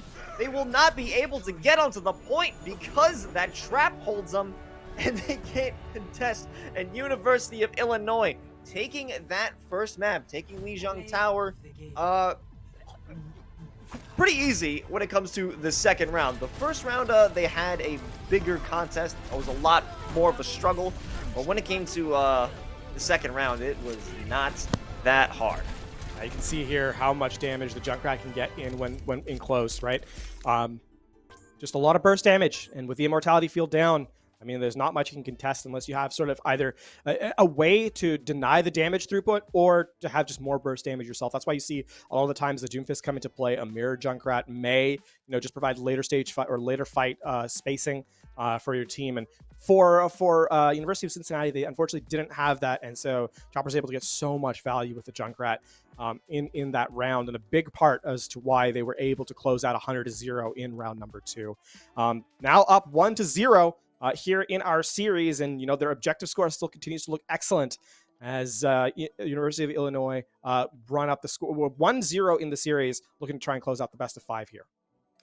Yeah, there was a much stronger pushback coming on from University of Cincinnati, but when it came to the second round, it all seemed to fall apart. They seemed to have lost their momentum. They were getting into the fights initially, but you could even see from that first encounter, right before the point was even available to contest, they were being forced back. They had no ability to just break through the defenses, or should I say, the offenses of University of Illinois. Yeah, I mean, for Cincinnati's part, something that they actually have a ton of is discipline, right? To the point that we're, talking about University of Illinois. Something I liked from Cincinnati in round 1, and the difference between round 1 and round 2 is that their tempo, their aggression, their speed of play is actually quite high, and that's why the dive composition looks so good from them, especially on Garden. The real issue was that when you're up 100 or 99-0, coming back to that 100-99. You only have to win one fight, right? If you're Illinois. And so for Cincinnati, they did a great job of continuing the engagements. They just ran out of resources at the very, very end. They didn't have any ultimates to continue the fight. So what I'm seeing from them, at least what I expect in the later maps, is that it's going to be more of that sort of controlled aggression. Their discipline is excellent. They don't overcommit to fights in resources, don't use too many ultimates, and so on and so forth. So a lot to kind of take vantage from. If you're Cincinnati, you can't expect to kind of be run out of the scoreline. For Illinois, though, I think their mental stability in that first map was excellent. We saw Silly Phil do a job there, just getting the contest at the last moment, and it's well practiced clearly. So as we get set for map number 2, it is going to be Hollywood. I'm looking to see if that tempo comes into play yet again from Cincinnati, because that is going to have to be their win condition here. If they can play as quickly as Illinois and commit or keep enough resources in those last fights, they should get a chance to kind of close out a map here. Well, they absolutely have the skill and ability to contest against University of Illinois. Now, I'm just wondering if they will have the good positioning to take them out at the different objectives and just hold on, because they have control, but can they control the objective and push that payload to the end? That is the question. So, for University of Cincinnati, we still going back. I mean, I'm willing to estimate that this composition they're starting off with is going to be fairly close to what they're going to end up running. I think clearly they look a lot more comfortable in the dive composition than they did on the Mirror Reinhardt, and I think that's why we're seeing what we're seeing here. The Genji and McCree is interesting because you don't have what I call a supporting DPS necessarily. Both the characters that they're running, the Cowboy as well as the Genji, play around sort of stable, or at least the Genji plays off a very unique collection. Go in with the Winston, kind of dive and get damage, farm up for the Nano Blade, right? The Cowboy needs a lot more support to stay alive in the late fights, especially with a double shield online, and that is going to be the question mark for me. If the Cowboy can get value, this could be good for Cincinnati. Yeah, it will be hard to initially break those shields, especially coming out with the Genji, but here comes Winston jumping up onto the high ground, but doesn't quite make it. Windmill gonna try it again a second time and does manage to make that connection, but it will be Silly Phil who's making even more connections to take him down for the first pick of this fight. You can see University of Cincinnati trying to get onto the high ground here, but there's so much spam and both shields to kind of work against. It becomes a lot more difficult, and that's going to be the reset. Yeah, exactly that. The reset here, and the difference is that if you look at the damage throughput that the DPS have done, Chopper is so far ahead of Chu because Chopper is much more secure.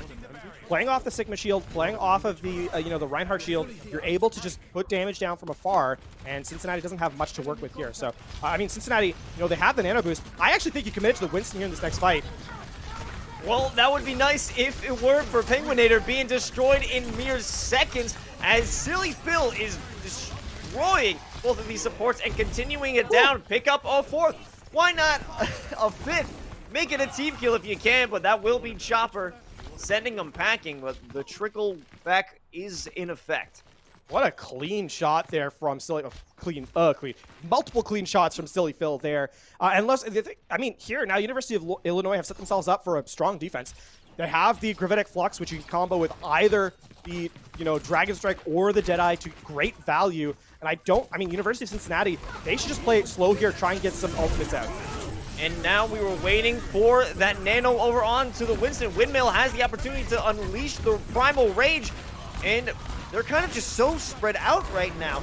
Winston over on point, finally utilizing that ultimate, smacking around Crimson, and that will be their first pick of this fight.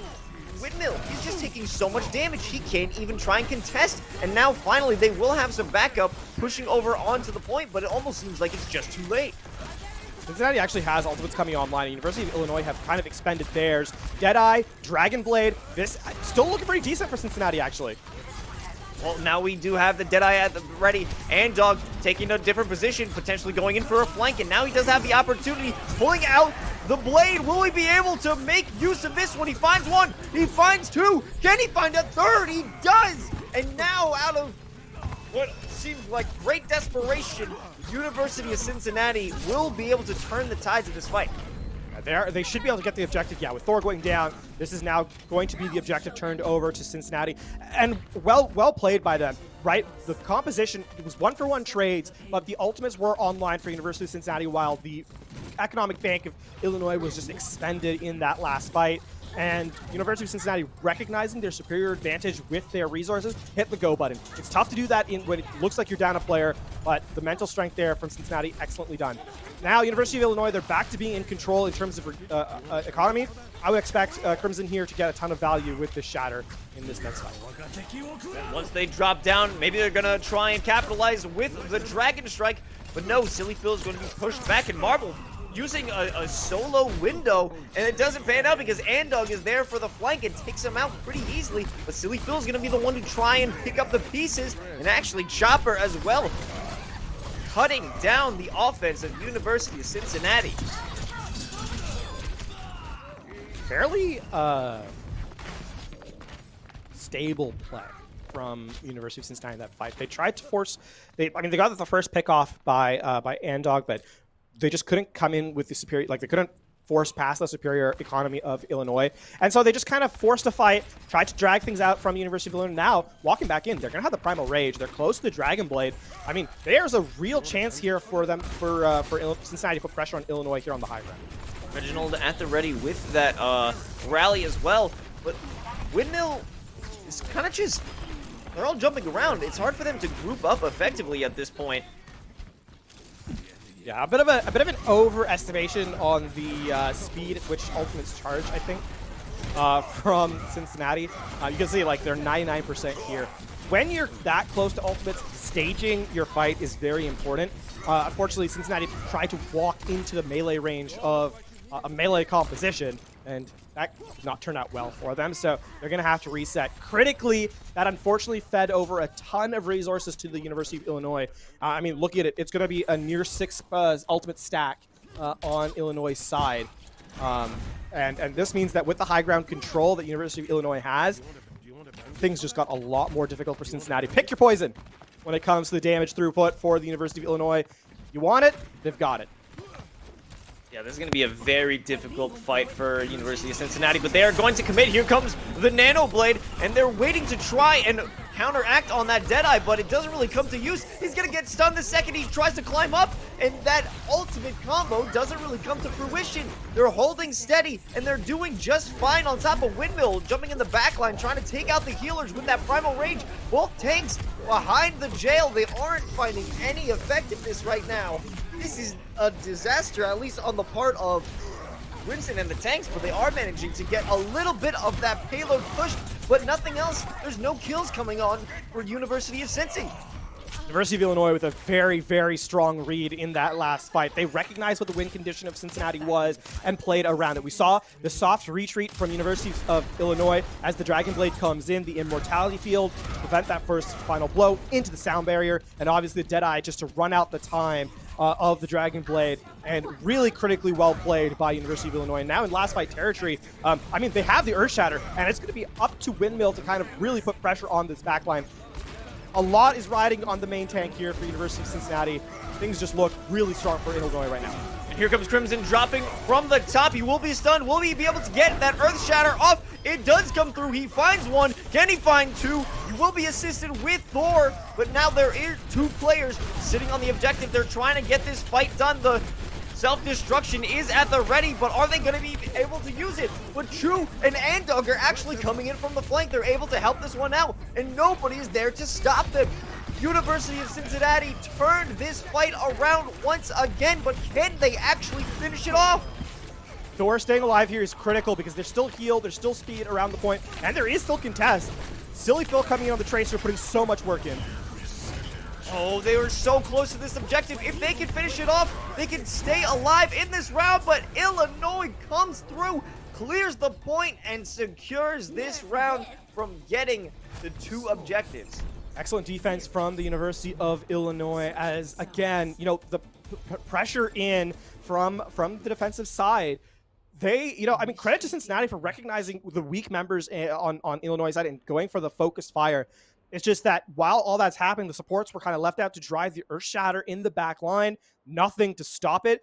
And without your support line, your front line just takes way too much damage. And even as they're winning the fight, they're chipped out. The close respawns are available for Illinois, and they're able to walk back in. And Silly Phil getting, as I said, off the back of those weakened members, able to get a couple of pickoffs. And just at the very end, unable to continue contesting the objective was Cincinnati. And so attack round for Cincinnati, not bad, but definitely a lot being asked from them of Illinois. And so far, no real answer to try and close out any map. Both times when it seemed that it was in a dire situation, since he was able to bring out a fantastic counterattack and push the objective or take control of it, but in that second instance, they just couldn't hold on to it. They couldn't sustain themselves long enough. They are so close to victory, so close to taking a win off of Illinois for sure, but they just can't finish it. Gonna have to be Wait, the Bastion's coming back with a teleporter. Oh no. I've seen this tale before. We know how this story ends. Let's see how this one plays out. Walking up through the choke. They've been given so much space. Oh, this is really bad. This is really bad for Cincinnati. Illinois is able to just kind of walk in without contest. Well, we know where that's going. Bastion up in the top, putting some fire over onto the Genji, but he tries to use the deflection. It doesn't work out as well as they'd like. May's going to have to save themselves in the ice, but no one is there to protect the tanks. It's Silly Phil as, oh no, don't you fire, Chopper! It's a mistake, it's a trap! And Dog trying to do some damage, but he can't do enough. But while he's distracted, the rest of University of Illinois are doing some real damage. They're putting the hurt over onto Cincy, and they're taking control of that objective. And critically in that fight, the heroes for Illinois are Marble and Silly Phil, both doing a ton of work. Damage and healing respectively, and the amplification matrix is available before the fight's even really over. Yeah, they're gonna no contest. You're just gonna take the point right here. That was their first push. Their first push, they took that one. They were given that side alley for free. There's no reason why they should be given that, especially if you could see that they're running the Symmetra, they're running the Bastion. You know exactly where they're headed. You can't give them a position to do that. Cincy has actually rotated and taken the objective, so the map is kind of flipped. However, there's a ton. The wall is available for Silly Phil. Photon barrier, and that can mean that the retake is actually fairly simple. A focus of just walking in, essentially. Well, since he wanted to try attack again, so they're going for the objective. And here comes Andog with that blade finding too, and with the assist over from the rest of his squad. They're taking that objective quite nicely. Chopper being forced back in. This is such a weird position he's put himself in. Oh, yeah. Windmill knows exactly what's going on here and going to get back up from their friends. Now, University of Illinois back to the drawing board, so to speak. Silly Phil going to go over to the Hanzo for a little bit more range pressure. They have a lot of time remaining, but, they're looking for that first fight. University of Cincinnati obviously have the defensive high ground, so they have the opportunity to aggress, see the rally out for the initiation as they drop to the objective. And now it's time for the fight to truly begin, but that wall is going to isolate Crimson away from the rest of his team, and now they have no real pushing effort. They do have Chopper waiting in the backline, but if you don't push around that corner, you don't got to worry about him. University of Illinois, they do get out the rally, which I think is very important. And now, University of Cincinnati don't have the staying power they would ideally like to, especially if it devolves into a brawl in the objective, which is not really what their comp is designed around. Chopper going to switch over to the Widowmaker, just more long-range pressure. Things are just getting a little bit tougher now for the squishy members of the University of Cincinnati. Rocking with double snipers, the Earth Shatter is an absolute whiff. Crimson, opportunity squandered, but they seem to be holding it together in this fight at least. They've forced them back, and they're pushing onto the payload. There's Windmill jumping in. He has the potential to activate the Primal Rage. He does have the Nano. Is he going to bust it out? It looks like he's a little bit lost right now. And he will fall. The self-destruct over from Silver Talon does create a bit of space, but seems to have lost connection of it. Yeah, it's going to be Dragon Strike committed as well on the back line. Unfortunate timing there. As University of Cincinnati kind of have to give up space as the cart rolls forward. We do get the pause. Yeah, unfortunate timing. It's a bit of a difficult situation, but yeah, it's one of the side effects of play. As I mean, Cincinnati, fight looked, fairly tough for them in that situation as well, and it certainly didn't go any better. But I think for Cincinnati, there is a chance for a retake here. They do have the primal rage to contest, I believe, if hopefully coming back in, but. If not, it'll have to be the Wrecking Ball to get close to the objective to force overtime. And I mean, time on the clock isn't looking too bad. They did waste a lot of space and time from Illinois. So certainly not the most dire of straits here. Still going to be difficult, but that's in this position. You got to do what you got to do. It is what it is. I'm actually very intrigued how they were able to find a good amount of success running double snipers against Winston, who was designed to take out Widowmaker, stop them from getting, entrenched in and finding those angles. So it actually is pretty good off of University of Illinois to be bold enough to just run that composition against him. The thing about Hollywood is that the lanes that you're kind of working with are very long, and it's very hard to get the Winston into position. Get a quick replay here. These were a lot of very clean headshots here from Silly Phil. Yep, there's another one. But to answer your question about sort of why the double sniper, the Winston can't commit to that far back line because there's no way for the team to support them, right? In those situations, and so you can be fairly safe as the Widow specifically. I think the Hanzo does more damage in close anyway with the Storm Arrow, pardon me. And this is that play I talked about that kind of really cemented the hold. You look at the sound barrier, the immortality field, obviously the Deadeye to slow things down, and then the stun just to close out the fight. It's such a tough place to be in if you're the Genji, especially because the dash slash doesn't do 200 HP damage anymore, right? With the nerf to blade. So yeah, a lot sort of working against the Genji in those fights. Genji just went into a brick wall at that point. It was very tough for Andog to find that position because they committed so much to him. Both the blade and was it Nano as well? Yeah, definitely the Nano blade in that last fight. Yeah, that is such an unfortunate way for you to go down because there's so much potential in that and so much invested for it to just be forced away from both a Deadeye and a Flashbang. There wasn't even an opportunity for him to try and deflect that, Yep. You can see why. You can see why University of Illinois would use so much to kind of counter out that blade. We saw a couple of highlights there from Andog, where getting 2-3 kills with the Dragon Blade. And so, I mean, if you have to commit that to win the fight, makes sense. Especially if the win condition for Cincinnati was basically just Nano Blade. So smart play by University of Illinois, and that's a big reason as to why they're leading, 1-0 in the series and have a fairly good shot and make it 2-0 at the end of this map.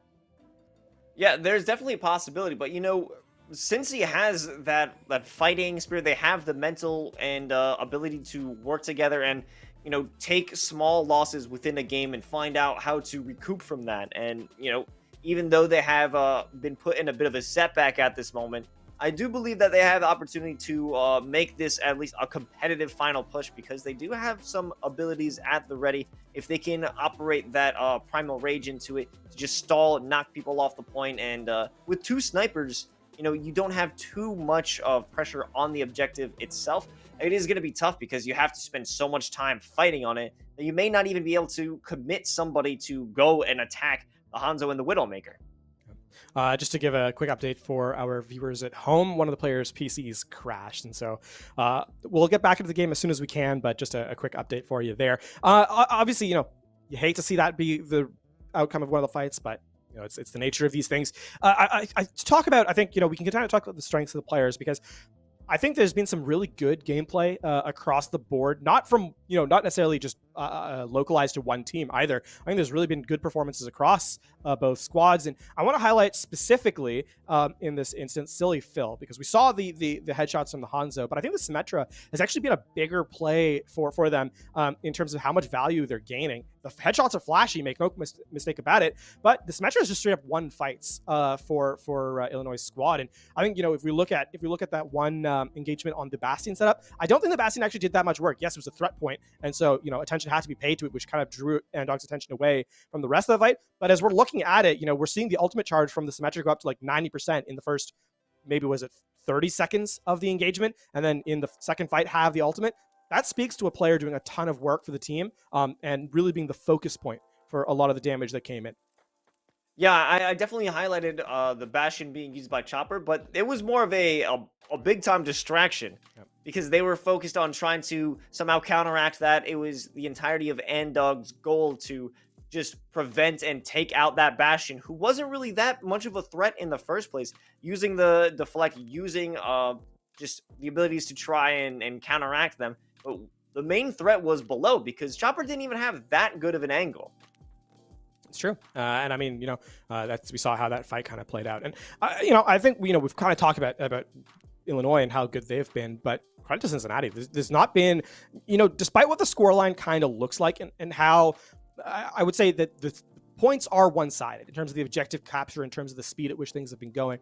I don't think that's necessarily an indictment of the player's performance individually, right? Because we saw the Dragon Blade, it's flashy, it's clean, but that's still only one part of it. I think support line for Cincinnati has been pretty effective, and I think the tanks have done a good job of working within their boundaries. There's been a couple of moments where things have been a little bit shaky, but overall, it's been fairly strong from them, even though, as I said, the objective score doesn't look too close.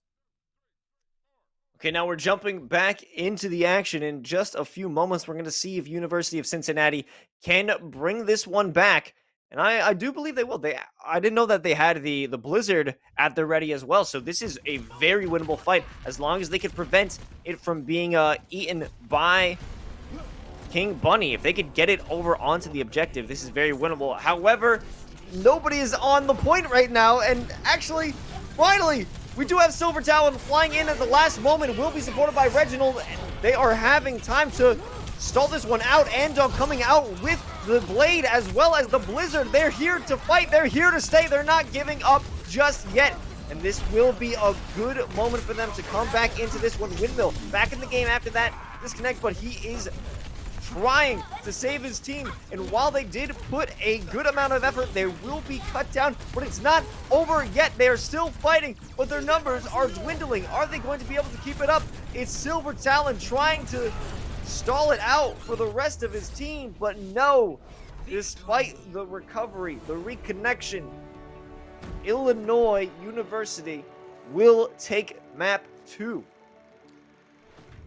Hotly contested last fight. I mean, it's tough, right? The Blizzard, it gets 2 kills, and we saw the Dragon Blade try and get a ton of value, but it wasn't to be, and that's going to be Cincinnati acquiescing on this map to go down 0-2 in the series.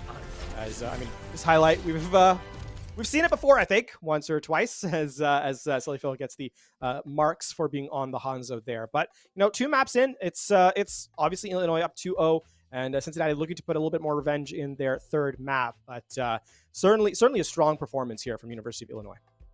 Yeah, absolutely. They are able to really take the reins and just basically out-sustain Cincy from longer fights, prolonged fights, because even though that they were managing to get some kills over on the objective, University of Cincinnati wasn't able to hold out. They had closer spawns, they had the ability to stay in it. They were getting kills, but they just couldn't stay in it long enough. I mean, the high ground positioning is so strong, right? When you have snipers, yeah, you can, and they're playing up on the high ground. They have a good sight line on you, and there's not really much you can do to kind of contest back at them. And that's something to kind of keep in mind as well. So, it's pretty common, but the high ground advantage, or it's pretty common saying, the high ground advantage is a real thing. We saw it in effect to a certain extent there as well. So, it's certainly a tough place to play from if you're University of Cincinnati, but they gave it their best shot. I mean, it was close. They were, I think, maybe 2 kills off of really getting a full contest. Considering the effect of the sort of the fight that was the precursor, that's pretty remarkable showing from University of Cincinnati. And I mean, that leads us directly into the next map, which is map number 3, of course, Route 66. And to that point, if they can continue to provide some of that presence that we saw from them in the last fight, this could be a chance for them to kind of put one on the board here. Now, this is an opportunity for them to counteract on that high ground. Are they going to be able to root them out? It's a big root them out on Route 66. I'm funny.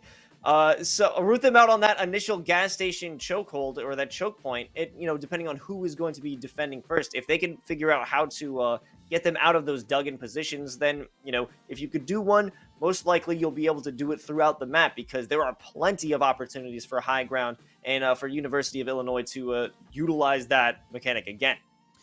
Yep. Two things to note. We do have a sub coming in. Thor is going to be out for Zoolander, I believe, here on map number 3, of course. The other thing to note is that this map actually is really good for both the rush composition and the dive composition. Both are strong here. So University of Cincinnati will likely continue to play that dive composition. It's their best look so far. I expect to continue to see it from them. I'm interested to see how University of Illinois responds as we get into map here in just a moment.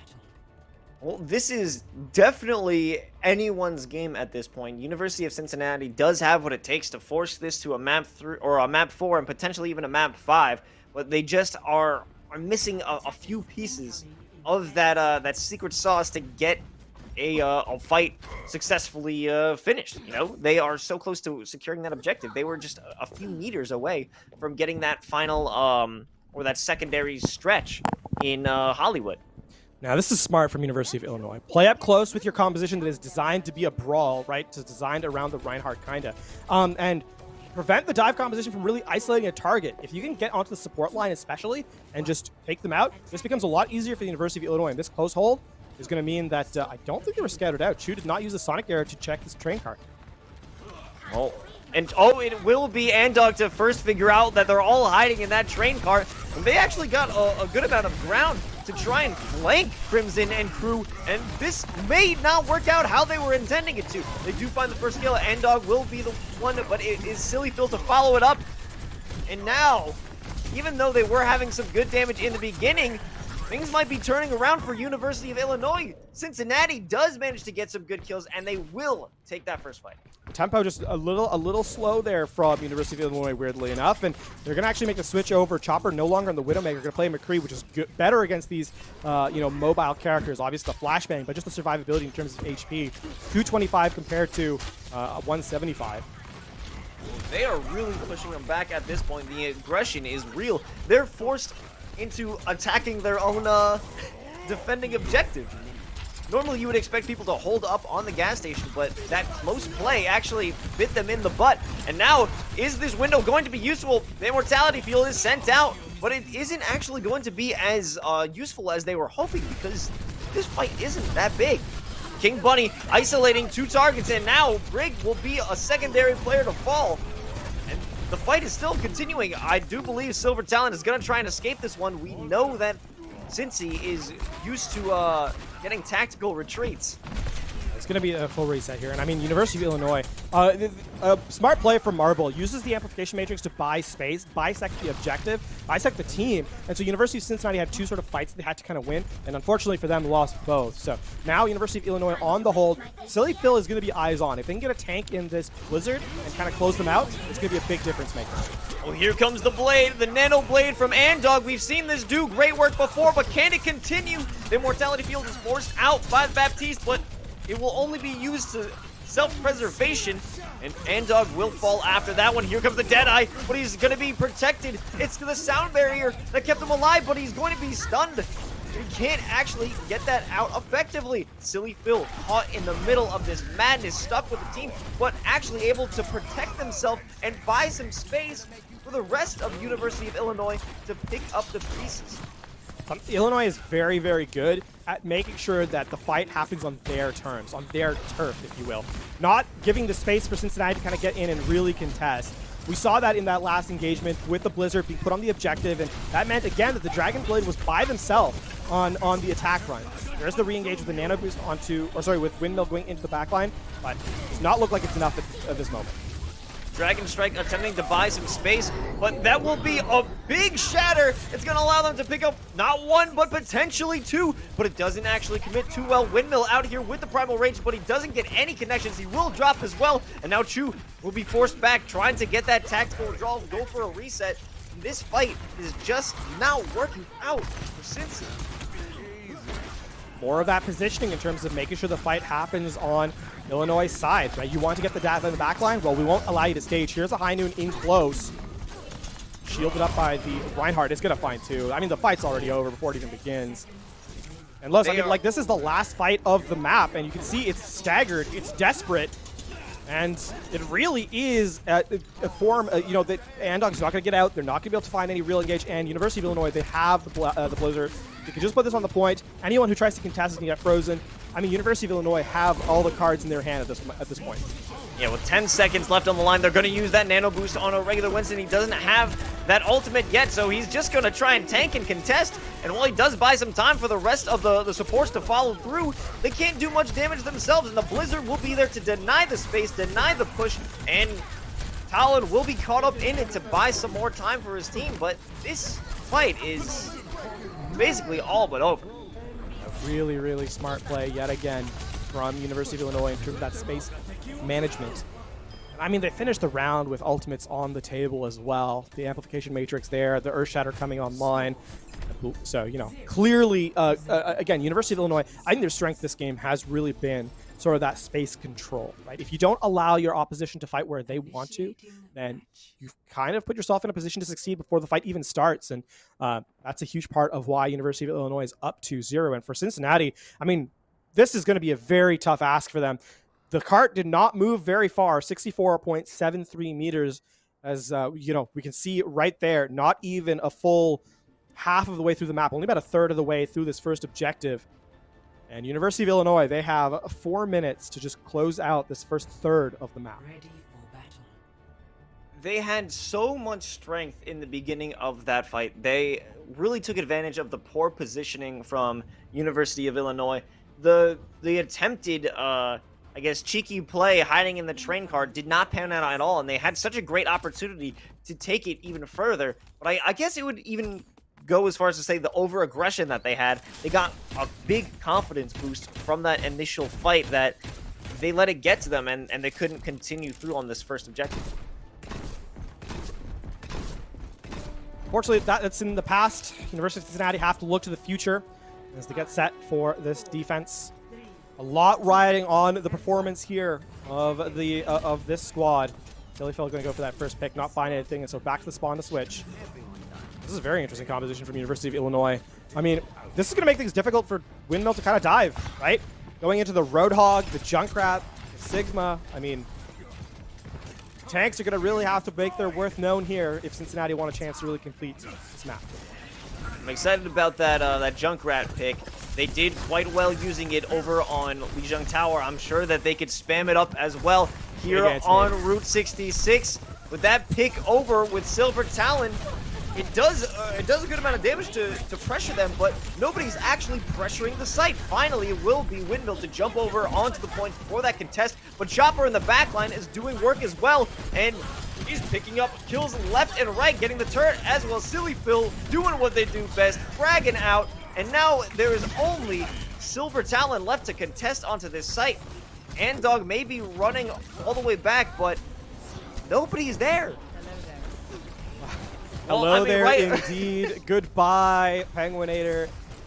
For University of Cincinnati, we're going to have to say farewell as well, as this map is coming to a close. Los, it was close at times, but lap number 3, that offense just not in the University of Cincinnati's favor. University of Illinois will take the victory 3-0 as they complete this match. Incredibly dominant performance for them. They're going to continue their 4-0 run here in week 4. Perfect through the season so far. As we get a look, of course, just at some of the moments of the game here from University of Illinois' point of view. And, you know, credit to them. A well-played game from University of Illinois. Cincinnati, though, no, don't need to hang your head. You had some moments of brilliance yourself and have to certainly continue, you know, their upward or certain look upwards to kind of continue their momentum. Yeah, although the scoreline does say 3-0, they had so many moments where it could have been a 3-1, potentially a 3-2 over on Lijiang Tower and in Hollywood. You know, they still fought very well against a very strong opponent. Yeah, you know, a lot to take here from this match for Cincinnati. Of course, we've got to talk about Illinois for a second. We will have an interview with Illinois support player Thor in just a moment, so don't go anywhere. We'll have that on in, as I said, in a moment. But to talk about the maps as we kind of go through them, for Illinois, their game plan was pretty clear throughout the series. They showed a lot of flexibility as well. Playing compositions that were different. They had the dive on Lijiang Tower, on Garden, and then switch to the Reinhardt compositions for the rest of the series and look good on both. So clearly a well-practiced team, strong in many ways, and that's a big part as to why they're 3-0, 4-0 in the season here at NACE Starleague. Yeah, I'm definitely interested to see how they progress throughout this league. There is another team that I believe is at that same level, 3-0 or potentially 4-0, and I'm wondering what's going to happen when. Let me pull up these teams if I could find it correctly here. I believe it's Akron Esports will be a competitor for sure. Both undefeated teams. We've had some undefeated teams come through, and there was definitely some disparity in I would say in our first matchup when it comes to undefeated teams. But will this squad be able to keep up their great momentum, their great strength throughout the season? It's entirely possible. For sure. I think again, drawing back to I think Illinois came in with a game plan and executed on it. And it's a huge difference, I think, in sort of the what we saw from Illinois. And even here, running this composition is unconventional. They looked very, very committed to it, very strong on it, very well practiced as well. So a lot of positives here for Illinois moving forward. And I think that's important. It getting to a 4-0 without knowing the nature of the games, I think is sometimes tough. But clearly Illinois, their 4-0 looks strong. It looks like they're coming here in to make a statement on stream. Obviously with their performance in terms of the composition, it was, as I said, well practiced, well executed, well thought out, and all of that leads to a team that going forward has a lot to kind of be excited for. Absolutely, and I was glad to see that we did get a bit of a sub action in there as well. When you have large rosters in universities and you want to get other people out to get those reps, like we saw Zoolander coming in on that final map, it's good to know that even with those substitutions, they still have that great strength as a team and that chemistry as well. Well, with that being said, of course, we do have our interview with Thor of the University of Illinois. First of all, welcome. Congratulations on your victory against University of Cincinnati. How are you feeling? Feeling pretty good. Wasn't the most difficult match of all time, but it was still a good win. We still, I think, played pretty well. Feeling good. With your record now being 4-0, do you feel like there's more pressure to continue to perform at this level, or do you just feel business as usual? There is a bit of pressure. We know that the harder games are going to come later down the line for us, so we know that we really haven't gotten to see like a ton of huge competition yet, so that's just sort of building for when that comes. But I guess you could say, the pressure's building a little bit, but we're confident in what we can do. We've been doing well in scrims. We've been improving steadily as a team, so at the same time, we're confident. Speaking of confidence and of improving, actually, I want to talk to you about the compositions you guys ran, because on Lijiang Tower, obviously you brought the Winston out for that first round on Garden. Throughout the later stages of the series, we saw a lot more of the Reinhardt-based composition. Talk to me a little bit about your team's flexibility and what you kind of bring to the table, because, expectations from teams, especially what we've seen so far here on stream, has been committing to a certain kind of composition. Do you guys feel comfortable across a breadth of utility here? Yeah, we do, absolutely. When we first started, we were pretty much a rush team in our first sort of scrims. That was what we were more comfortable with. And then we started practicing different comps, like the Winston that you saw. We got better at that a little bit this weekend, but we're working toward getting better at other compositions as well. And I think you just saw a little piece of what that is today.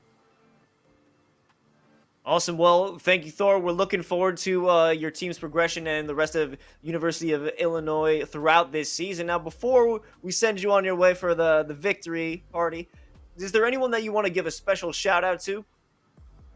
Yeah, absolutely.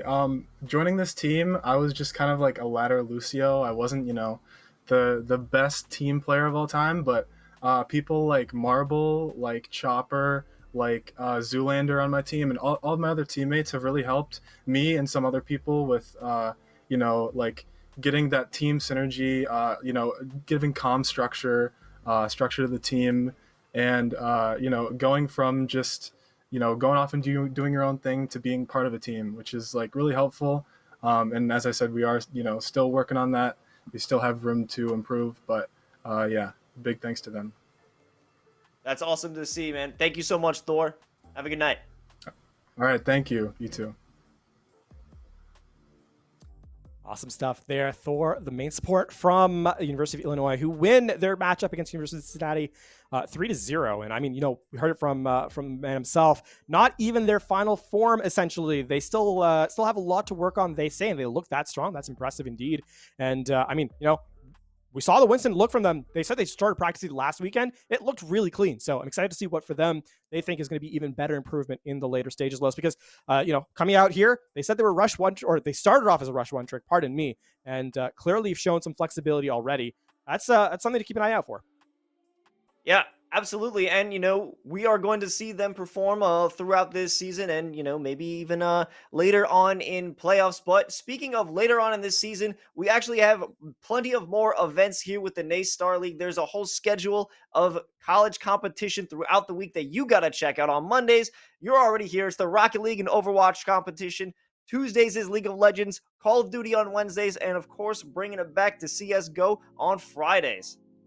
A stacked week of events, collegiate video game, performance on the table. You should definitely tune in for all of the shows we have here at the NACE Starleague. As we said, a quick look at the schedule. It's been a fantastic day here between Rocket League and Overwatch. Some fantastic gameplay, some fantastic plays, and I'm excited to see what the rest of the week has to bring.